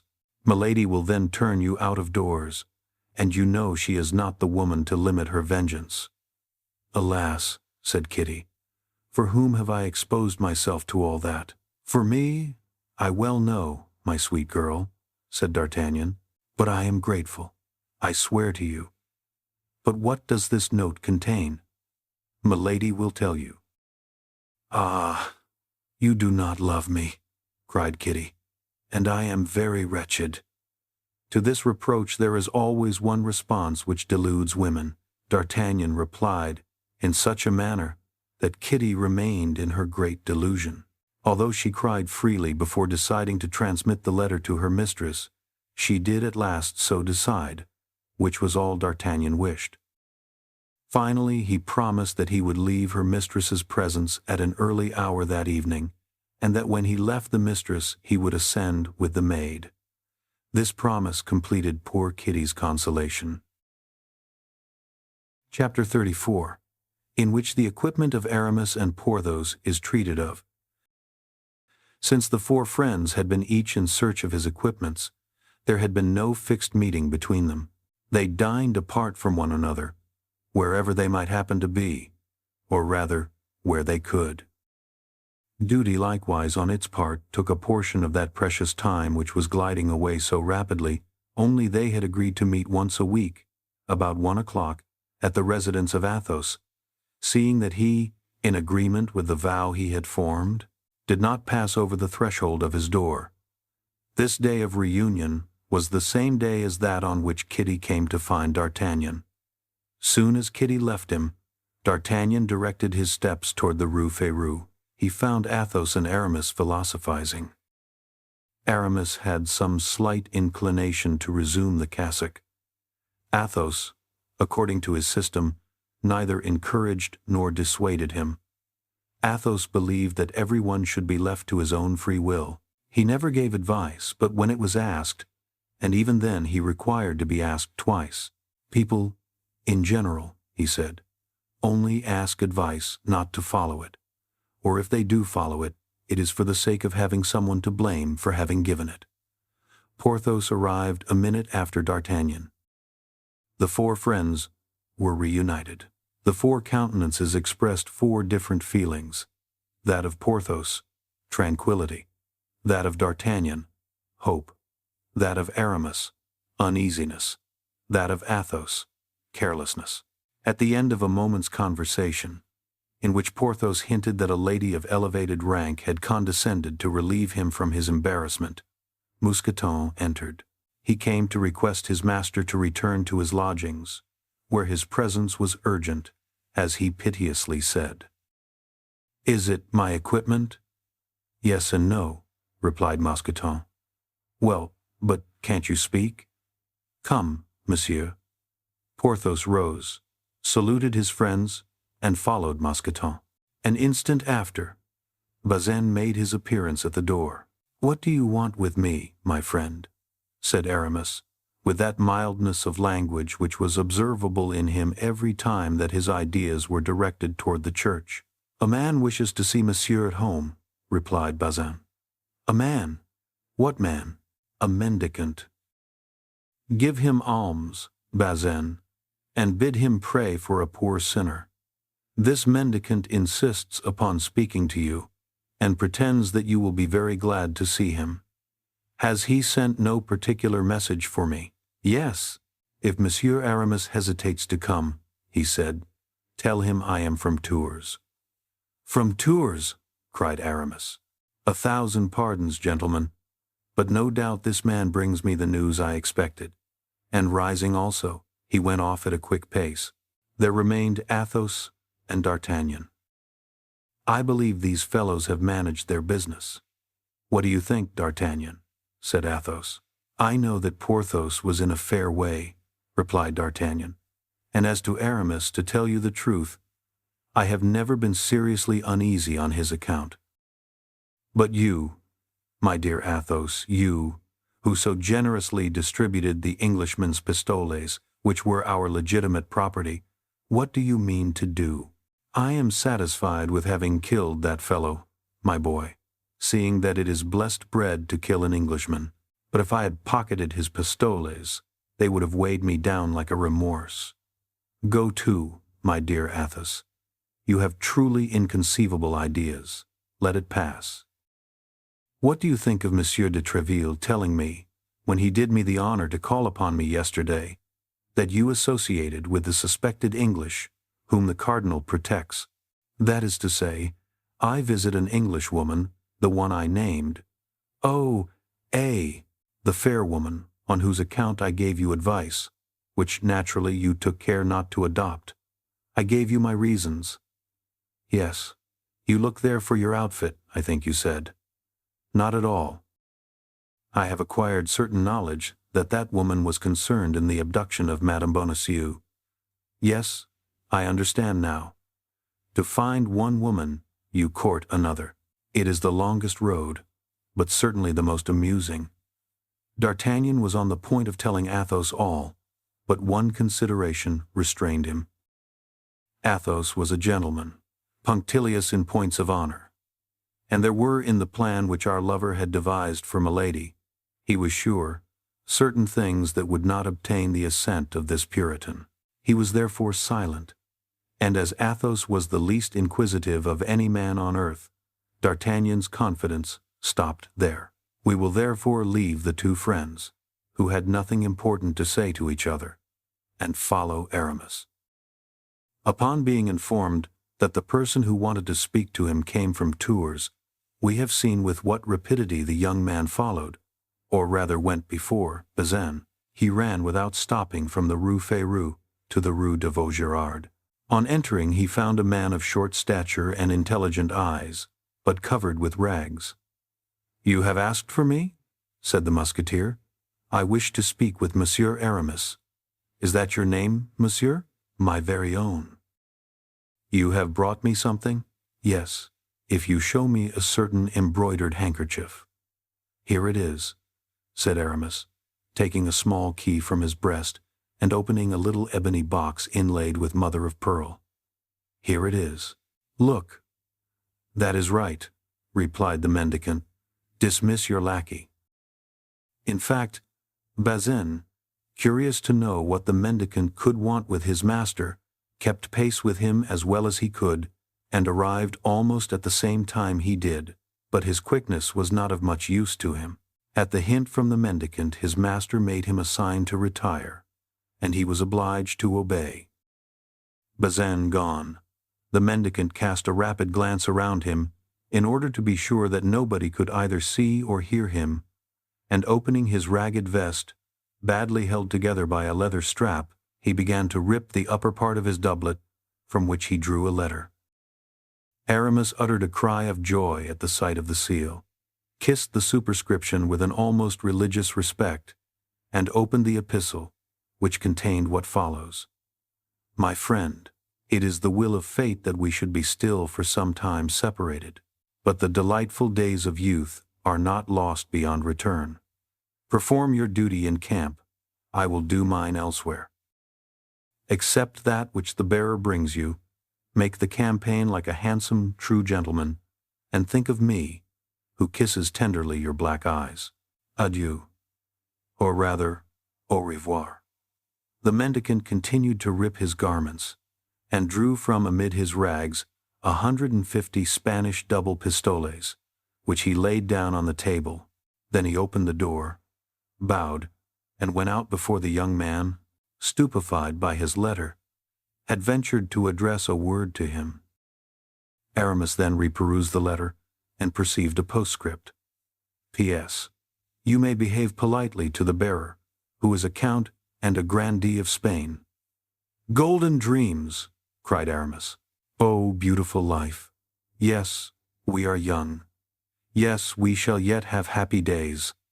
My love, my blood, my life, all are thine, my adored mistress." And he kissed the letter with passion, without even vouchsafing a look at the gold which sparkled on the table. Bazin scratched at the door, and as Aramis had no longer any reason to exclude him, he bade him come in. Bazin was stupefied at the sight of the gold, and forgot that he came to announce D'Artagnan, who, curious to know who the mendicant could be, came to Aramis on leaving Athos. Now, as D'Artagnan used no ceremony with Aramis, seeing that Bazin forgot to announce him, he announced himself. "The devil!" "My dear Aramis," said D'Artagnan, "if these are the prunes that are sent to you from Tours, I beg you will make my compliments to the gardener who gathers them." "You are mistaken, friend D'Artagnan," said Aramis, always on his guard. "This is from my publisher, who has just sent me the price of that poem in one-syllable verse which I began yonder." "Ah, indeed," said D'Artagnan. "Well, your publisher is very generous, my dear Aramis. That's all I can say." "How, monsieur?" cried Bazin. "A poem sell so dear as that? It is incredible." "Oh, monsieur, you can write as much as you like. You may become equal to Monsieur de Voiture and Monsieur de Benserade. I like that. A poet is as good as an abbé. Ah, Monsieur Aramis, become a poet, I beg of you." "Bazin, my friend," said Aramis, "I believe you meddle with my conversation." Bazin perceived he was wrong. He bowed and went out. "Ah," said D'Artagnan with a smile, "you sell your productions at their weight in gold.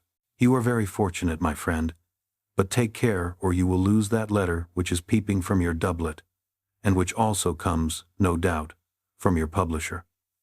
Aramis blushed to the eyes, crammed in the letter, and rebuttoned his doublet. "My dear D'Artagnan," said he, "if you please, we will join our friends. As I am rich, we will today begin to dine together again, expecting that you will be rich in your turn." "My faith," said D'Artagnan, "with great pleasure. It is long since we have had a good dinner, and I, for my part, have a somewhat hazardous expedition for this evening, and shall not be sorry, I confess, to fortify myself with a few glasses of good old Burgundy." "Agreed. As to the old Burgundy, I have no objection to that," said Aramis, from whom the letter and the gold had removed, as by magic, his ideas of conversion, and having put 3 or 4 double pistoles into his pocket to answer the needs of the moment, he placed the others in the ebony box, inlaid with mother of pearl, in which was the famous handkerchief which served him as a talisman. The two friends repaired to Athos's, and he, faithful to his vow of not going out, took upon him to order dinner to be brought to them. As he was perfectly acquainted with the details of gastronomy, D'Artagnan and Aramis made no objection to abandoning this important care to him. They went to find Porthos, and at the corner of the Rue Bac met Mousqueton, who, with a most pitiable air, was driving before him a mule and a horse. D'Artagnan uttered a cry of surprise, which was not quite free from joy. "Ah, my yellow horse!" cried he. "Aramis, look at that horse!" "Oh, the frightful brute!" said Aramis. "Ah, my dear," replied D'Artagnan, "upon that very horse I came to Paris." "What, "Does monsieur know this horse?" said Mousqueton. "It is of an original color," said Aramis. "I never saw one with such a hide in my life." "I can well believe it," replied D'Artagnan, "and that was why I got 3 crowns for him." "It must have been for his hide, for, certes, the carcass is not worth 18 livres. But how did this horse come into your hands, Mousqueton?" "Pray," said the lackey, "say nothing about it, monsieur. It is a frightful trick of the husband of our duchess." "How is that, Mousqueton?" "Why, we are looked upon with a rather favorable eye by a lady of quality, the Duchesse de Butte. Your pardon. My master has commanded me to be discreet." She had forced us to accept a little souvenir, a magnificent Spanish jennet and an Andalusian mule, which were beautiful to look upon. The husband heard of the affair. On their way he confiscated the 2 magnificent beasts which were being sent to us, and substituted these horrible animals. "Which you are taking back to him," said D'Artagnan. "Exactly," replied Mousqueton. "You may well believe that we will not accept such steeds as these in exchange for those which had been promised to us. No, pardieu, though I should like to have seen Porthos on my yellow horse. That would give me an idea of how I looked when I arrived in Paris. But don't let us hinder you, Mousqueton. Go and perform your master's orders. Is he at home?" "Yes, monsieur," said Mousqueton, "but in a very ill humor. Get up." He continued his way toward the Quai des Grands Augustins, while the 2 friends went to ring at the bell of the unfortunate Porthos. He, having seen them crossing the yard, took care not to answer, and they rang in vain. Meanwhile Mousqueton continued on his way, and crossing the Pont Neuf, still driving the 2 sorry animals before him, he reached the Rue Aux. Ours. Arrived there, he fastened, according to the orders of his master, both horse and mule, to the knocker of the procurator's door. Then, without taking any thought for their future, he returned to Porthos and told him that his commission was completed. In a short time the 2 unfortunate beasts, who had not eaten anything since the morning, made such a noise in raising and letting fall the knocker that the procurator ordered his errand boy to go and inquire in the neighborhood to whom this horse and mule belonged. Madame Coquenard recognized her present, and could not at first comprehend this restitution, but the visit of Porthos soon enlightened her. The anger which fired the eyes of the Musketeer, in spite of his efforts to suppress it, terrified his sensitive inamorata. In fact, Mousqueton had not concealed from his master that he had met D'Artagnan and Aramis, and that D'Artagnan, in the yellow horse, had recognized the Béarnese pony upon which he had come to Paris, and which he had sold for 3 crowns. Porthos went away after having appointed a meeting with the procurator's wife in the cloister of Street Magloire. The procurator, seeing he was going, invited him to dinner, an invitation which the Musketeer refused with a majestic air. Madame Coquenard repaired trembling to the cloister of Street Magloire, for she guessed the reproaches that awaited her there, but she was fascinated by the lofty airs of Porthos. All that which a man wounded in his self-love could let fall in the shape of imprecations and reproaches upon the head of a woman, Porthos let fall upon the bowed head of the procurator's wife. "Alas," said she, "I did all for the best. One of our clients is a horse dealer. He owes money to the office, and is backward in his pay. I took the mule and the horse for what he owed us. He assured me that they were 2 noble steeds. Well, madame," said Porthos, "if he owed you more than 5 crowns, your horse dealer is a thief." "There is no harm in trying to buy things cheap, Monsieur Porthos," said the procurator's wife, seeking to excuse herself. "No, madame, but they who so assiduously try to buy things cheap ought to permit others to seek more generous friends." And Porthos, turning on his heel, made a step to retire. "Monsieur Porthos! Monsieur Porthos!" cried the procurator's wife. "I have been wrong. I see it. I ought not to have driven a bargain when it was to equip a cavalier like you. Porthos, without reply, retreated a second step. The procurator's wife fancied she saw him in a brilliant cloud, all surrounded by duchesses and marchionesses who cast bags of money at his feet. "Stop! In the name of heaven, Monsieur Porthos!" cried she. "Stop, and let us talk."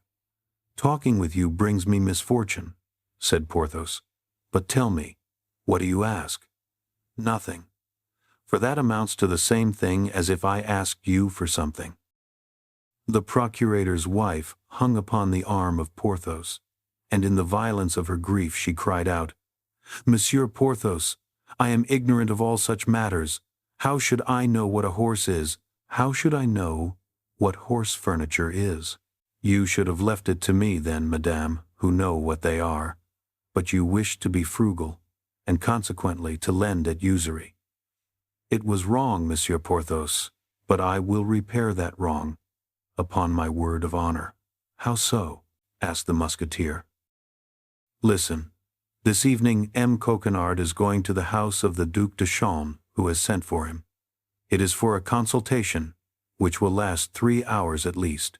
Come, we shall be alone, and can make up our accounts in good time. Now you talk, my dear. You pardon me?" "We shall see," said Porthos majestically, and the two separated, saying, "Till this evening, the devil," thought Porthos as he walked away. "It appears I am getting nearer to Monsieur Coquenard's strong box at last." Chapter 35. A Gascon, a match for Cupid. The evening so impatiently waited for by Porthos and by D'Artagnan at last arrived. As was his custom, D'Artagnan presented himself at Milady's at about 9 o'clock. He found her in a charming humor. Never had he been so well received. Our Gascon knew, by the first glance of his eye, that his billet had been delivered, and that this billet had had its effect. Kitty entered to bring some sherbet. Her mistress put on a charming face, and smiled on her graciously. But alas, the poor girl was so sad that she did not even notice Milady's condescension. D'Artagnan looked at the two women, one after the other, and was forced to acknowledge that in his opinion Dame Nature had made a mistake in their formation. To the great lady she had given a heart vile and venal. To the soubrette she had given the heart of a duchess. At 10 o'clock Milady began to appear restless. D'Artagnan knew what she wanted. She looked at the clock, rose, reseated herself, smiled at D'Artagnan with an air which said, "You are very amiable, no doubt, but you would be charming if you would only depart." D'Artagnan rose and took his hat. Milady gave him her hand to kiss. The young man felt her press his hand, and comprehended that this was a sentiment not of coquetry, but of gratitude because of his departure. "She loves him devilishly," he murmured. Then he went out. This time Kitty was nowhere waiting for him, neither in the antechamber, nor in the corridor, nor beneath the great door. It was necessary that D'Artagnan should find alone the staircase in the little chamber. She heard him enter, but she did not raise her head. The young man went to her and took her hands. Then she sobbed aloud. As D'Artagnan had presumed, on receiving his letter, Milady, in a delirium of joy, had told her servant everything, and by way of recompense for the manner in which she had this time executed the commission, she had given Kitty a purse. Returning to her own room, Kitty had thrown the purse into a corner, where it lay open, disgorging 3 or 4 gold pieces on the carpet. The poor girl, under the caresses of D'Artagnan, lifted her head. D'Artagnan himself was frightened by the change in her countenance. She joined her hands with a suppliant air, but without venturing to speak a word. As little sensitive as was the heart of D'Artagnan, he was touched by this mute sorrow, but he held too tenaciously to his projects, above all to this one, to change the program which he had laid out in advance. He did not therefore allow her any hope that he would flinch. Only he represented his action as one of simple vengeance. For the rest, this vengeance was very easy. For Milady, doubtless to conceal her blushes from her lover, had ordered Kitty to extinguish all the lights in the apartment, and even in the little chamber itself. Before daybreak de Wardes must take his departure, still in obscurity. Presently they heard Milady retire to her room. D'Artagnan slipped into the wardrobe. Hardly was he concealed when the little bell sounded. Kitty went to her mistress, and did not leave the door open, but the partition was so thin that one could hear nearly all that passed between the two women. Milady seemed overcome with joy, and made Kitty repeat the smallest details of the pretended interview of the soubrette with de Wardes, when he received the letter. How he had responded, what was the expression of his face, if he seemed very amorous. And to all these questions poor Kitty, forced to put on a pleasant face, responded in a stifled voice, whose dolorous accent her mistress did not however remark, solely because happiness is egotistical. Finally, as the hour for her interview with the Count approached, Milady had everything about her darkened, and ordered Kitty to return to her own chamber, and introduce de Wardes whenever he presented himself. Kitty's detention was not long. Hardly had D'Artagnan seen, through a crevice in his closet, that the whole apartment was in obscurity, then he slipped out of his concealment at the very moment when Kitty reclosed the door of communication. "What is that noise?" demanded Milady. "It is I," said D'Artagnan in a subdued voice. "I, the Comte de Wardes." "Oh, my God, murmured Kitty. "He has not even waited for the hour he himself named." "Well," said Milady in a trembling voice, "why do you not enter? Count, added she, you know that I wait for you." At this appeal, D'Artagnan drew Kitty quietly away, and slipped into the chamber. If rage or sorrow ever torture the heart, it is when a lover receives under a name which is not his own protestations of love addressed to his happy rival. D'Artagnan was in a dolorous situation which he had not foreseen. Jealousy gnawed his heart, and he suffered almost as much as poor Kitty, who at that very moment was crying in the next chamber. "Yes, Count," said Milady, in her softest voice, and pressing his hand in her own. "I am happy in the love which your looks and your words have expressed to me every time we have met. I love you. Oh, tomorrow. I must have some pledge from you, which will prove that you think of me, and that you may not forget me. Take this." And she slipped a ring from her finger onto D'Artagnan's. D'Artagnan remembered having seen this ring on the finger of Milady. It was a magnificent sapphire, encircled with brilliants. The first movement of D'Artagnan was to return it, but Milady added, No, keep that ring for love of me. Besides, in accepting it, she added, in a voice full of emotion, you render me a much greater service than you imagine. This woman is full of mysteries, murmured D'Artagnan to himself. At that instant he felt himself ready to reveal all. He even opened his mouth to tell Milady who he was, and with what a revengeful purpose he had come. But she added, "Poor angel, whom that monster of a Gascon barely failed to kill." The monster was himself. "Oh," continued Milady, "do your wounds still make you suffer?" "Yes, much," said D'Artagnan, who did not well know how to answer. "Be tranquil," murmured Milady. "I will avenge you, and cruelly. Peste," said D'Artagnan to himself. "The moment for confidences has not yet come." It took some time for D'Artagnan to resume this little dialogue, but then all the ideas of vengeance which he had brought with him had completely vanished. This woman exercised over him an unaccountable power. He hated and adored her at the same time. He would not have believed that two sentiments so opposite could dwell in the same heart, and by their union constitute a passion so strange, and as it were, diabolical. Presently it sounded 1 o'clock. It was necessary to separate. D'Artagnan, at the moment of quitting Milady, felt only the liveliest regret at the parting, and, as they addressed each other in a reciprocally passionate adieu, Another interview was arranged for the following week. Poor Kitty hoped to speak a few words to D'Artagnan when he passed through her chamber, but Milady herself reconducted him through the darkness, and only quit him at the staircase. The next morning D'Artagnan ran to find Athos. He was engaged in an adventure so singular that he wished for counsel. He therefore told him all.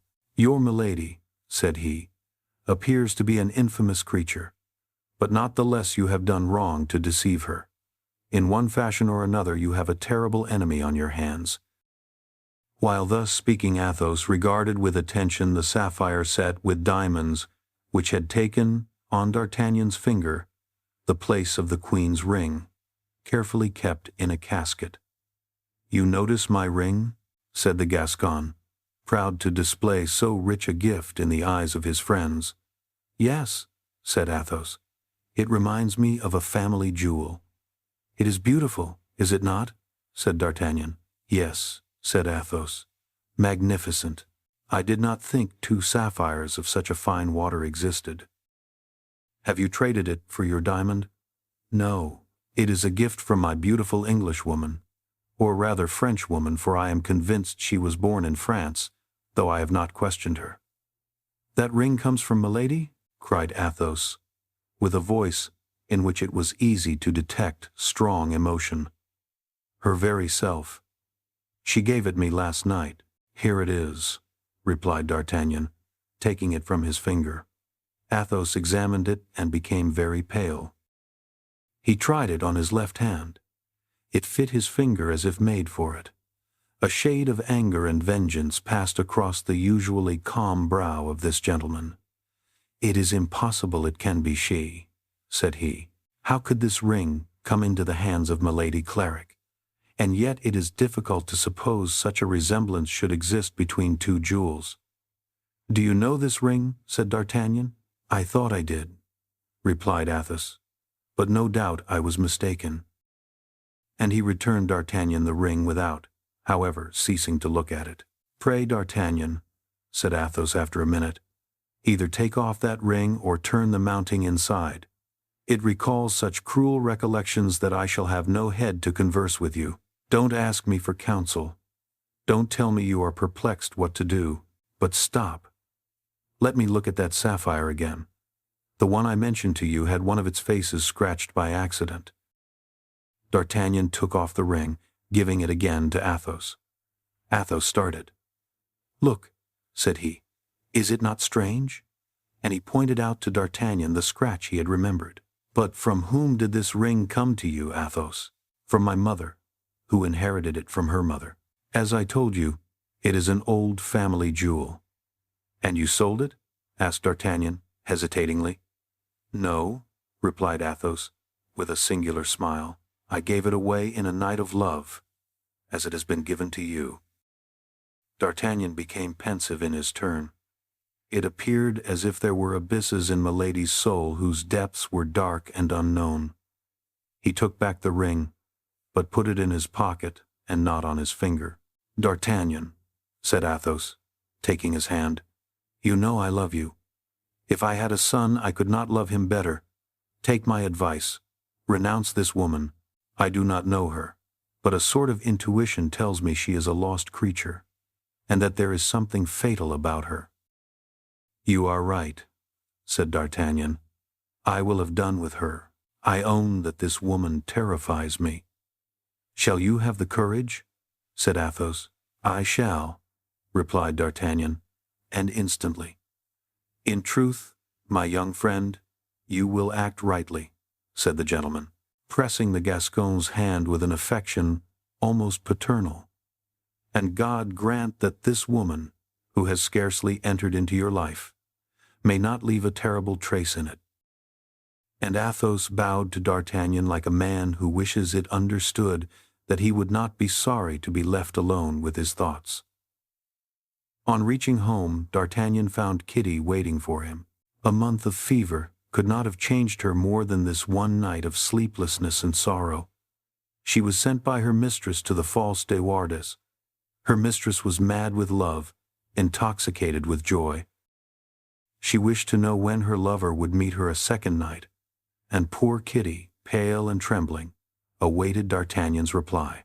The counsels of his friend, joined to the cries of his own heart, made him determine.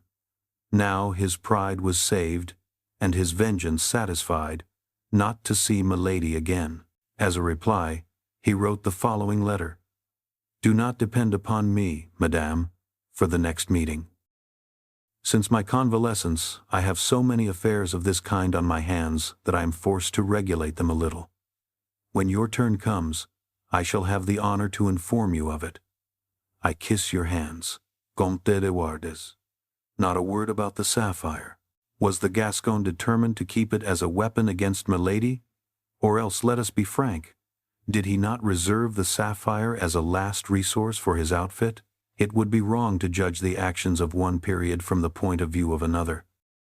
That which would now be considered as disgraceful to a gentleman was at that time quite a simple and natural affair, and the younger sons of the best families were frequently supported by their mistresses.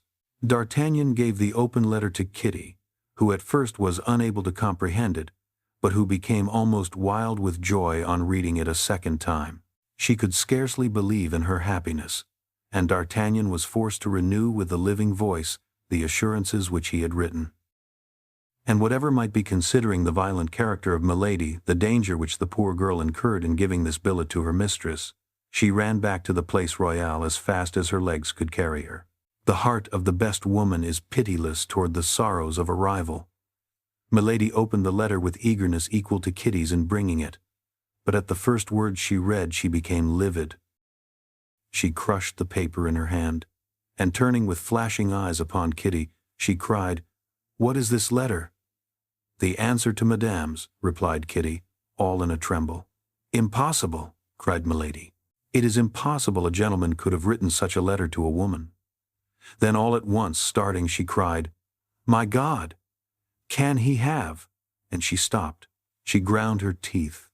She was of the color of ashes. She tried to go toward the window for air, but she could only stretch forth her arms. Her legs failed her, and she sank into an armchair. Kitty, fearing she was ill, hastened toward her and was beginning to open her dress. But Milady started up, pushing her away. "What do you want with me?" said she, "and why do you place your hand on me?" "I thought that Madame was ill, and I wished to bring her help," responded the maid, frightened at the terrible expression which had come over her mistress's face. "I faint? I? Do you take me for half a woman? When I am insulted, I do not faint. I avenge myself." And she made a sign for Kitty to leave the room. Chapter 36. Dream of Vengeance. That evening Milady gave orders that when M. d'Artagnan came as usual, he should be immediately admitted, but he did not come. The next day Kitty went to see the young man again, and related to him all that had passed on the preceding evening. D'Artagnan smiled. This jealous anger of Milady was his revenge. That evening Milady was still more impatient than on the preceding evening. She renewed the order relative to the Gascon, but as before, she expected him in vain. The next morning, when Kitty presented herself at D'Artagnan's, she was no longer joyous and alert as on the 2 preceding days, but on the contrary sad as death. D'Artagnan asked the poor girl what was the matter with her, but she, as her only reply, drew a letter from her pocket and gave it to him. This letter was in Milady's handwriting, only this time it was addressed to M. d'Artagnan, and not to M. de Wardes. He opened it and read as follows: "Dear M. d'Artagnan, it is wrong thus to neglect your friends, particularly at the moment you are about to leave them for so long a time. My brother-in-law and myself expected you yesterday and the day before, but in vain. Will it be the same this evening? Your very grateful Milady Claric." "That's all very simple," said D'Artagnan. "I expected this letter. My credit rises by the fall of that of the Comte de Wardes." "And will you go?" asked Kitty. "Listen to me, my dear girl," said the Gascon, who sought for an excuse in his own eyes for breaking the promise he had made Athos. "You must understand it would be impolitic not to accept such a positive invitation. Milady, not seeing me come again, would not be able to understand what could cause the interruption of my visits, and might suspect something. Who could say how far the vengeance of such a woman would go?" "Oh, my God!" said Kitty. "You know how to represent things in such a way that you are always in the right. You are going now to pay your court to her again, and if this time you succeed in pleasing her in your own name and with your own face, it will be much worse than before." Instinct made poor Kitty guess a part of what was to happen. D'Artagnan reassured her as well as he could, and promised to remain insensible to the seductions of Milady. He desired Kitty to tell her mistress that he could not be more grateful for her kindnesses than he was, and that he would be obedient to her orders. He did not dare to write, for fear of not being able to such experienced eyes as those of Milady to disguise his writing sufficiently. As 9 o'clock sounded, D'Artagnan was at the Place Royale. It was evident that the servants who waited in the antechamber were warned, for as soon as D'Artagnan appeared, before even he had asked if Milady were visible, one of them ran to announce him. "Show him in," said Milady, in a quick tone, but so piercing that D'Artagnan heard her in the antechamber. He was introduced. "I am at home to nobody," said Milady. "Observe, to nobody." The servant went out. D'Artagnan cast an inquiring glance at Milady. She was pale, and looked fatigued, either from tears or want of sleep. The number of lights had been intentionally diminished, but the young woman could not conceal the traces of the fever which had devoured her for 2 days. D'Artagnan approached her with his usual gallantry. She then made an extraordinary effort to receive him, but never did a more distressed countenance give the lie to a more amiable smile. To the questions which D'Artagnan put concerning her health, she replied, "Bad, very bad." "Then," replied he, "my visit is ill-timed.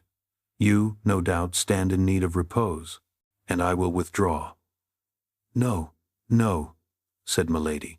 "On the contrary, stay, Monsieur D'Artagnan. Your agreeable company will divert me." "Oh, oh," thought D'Artagnan, "she has never been so kind before. On guard." Milady assumed the most agreeable air possible, and conversed with more than her usual brilliancy. At the same time the fever, which for an instant abandoned her, returned to give luster to her eyes, color to her cheeks, and vermilion to her lips. D'Artagnan was again in the presence of the Circe who had before surrounded him with her enchantments. His love, which he believed to be extinct but which was only asleep, awoke again in his heart. Milady smiled, and D'Artagnan felt that he could damn himself for that smile. There was a moment at which he felt something like remorse. By degrees, Milady became more communicative. She asked D'Artagnan if he had a mistress. "Alas," said D'Artagnan, with the most sentimental air he could assume, "can you be cruel enough to put such a question to me who from the moment I saw you have only breathed and sighed through you and for you?" Milady smiled with a strange smile. "Then you love me?" said she. "Have I any need to tell you so? Have you not perceived it? It may be. But you know the more hearts are worth the capture, the more difficult they are to be won." "Oh, difficulties do not affright me," said D'Artagnan. "I shrink before nothing but impossibilities." "Nothing is impossible," replied Milady, "to true love." "Nothing, madame?" "Nothing," replied Milady. "The devil," thought D'Artagnan, "the note is changed. Is she going to fall in love with me, by chance, this fair inconstant? And will she be disposed to give me myself another sapphire, like that which she gave me for De Wardes?" D'Artagnan rapidly drew his seat nearer to Milady's. "Well now," she said, "let us see what you would do to prove this love of which you speak. All that could be required of me. Order, I am ready." "For everything?" "For everything," cried D'Artagnan. who knew beforehand that he had not much to risk in engaging himself thus. "Well, now let us talk a little seriously," said Milady, in her turn drawing her armchair nearer to D'Artagnan's chair. "I am all attention, madame," said he. Milady remained thoughtful and undecided for a moment. Then, as if appearing to have formed a resolution, she said, "I have an enemy." "You, madame?" said D'Artagnan, affecting surprise. "Is that possible, my God? Good and beautiful as you are. A mortal enemy. Indeed, an enemy who has insulted me so cruelly that between him and me it is war to the death. May I reckon on you as an auxiliary?" D'Artagnan at once perceived the ground which the vindictive creature wished to reach. "You may, madame," said he, with emphasis. "My arm and my life belong to you, like my love." "Then," said Milady, "since you are as generous as you are loving—" She stopped. "Well?" demanded D'Artagnan. "Well," replied Milady, after a moment of silence, "from the present time, cease to talk of impossibilities." "Do not overwhelm me with happiness," cried D'Artagnan, throwing himself on his knees, and covering with kisses the hands abandoned to him. "Avenge me of that infamous De Wardes," said Milady, between her teeth, "and I shall soon know how to get rid of you, you double idiot, you animated sword blade. Fall voluntarily into my arms, hypocritical and dangerous woman," said D'Artagnan, likewise to himself, "after having abused me with such effrontery, and afterward I will laugh at you with him whom you wish me to kill." D'Artagnan lifted up his head. "I am ready," said he. "You have understood me then, dear Monsieur d'Artagnan," said Milady. "I could interpret one of your looks. Then you would employ for me your arm which has already acquired so much renown?" "Instantly. But on my part," said Milady, "how should I repay such a service? I know these lovers. They are men who do nothing for nothing." "You know the only reply that I desire," said D'Artagnan, "the only one worthy of you and of me," and he drew nearer to her. She scarcely resisted. "Interested man," cried she, smiling. "Ah," cried D'Artagnan, really carried away by the passion this woman had the power to kindle in his heart. "Ah, that is because my happiness appears so impossible to me, and I have such fear that it should fly away from me like a dream that I pant to make a reality of it." "Well, merit this pretended happiness, then. I am at your orders," said D'Artagnan. "Quite certain?" said Milady, with a last doubt. "Only name to me the base man that has brought tears into your beautiful eyes." "Who told you that I had been weeping?" said she. "It appeared to me, such women as I never weep," said Milady. "So much the better. Come, tell me his name. Remember that his name is all my secret." "Yet I must know his name." "Yes, you must. See what confidence I have in you. You overwhelm me with joy. What is his name? You know him." "Indeed." "Yes." "It is surely not one of my friends," replied D'Artagnan, affecting hesitation in order to make her believe him ignorant. "If it were one of your friends you would hesitate then," cried Milady, and a threatening glance darted from her eyes. "Not if it were my own brother," cried D'Artagnan, as if carried away by his enthusiasm. Our Gascon promised this without risk, for he knew all that was meant. "I love your devotedness," said Milady. "Alas, do you love nothing else in me?" asked D'Artagnan. "I love you also, you," said she, taking his hand. The warm pressure made D'Artagnan tremble, as if by the touch that fever which consumed Milady attacked himself. "You love me, you," cried he. "Oh, if that were so, I should lose my reason." And he folded her in his arms. She made no effort to remove her lips from his kisses, only she did not respond to them. Her lips were cold. It appeared to D'Artagnan that he had embraced a statue. He was not the less intoxicated with joy, electrified by love, He almost believed in the tenderness of Milady. He almost believed in the crime of de Wardes. If de Wardes had at that moment been under his hand, he would have killed him. Milady seized the occasion. "His name is," said she, in her turn. "De Wardes. I know it," cried D'Artagnan. "And how do you know it?" asked Milady, seizing both his hands, and endeavoring to read with her eyes to the bottom of his heart. D'Artagnan felt he had allowed himself to be carried away, and that he had committed an error. "Tell me, tell me, tell me, I say," repeated Milady. "How do you know it?"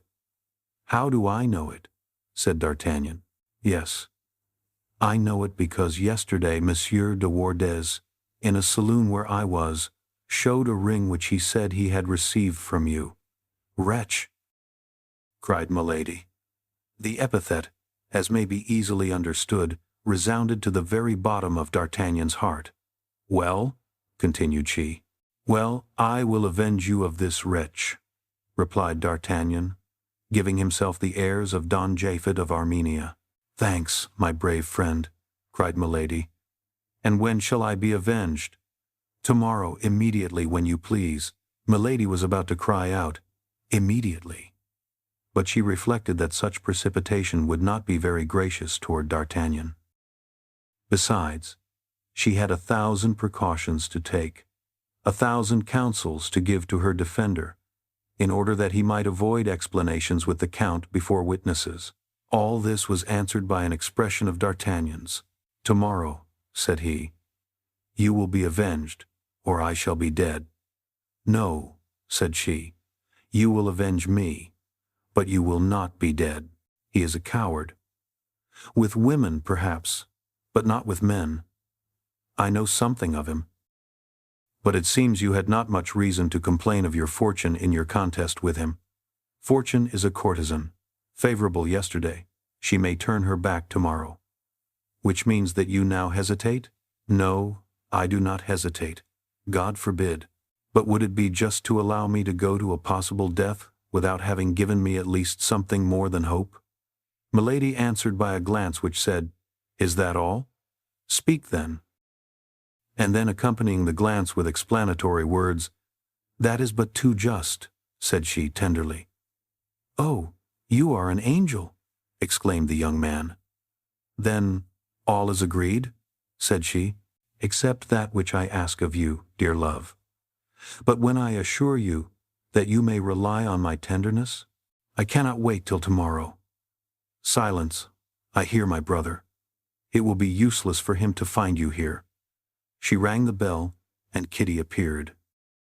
"Go out this way," said she, opening a small private door, "and come back at 11 o'clock. We will then terminate this conversation. Kitty will conduct you to my chamber." The poor girl almost fainted at hearing these words. "Well, mademoiselle, what are you thinking about? Standing there like a statue. Do as I bid you. Show the chevalier out, and this evening at 11 o'clock you have heard what I said." "It appears that these appointments are all made for 11 o'clock, thought D'Artagnan. "That's a settled custom." Milady held out her hand to him, which he kissed tenderly. "But," said he, as he retired as quickly as possible from the reproaches of Kitty, "I must not play the fool. This woman is certainly a great liar. I must take care." Chapter 37. Milady's Secret. D'Artagnan left the hotel, instead of going up at once to Kitty's chamber, as she endeavored to persuade him to do, and that for 2 reasons. The first, because by this means he should escape reproaches, recriminations, and prayers. The second, because he was not sorry to have an opportunity of reading his own thoughts, and endeavoring, if possible, to fathom those of this woman. What was most clear in the matter was that D'Artagnan loved Milady like a madman, and that she did not love him at all. In an instant D'Artagnan perceived that the best way in which he could act would be to go home and write Milady a long letter, in which he would confess to her that he and de Wardes were, up to the present moment, absolutely the same, and that consequently he could not undertake, without committing suicide, to kill the Comte de Wardes. But he also was spurred on by a ferocious desire of vengeance. He wished to subdue this woman in his own name, and as this vengeance appeared to him to have a certain sweetness in it, he could not make up his mind to renounce it. He walked 6 or 7 times round the Place Royale, turning at every 10 steps to look at the light in Milady's apartment, which was to be seen through the blinds. It was evident that this time the young woman was not in such haste to retire to her apartment as she had been the first. At length the light disappeared. With this light was extinguished the last irresolution in the heart of D'Artagnan.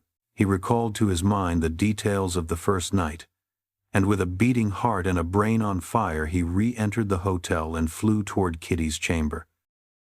The poor girl, pale as death and trembling in all her limbs, wished to delay her lover, but Milady, with her ear on the watch, had heard the noise D'Artagnan had made, and opening the door said, "Come in." All this was of such incredible immodesty, of such monstrous effrontery, that D'Artagnan could scarcely believe what he saw or what he heard. He imagined himself to be drawn into one of those fantastic intrigues one meets in dreams. He, however, darted not the less quickly toward Milady, yielding to that magnetic attraction which the lodestone exercises over iron. As the door closed after them, Kitty rushed toward it.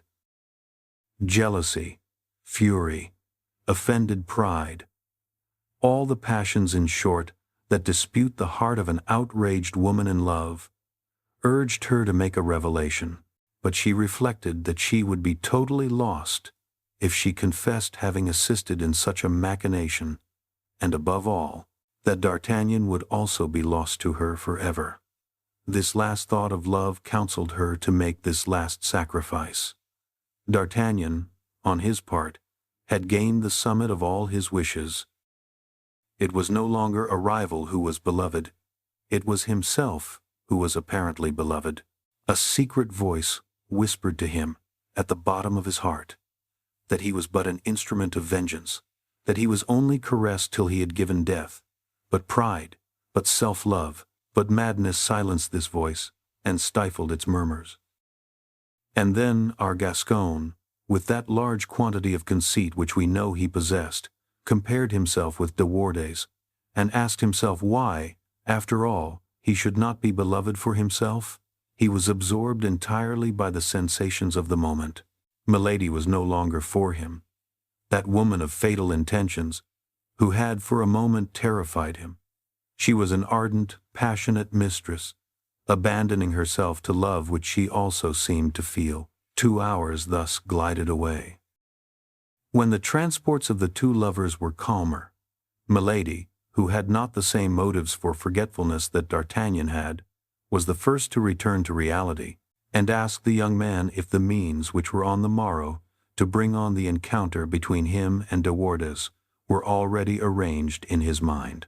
But D'Artagnan, whose ideas had taken quite another course, forgot himself like a fool, and answered gallantly that it was too late to think about duels and sword thrusts. This coldness toward the only interest that occupied her mind terrified Milady, whose questions became more pressing. Then D'Artagnan, who had never seriously thought of this impossible duel, endeavored to turn the conversation, but he could not succeed.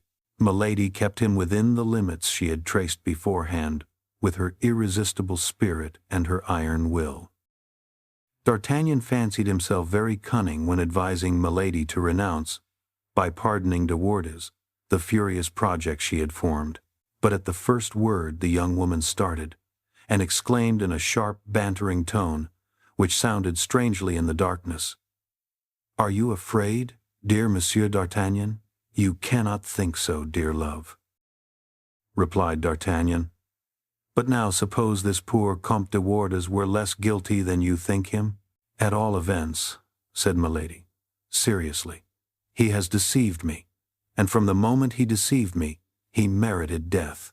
He shall die then, since you condemn him," said D'Artagnan, in so firm a tone that it appeared to Milady an undoubted proof of devotion. This reassured her. We cannot say how long the night seemed to Milady, but D'Artagnan believed it to be hardly 2 hours before the daylight peeped through the window blinds and invaded the chamber with its paleness. Seeing D'Artagnan about to leave her, Milady recalled his promise to avenge her on the Comte de Wardes. "I am quite ready," said D'Artagnan, "but in the first place I should like to be certain of one thing." "And what is that?" asked Milady. "That is, whether you really love me. I have given you proof of that, it seems to me, and I am yours, body and soul. Thanks, my brave lover. But as you are satisfied of my love, you must, in your turn, satisfy me of yours. Is it not so?" "Certainly. But if you love me as much as you say," replied D'Artagnan, "do you not entertain a little fear on my account?" "What have I to fear?" "Why, that I may be dangerously wounded, killed even." "Impossible!" cried Milady. "You are such a valiant man, and such an expert swordsman." "You would not, then, prefer a method," resumed D'Artagnan, "which would equally avenge you while rendering the combat useless?" Milady looked at her lover in silence. The pale light of the first rays of day gave to her clear eyes a strangely frightful expression. "Really," said she, "I believe you now begin to hesitate." "No, I do not hesitate, but I really pity this poor Comte de Wardes, since you have ceased to love him. I think that a man must be so severely punished by the loss of your love that he stands in need of no other chastisement." "Who told you that I loved him?" asked Milady, sharply. "At least, I am now at liberty to believe, without too much fatuity, that you love another," said the young man, in a caressing tone. "And I repeat that I am really interested for the Count." "You?" asked Milady. "Yes, I." "And why you?" "Because I alone know." "What? That he is far from being, or rather having been, so guilty toward you as he appears." "Indeed," said Milady, in an anxious tone. "Explain yourself, for I really cannot tell what you mean." And she looked at D'Artagnan, who embraced her tenderly, with eyes which seemed to burn themselves away. "Yes, I am a man of honor," said D'Artagnan, determined to come to an end. "And since your love is mine, and I am satisfied I possess it, for I do possess it, do I not?" "Entirely. Go on." "Well, I feel as if transformed, a confession weighs on my mind." "A confession?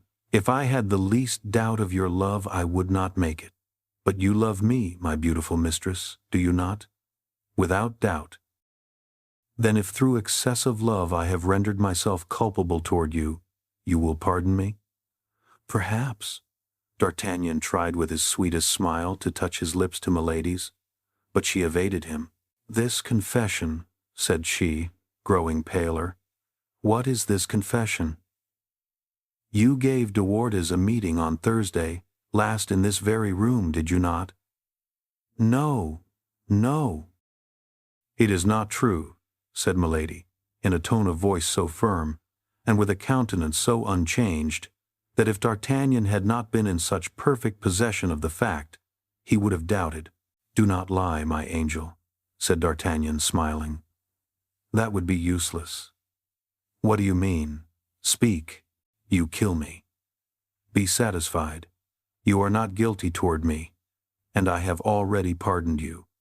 What next? What next?" "De Wardes cannot boast of anything." "How is that? You told me yourself that ring I have. The Comte de Wardes of Thursday and the D'Artagnan of today are the same person."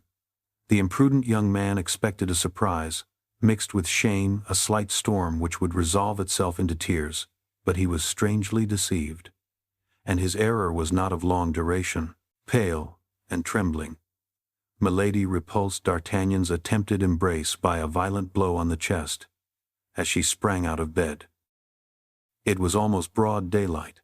D'Artagnan detained her by her nightdress of fine India linen, to implore her pardon, but she, with a strong movement, tried to escape. Then the cambric was torn from her beautiful shoulders, and on one of those lovely shoulders, round and white, D'Artagnan recognized, with inexpressible astonishment, the fleur-de-lis, that indelible mark which the hand of the infamous executioner had imprinted. "Great God!" cried D'Artagnan, loosing his hold of her dress, and remaining mute, motionless, and frozen. But Milady felt herself denounced even by his terror. He had doubtless seen all. The young man now knew her secret, her terrible secret, the secret she concealed even from her maid with such care, the secret of which all the world was ignorant, except himself. She turned upon him, no longer like a furious woman, but like a wounded panther. "Ah, wretch!" cried she, "you have basely betrayed me, and still more, you have my secret. You shall die."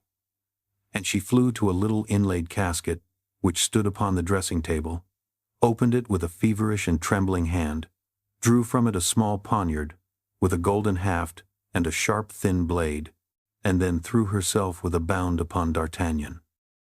Although the young man was brave, as we know, he was terrified at that wild countenance, those terribly dilated pupils, those pale cheeks, and those bleeding lips. He recoiled to the other side of the room as he would have done from a serpent which was crawling toward him, and his sword coming in contact with his nervous hand, he drew it almost unconsciously from the scabbard. But, without taking any heed of the sword, Milady endeavored to get near enough to him to stab him, and did not stop till she felt the sharp point at her throat. She then tried to seize the sword with her hands, but D'Artagnan kept it free from her grasp, and presenting the point, sometimes at her eyes, sometimes at her breast, compelled her to glide behind the bedstead, while he aimed at making his retreat by the door which led to Kitty's apartment. Milady during this time continued to strike at him with horrible fury, screaming in a formidable way. As all this, however, bore some resemblance to a duel, D'Artagnan began to recover himself little by little. "Well, beautiful lady, very well," said he. "But, pardieu, if you don't calm yourself, I will design a second fleur-de-lis upon one of those pretty cheeks." "Scoundrel! Infamous scoundrel!" howled Milady. But D'Artagnan, still keeping on the defensive, drew near to Kitty's door. At the noise they made, she, in overturning the furniture in her efforts to get at him, he, in screening himself behind the furniture to keep out of her reach, Kitty opened the door. D'Artagnan, who had unceasingly maneuvered to gain this point, was not at more than 3 paces from it. With one spring he flew from the chamber of Milady into that of the maid, and quick as lightning he slammed to the door, and placed all his weight against it, while Kitty pushed the bolts. Then Milady attempted to tear down the door-case, with a strength apparently above that of a woman. But finding she could not accomplish this, she in her fury stabbed at the door with her poniard, the point of which repeatedly glittered through the wood. Every blow was accompanied with terrible imprecations. "Quick, Kitty, quick!" said D'Artagnan, in a low voice, as soon as the bolts were fast. "Let me get out of the hotel, for if we leave her time to turn round, she will have me killed by the servants." "But you can't go out so," said Kitty. "You are naked." "That's true," said D'Artagnan. Then first thinking of the costume he found himself in, "That's true. But dress me as well as you are able. Only make haste. Think, my dear girl, it's life and death." Kitty was but too well aware of that. In a turn of the hand she muffled him up in a flowered robe, a large hood, and a cloak. She gave him some slippers, in which he placed his naked feet, and then conducted him down the stairs. It was time. Milady had already rung her bell, and roused the whole hotel. The porter was drawing the cord at the moment Milady cried from her window, "Don't open!" The young man fled while she was still threatening him with an impotent gesture. The moment she lost sight of him, Milady tumbled, fainting, into her chamber. Chapter 38. How, without incommoding himself, Athos procures his equipment. D'Artagnan was so completely bewildered that without taking any heed of what might become of Kitty, he ran at full speed across half Paris, and did not stop till he came to Athos's door. The confusion of his mind, the terror which spurred him on, the cries of some of the patrol who started in pursuit of him, and the hooting of the people who, notwithstanding the early hour, were going to their work, only made him precipitate his course. He crossed the court, ran up the 2 flights to Athos's apartment, and knocked at the door enough to break it down. Grimaud came, rubbing his half-open eyes, to answer this noisy summons, and D'Artagnan sprang with such violence into the room as nearly to overturn the astonished lackey. In spite of his habitual silence, the poor lad this time found his speech. "Holloa, there!" cried he. "What do you want, you strumpet? What's your business here, you hussy?" D'Artagnan threw off his hood and disengaged his hands from the folds of the cloak. At sight of the mustaches and the naked sword, the poor devil perceived he had to deal with a man. He then concluded it must be an assassin. "Help! Murder! Help!" cried he. "Hold your tongue, you stupid fellow," said the young man. "I am D'Artagnan. Don't you know me? Where is your master?" "You, Monsieur D'Artagnan," cried Grimaud. "Impossible." "Grimaud," said Athos, coming out of his apartment in a dressing gown. "Grimaud, I thought I heard you permitting yourself to speak." "Ah, monsieur, it is." "Silence," Grimaud contented himself with, pointing D'Artagnan out to his master with his finger. Athos recognized his comrade, and phlegmatic as he was, he burst into a laugh which was quite excused by the strange masquerade, before his eyes petticoats falling over his shoes, sleeves tucked up, and mustaches stiff with agitation. "Don't laugh, my friend," cried D'Artagnan. "For heaven's sake, don't laugh, for upon my soul, it's no laughing matter." And he pronounced these words with such a solemn air and with such a real appearance of terror that Athos eagerly seized his hand, crying, "Are you wounded, my friend? How pale you are!" "No, but I have just met with a terrible adventure." "Are you alone, Athos?" "Parbleu! Whom do you expect to find with me at this hour?" "Well, well?" And D'Artagnan rushed into Athos's chamber. "Come, speak," said the latter, closing the door and bolting it, that they might not be disturbed. "Is the king dead? Have you killed the cardinal? You are quite upset. Come, come, tell me. I am dying with curiosity and uneasiness." "Athos," said D'Artagnan, getting rid of his female garments and appearing in his shirt, "prepare yourself to hear an incredible and unheard-of story." "Well, but put on this dressing gown first," said the Musketeer to his friend.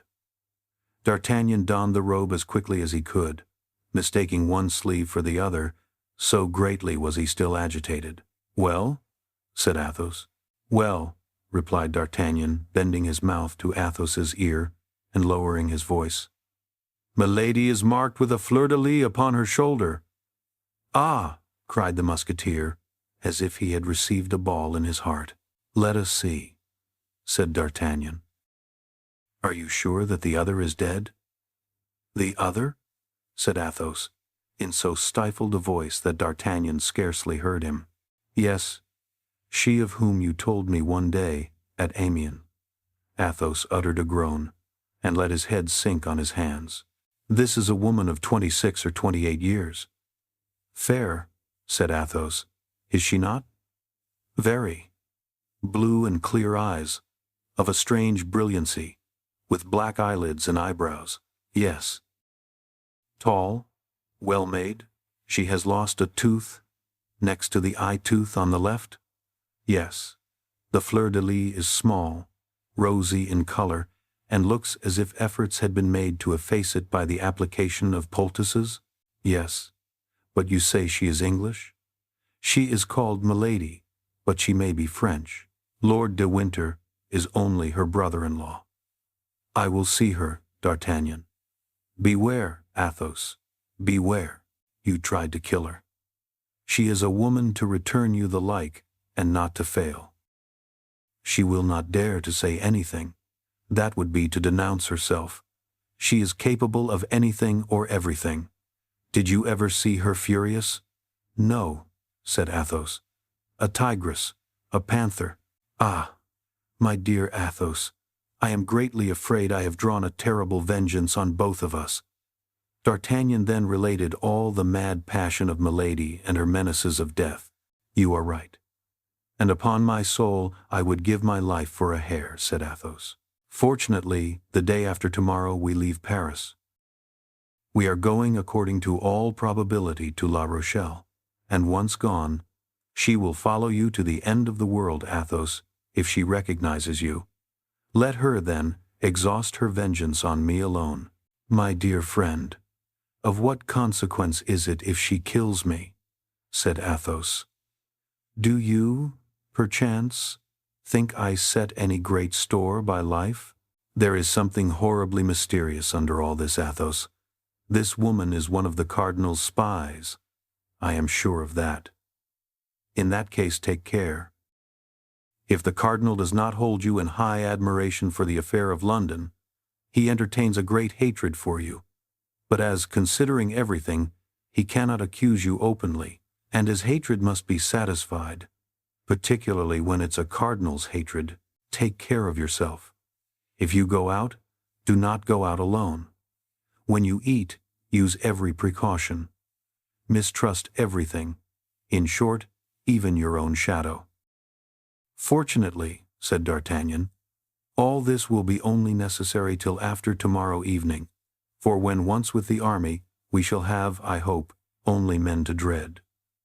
In the meantime, said Athos, I renounce my plan of seclusion, and wherever you go, I will go with you. You must return to the Rue des Fossoyeurs. I will accompany you. But however near it may be, replied D'Artagnan, I cannot go thither in this guise. That's true, said Athos, and he rang the bell. Grimaud entered. Athos made him a sign to go to D'Artagnan's residence and bring back some clothes. Grimaud replied by another sign that he understood perfectly, and set off. All this will not advance your outfit, said Athos, for if I am not mistaken, you have left the best of your apparel with Milady, and she will certainly not have the politeness to return it to you. Fortunately, you have the sapphire. The jewel is yours, my dear Athos. Did you not tell me it was a family jewel? Yes. My grandfather gave 2,000 crowns for it, as he once told me. It formed part of the nuptial present he made his wife, and it is magnificent. My mother gave it to me, and I, fool as I was, instead of keeping the ring as a holy relic, gave it to this wretch. Then, my friend, take back this ring, to which I see you attach much value. I take back the ring, after it has passed through the hands of that infamous creature? Never. That ring is defiled, D'Artagnan. Sell it, then. Sell a jewel which came from my mother. I vow I should consider it a profanation. Pledge it, then. You can borrow at least 1,000 crowns on it. With that sum you can extricate yourself from your present difficulties, and when you are full of money again, you can redeem it and take it back cleansed from its ancient stains, as it will have passed through the hands of usurers. Athos smiled. You are a capital companion, D'Artagnan, said he. Your never-failing cheerfulness raises poor souls in affliction. Well, let us pledge the ring, but upon one condition. What? That there shall be 500 crowns for you, and 500 crowns for me. Don't dream it, Athos. I don't need the quarter of such a sum, I who am still only in the guards, and by selling my saddles I shall procure it. What do I want? A horse for Planchet, that's all. Besides, you forget that I have a ring likewise, to which you attach more value, it seems, than I do to mine. At least I have thought so. Yes, for in any extreme circumstance it might not only extricate us from some great embarrassment, but even a great danger. It is not only a valuable diamond, but it is an enchanted talisman. I don't at all understand you, but I believe all you say to be true. Let us return to my ring, or rather to yours. You shall take half the sum that will be advanced upon it, or I will throw it into the Seine, and I doubt, as was the case with Polycrates, whether any fish will be sufficiently complaisant to bring it back to us. Well, I will take it. Then, said D'Artagnan. At this moment Grimaud returned, accompanied by Planchet. The latter, anxious about his master and curious to know what had happened to him, had taken advantage of the opportunity and brought the garments himself. D'Artagnan dressed himself, and Athos did the same. When the two were ready to go out, the latter made Grimaud the sign of a man taking aim, and the lackey immediately took down his musketoon and prepared to follow his master. They arrived without accident at the Rue des Fossoyeurs. Bonacieux was standing at the door, and looked at D'Artagnan hatefully. "Make haste, dear lodger," said he. "There is a very pretty girl waiting for you upstairs, and you know women don't like to be kept waiting." "That's Kitty," said D'Artagnan to himself, and darted into the passage. Sure enough, upon the landing leading to the chamber, and crouching against the door, he found the poor girl, all in a tremble. As soon as she perceived him, she cried, "You have promised your protection. You have promised to save me from her anger. Remember, it is you who have ruined me." "Yes, yes, to be sure, Kitty," said D'Artagnan. "Be at ease, my girl. But what happened after my departure?" "How can I tell?" said Kitty. "The lackeys were brought by the cries she made. She was mad with passion.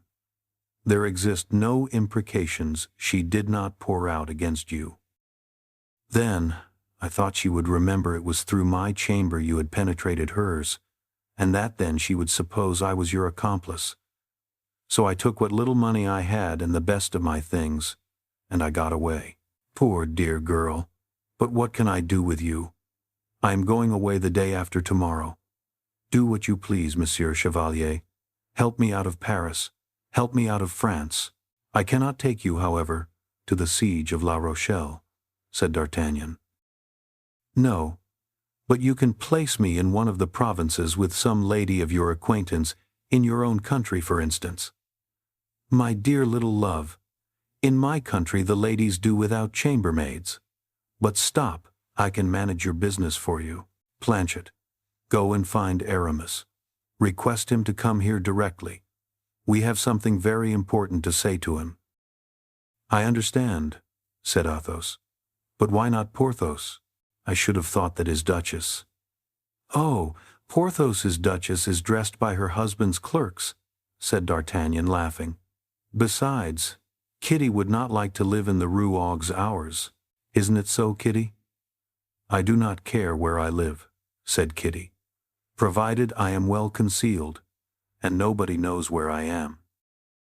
Meanwhile, Kitty, when we are about to separate, and you are no longer jealous of me, Monsieur Chevalier, far off or near," said Kitty, "I shall always love you." "Where the devil will constancy niche itself next?" murmured Athos. "And I also," said D'Artagnan. "I also. I shall always love you. Be sure of that. But now answer me. I attach great importance to the question I am about to put to you. Did you never hear talk of a young woman who was carried off one night? There, now. Oh, Monsieur Chevalier, do you love that woman still?" "No, no. It is one of my friends who loves her, Monsieur Athos, this gentleman here." "I?" cried Athos, with an accent like that of a man who perceives he is about to tread upon an adder. "You, to be sure," said D'Artagnan, pressing Athos's hand. "You know the interest we both take in this poor little Madame Bonacieux. Besides, Kitty will tell nothing. Will you, Kitty? You understand, my dear girl," continued D'Artagnan. "She is the wife of that frightful baboon you saw at the door as you came in." "Oh, my God! You remind me of my fright. If he should have known me again." "How? Know you again? Did you ever see that man before?" "He came twice to Milady's." "That's it. About what time?" Why, about 15 or 18 days ago. Exactly so, and yesterday evening he came again. Yesterday evening? Yes, just before you came. My dear Athos, we are enveloped in a network of spies. And do you believe he knew you again, Kitty? I pulled down my hood as soon as I saw him, but perhaps it was too late. Go down, Athos, he mistrusts you less than me, and see if he be still at his door. Athos went down and returned immediately. He has gone, said he, and the house door is shut. He has gone to make his report, and to say that all the pigeons are at this moment in the dovecot. Well then, let us all fly, said Athos, and leave nobody here but Planchet to bring us news. A minute. Aramis, whom we have sent for. That's true, said Athos. We must wait for Aramis. At that moment Aramis entered. The matter was all explained to him, and the friends gave him to understand that among all his high connections he must find a place for Kitty. Aramis reflected for a minute, and then said, coloring, "Will it be really rendering you a service, D'Artagnan? I shall be grateful to you all my life." "Very well. Madame de Bois Tracy asked me for one of her friends who resides in the provinces, I believe, for a trustworthy maid. If you can, my dear D'Artagnan, answer for mademoiselle." "Oh, monsieur, be assured that I shall be entirely devoted to the person who will give me the means of quitting Paris." "Then," said Aramis, "this falls out very well." He placed himself at the table and wrote a little note, which he sealed with a ring, and gave the billet to Kitty. "And now, my dear girl," said D'Artagnan, "you know that it is not good for any of us to be here. Therefore let us separate. We shall meet again in better days. And whenever we find each other, in whatever place it may be," said Kitty, "you will find me loving you as I love you today." "Dicer's oaths," said Athos, while D'Artagnan went to conduct Kitty downstairs. An instant afterward the three young men separated, agreeing to meet again at 4 o'clock with Athos, and leaving Planchet to guard the house. Aramis returned home, and Athos and D'Artagnan busied themselves about pledging the sapphire. As the Gascon had foreseen, they easily obtained 300 pistolets on the ring. Still further, the Jew told them that if they would sell it to him, as it would make a magnificent pendant for earrings, he would give 500 pistoles for it. Athos and D'Artagnan, with the activity of 2 soldiers and the knowledge of 2 connoisseurs, hardly required 3 hours to purchase the entire equipment of the musketeer. Besides, Athos was very easy, and a noble to his fingers' ends. When a thing suited him, he paid the price demanded, without thinking to ask for any abatement. D'Artagnan would have remonstrated at this, but Athos put his hand upon his shoulder, with a smile, and D'Artagnan understood that it was all very well for such a little Gascon gentleman as himself to drive a bargain, but not for a man who had the bearing of a prince. The musketeer met with a superb Andalusian horse, black as jet, nostrils of fire, legs clean and elegant, rising 6 years. He examined him, and found him sound and without blemish. They asked 1,000 livres for him. He might perhaps have been bought for less. But while D'Artagnan was discussing the price with the dealer, Athos was counting out the money on the table. Grimaud had a stout, short Picard cob, which cost 300 livres. But when the saddle and arms for Grimaud were purchased, Athos had not a sou left of his 150 pistoles. D'Artagnan offered his friend a part of his share which he should return when convenient. But Athos only replied to this proposal by shrugging his shoulders.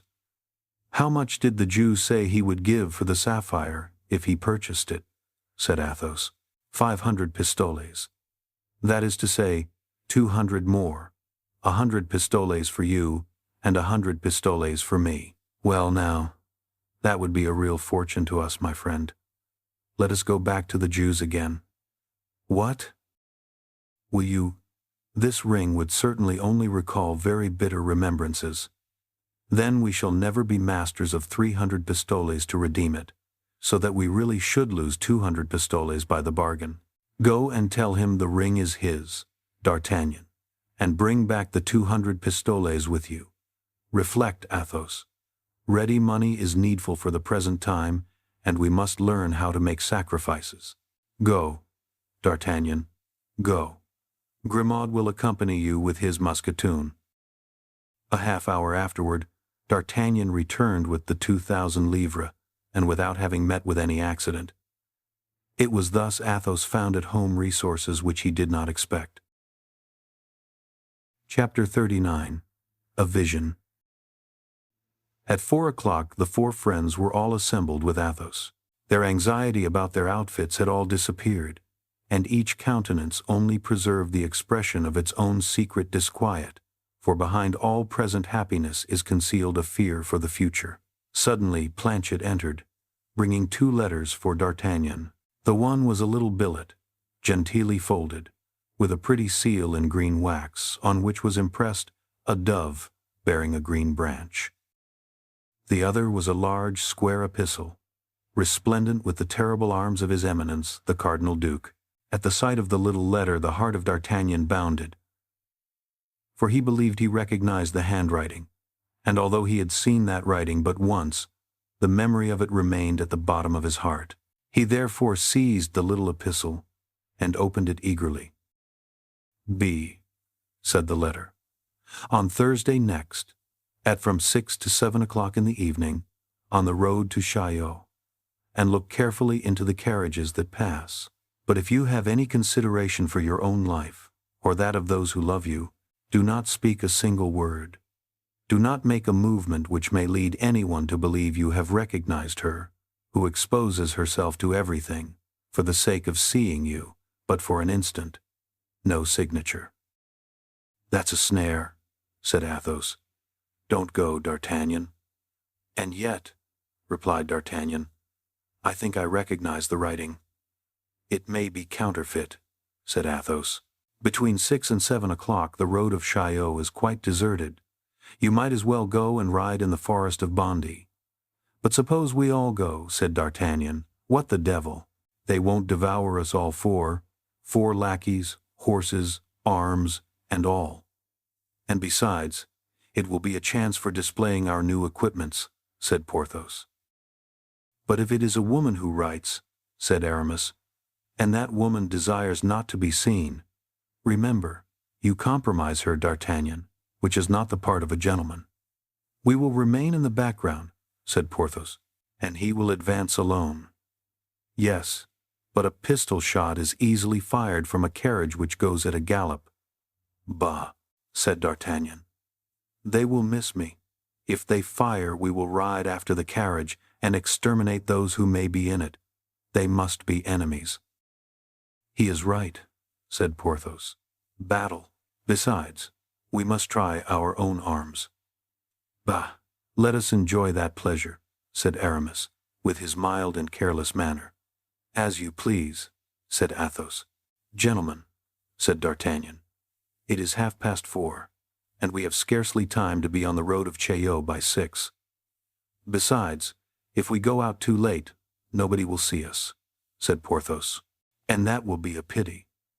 Let us get ready, gentlemen." "But this second letter," said Athos, "you forget that.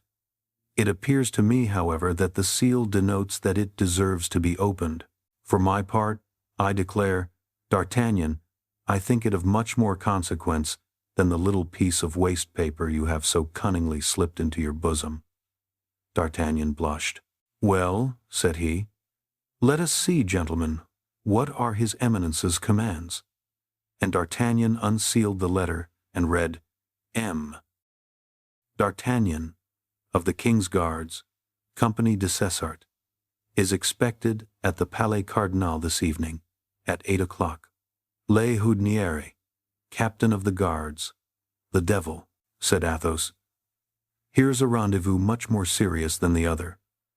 "I will go to the second after attending the first," said D'Artagnan. "One is for 7 o'clock, and the other for 8. There will be time for both." "I would not go at all," said Aramis.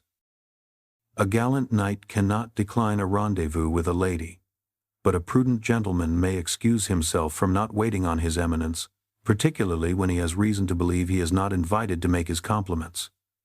I am of Aramis's opinion, said Porthos. Gentlemen, replied D'Artagnan, I have already received by Monsieur de Cavois a similar invitation from his eminence. I neglected it, and on the morrow a serious misfortune happened to me. Constance disappeared. Whatever may ensue, I will go. If you are determined, said Athos, do so. But the Bastille? Said Aramis. Bah, you will get me out if they put me there, said D'Artagnan. To be sure we will, replied Aramis and Porthos, with admirable promptness and decision, as if that were the simplest thing in the world. To be sure we will get you out. But meantime, as we are to set off the day after tomorrow, you would do much better not to risk this Bastille. Let us do better than that, said Athos. Do not let us leave him during the whole evening. Let each of us wait at a gate of the palace with 3 musketeers behind him. If we see a close carriage, at all suspicious in appearance, come out, let us fall upon it. It is a long time since we have had a skirmish with the guards of Monsieur the Cardinal. Monsieur de Tréville must think us dead. To a certainty, Athos, said Aramis, you were meant to be a general of the army. What do you think of the plan, gentlemen? Admirable, replied the young men in chorus. Well, said Porthos, I will run to the hotel and engage our comrades to hold themselves in readiness by 8 o'clock. The rendezvous, the Place du Palais Cardinal. Meantime, you see that the lackeys saddle the horses. I have no horse, said D'Artagnan, but that is of no consequence. I can take one of Monsieur de Tréville's. That is not worth while, said Aramis. You can have one of mine. One of yours? How many have you then? Asked D'Artagnan. 3, replied Aramis, smiling. Certes, cried Athos. You are the best mounted poet of France or Navarre. Well, my dear Aramis, you don't want 3 horses? I cannot comprehend what induced you to buy 3. Therefore I only purchased 2, said Aramis. The third, then, fell from the clouds, I suppose? No. The third was brought to me this very morning by a groom out of livery, who would not tell me in whose service he was, and who said he had received orders from his master. Or his mistress, interrupted D'Artagnan. That makes no difference, said Aramis, coloring. And who affirmed, as I said, that he had received orders from his master or mistress to place the horse in my stable, without informing me whence it came. It is only to poets that such things happen, said Athos, gravely. Well, in that case, we can manage famously, said D'Artagnan. Which of the 2 horses will you ride, that which you bought, or the one that was given to you? That which was given to me, assuredly. You cannot for a moment imagine, D'Artagnan, that I would commit such an offense toward the unknown giver, interrupted D'Artagnan. Or the mysterious benefactress, said Athos. The one you bought will then become useless to you? Nearly so. And you selected it yourself? With the greatest care. The safety of the horseman, you know, depends almost always upon the goodness of his horse. Well, transfer it to me at the price it cost you. I was going to make you the offer, my dear D'Artagnan, giving you all the time necessary for repaying me such a trifle. How much did it cost you? 800 livres. Here are 40 double pistoles, my dear friend, said D'Artagnan, taking the sum from his pocket. I know that is the coin in which you were paid for your poems. You are rich, then? Said Aramis. Rich? Richest, my dear fellow. And D'Artagnan chinked the remainder of his pistoles in his pocket. Send your saddle, then, to the Hotel of the Musketeers, and your horse can be brought back with ours. Very well, but it is already 5 o'clock, so make haste. A quarter of an hour afterward, Porthos appeared at the end of the Rue Férou on a very handsome genet. Mousqueton followed him upon an Auvergne horse, small but very handsome. Porthos was resplendent with joy and pride. At the same time, Aramis made his appearance at the other end of the street upon a superb English charger. Bazin followed him upon a roan, holding by the halter a vigorous Mecklenburg horse. This was D'Artagnan's mount. The two musketeers met at the gate. Athos and D'Artagnan watched their approach from the window. "The devil!" cried Aramis. "You have a magnificent horse there, Porthos." "Yes," replied Porthos. "It is the one that ought to have been sent to me at first. A bad joke of the husband's substituted the other, but the husband has been punished since, and I have obtained full satisfaction." Planchet and Grimaud appeared in their turn, leading their master's steeds. D'Artagnan and Athos put themselves into saddle with their companions, and all four set forward. Athos upon a horse he owed to a woman, Aramis on a horse he owed to his mistress, Porthos on a horse he owed to his procurator's wife, and D'Artagnan on a horse he owed to his good fortune, the best mistress possible. The lackeys followed. As Porthos had foreseen, the cavalcade produced a good effect. And if Madame Coquenard had met Porthos and seen what a superb appearance he made upon his handsome Spanish genet, she would not have regretted the bleeding she had inflicted upon the strong-box of her husband. Near the Louvre, the four friends met with M. de Tréville, who was returning from Street Germain. He stopped them to offer his compliments upon their appointments, which in an instant drew round them 100 gapers. D'Artagnan profited by the circumstance to speak to M. de Tréville of the letter with the great red seal and the cardinal's arms.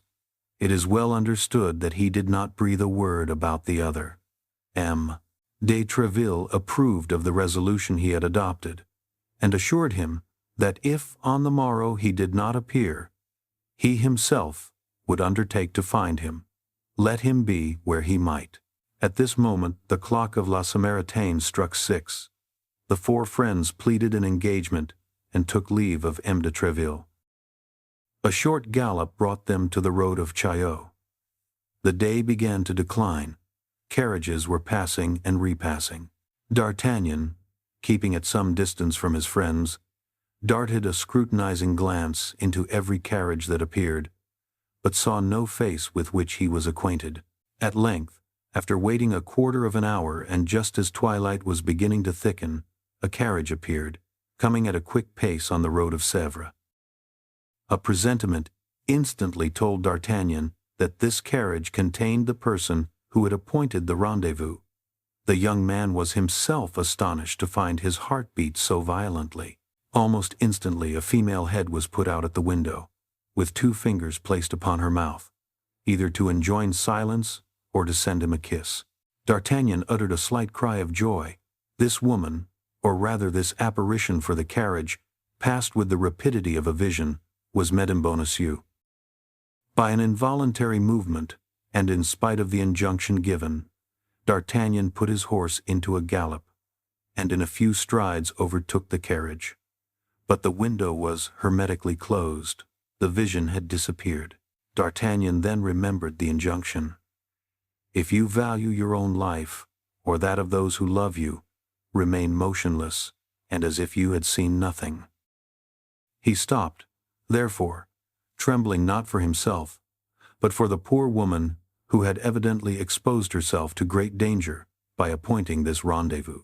The carriage pursued its way, still going at a great pace, till it dashed into Paris and disappeared.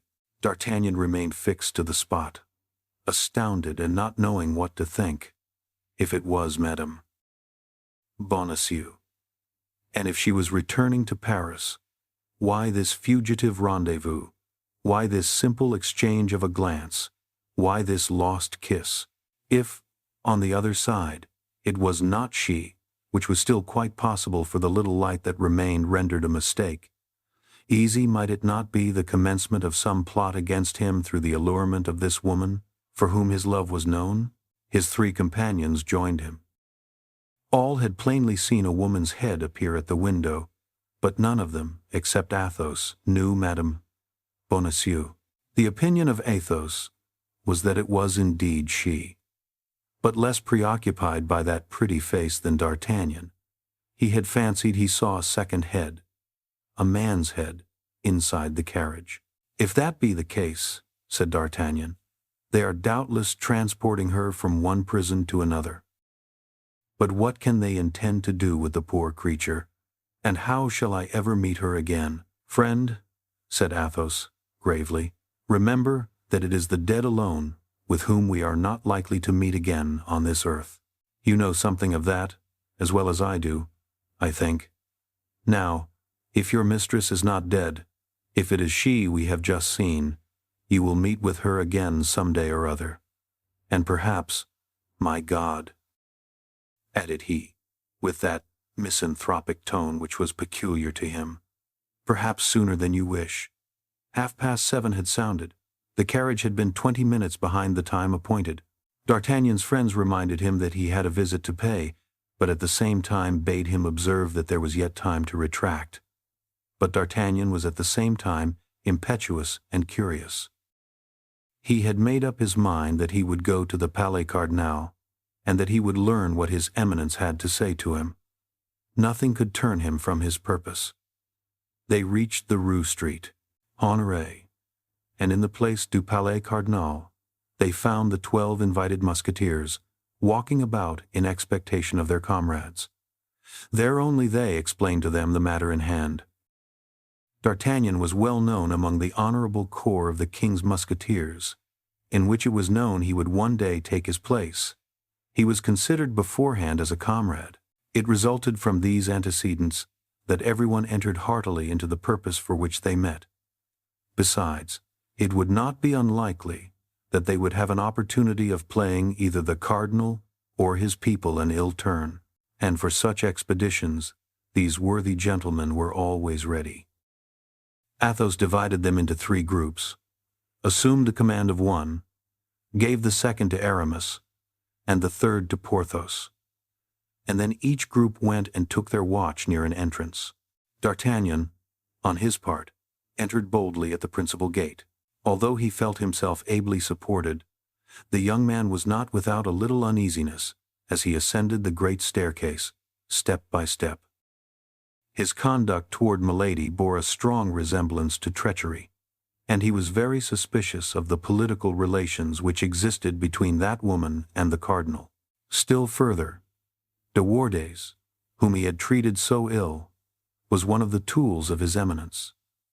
And D'Artagnan knew that while his Eminence was terrible to his enemies, he was strongly attached to his friends. If De Wardes has related all our affair to the cardinal, which is not to be doubted, and if he has recognized me as is probable, I may consider myself almost as a condemned man, said D'Artagnan, shaking his head. But why has he waited till now? That's all plain enough. Milady has laid her complaints against me with that hypocritical grief which renders her so interesting, and this last offense has made the cup overflow. Fortunately, added he, my good friends are down yonder, and they will not allow me to be carried away without a struggle. Nevertheless, Monsieur de Treville's company of musketeers alone cannot maintain a war against the cardinal, who disposes of the forces of all France, and before whom the queen is without power, and the king without will. D'Artagnan, my friend, you are brave, you are prudent, you have excellent qualities, but the women will ruin you. He came to this melancholy conclusion as he entered the antechamber. He placed his letter in the hands of the usher on duty, who led him into the waiting room and passed on into the interior of the palace. In this waiting room were 5 or 6 of the cardinal's guards, who recognized D'Artagnan, and knowing that it was he who had wounded Jussac, they looked upon him with a smile of singular meaning. This smile appeared to D'Artagnan to be of bad augury. Only, as our Gascon was not easily intimidated, or rather, thanks to a great pride natural to the men of his country, he did not allow one easily to see what was passing in his mind. When that which was passing at all resembled fear, he placed himself haughtily in front of Messieurs the guards, and waited with his hand on his hip, in an attitude by no means deficient in majesty. The usher returned and made a sign to D'Artagnan to follow him. It appeared to the young man that the guards, on seeing him depart, chuckled among themselves. He traversed a corridor, crossed a grand saloon, entered a library, and found himself in the presence of a man seated at a desk and writing. The usher introduced him, and retired without speaking a word. D'Artagnan remained standing and examined this man. D'Artagnan at first believed that he had to do with some judge examining his papers, but he perceived that the man at the desk wrote, or rather corrected, lines of unequal length, scanning the words on his fingers. He saw then that he was with a poet. At the end of an instant the poet closed his manuscript, upon the cover of which was written, Mirame, a tragedy in 5 acts, and raised his head. D'Artagnan recognized the cardinal.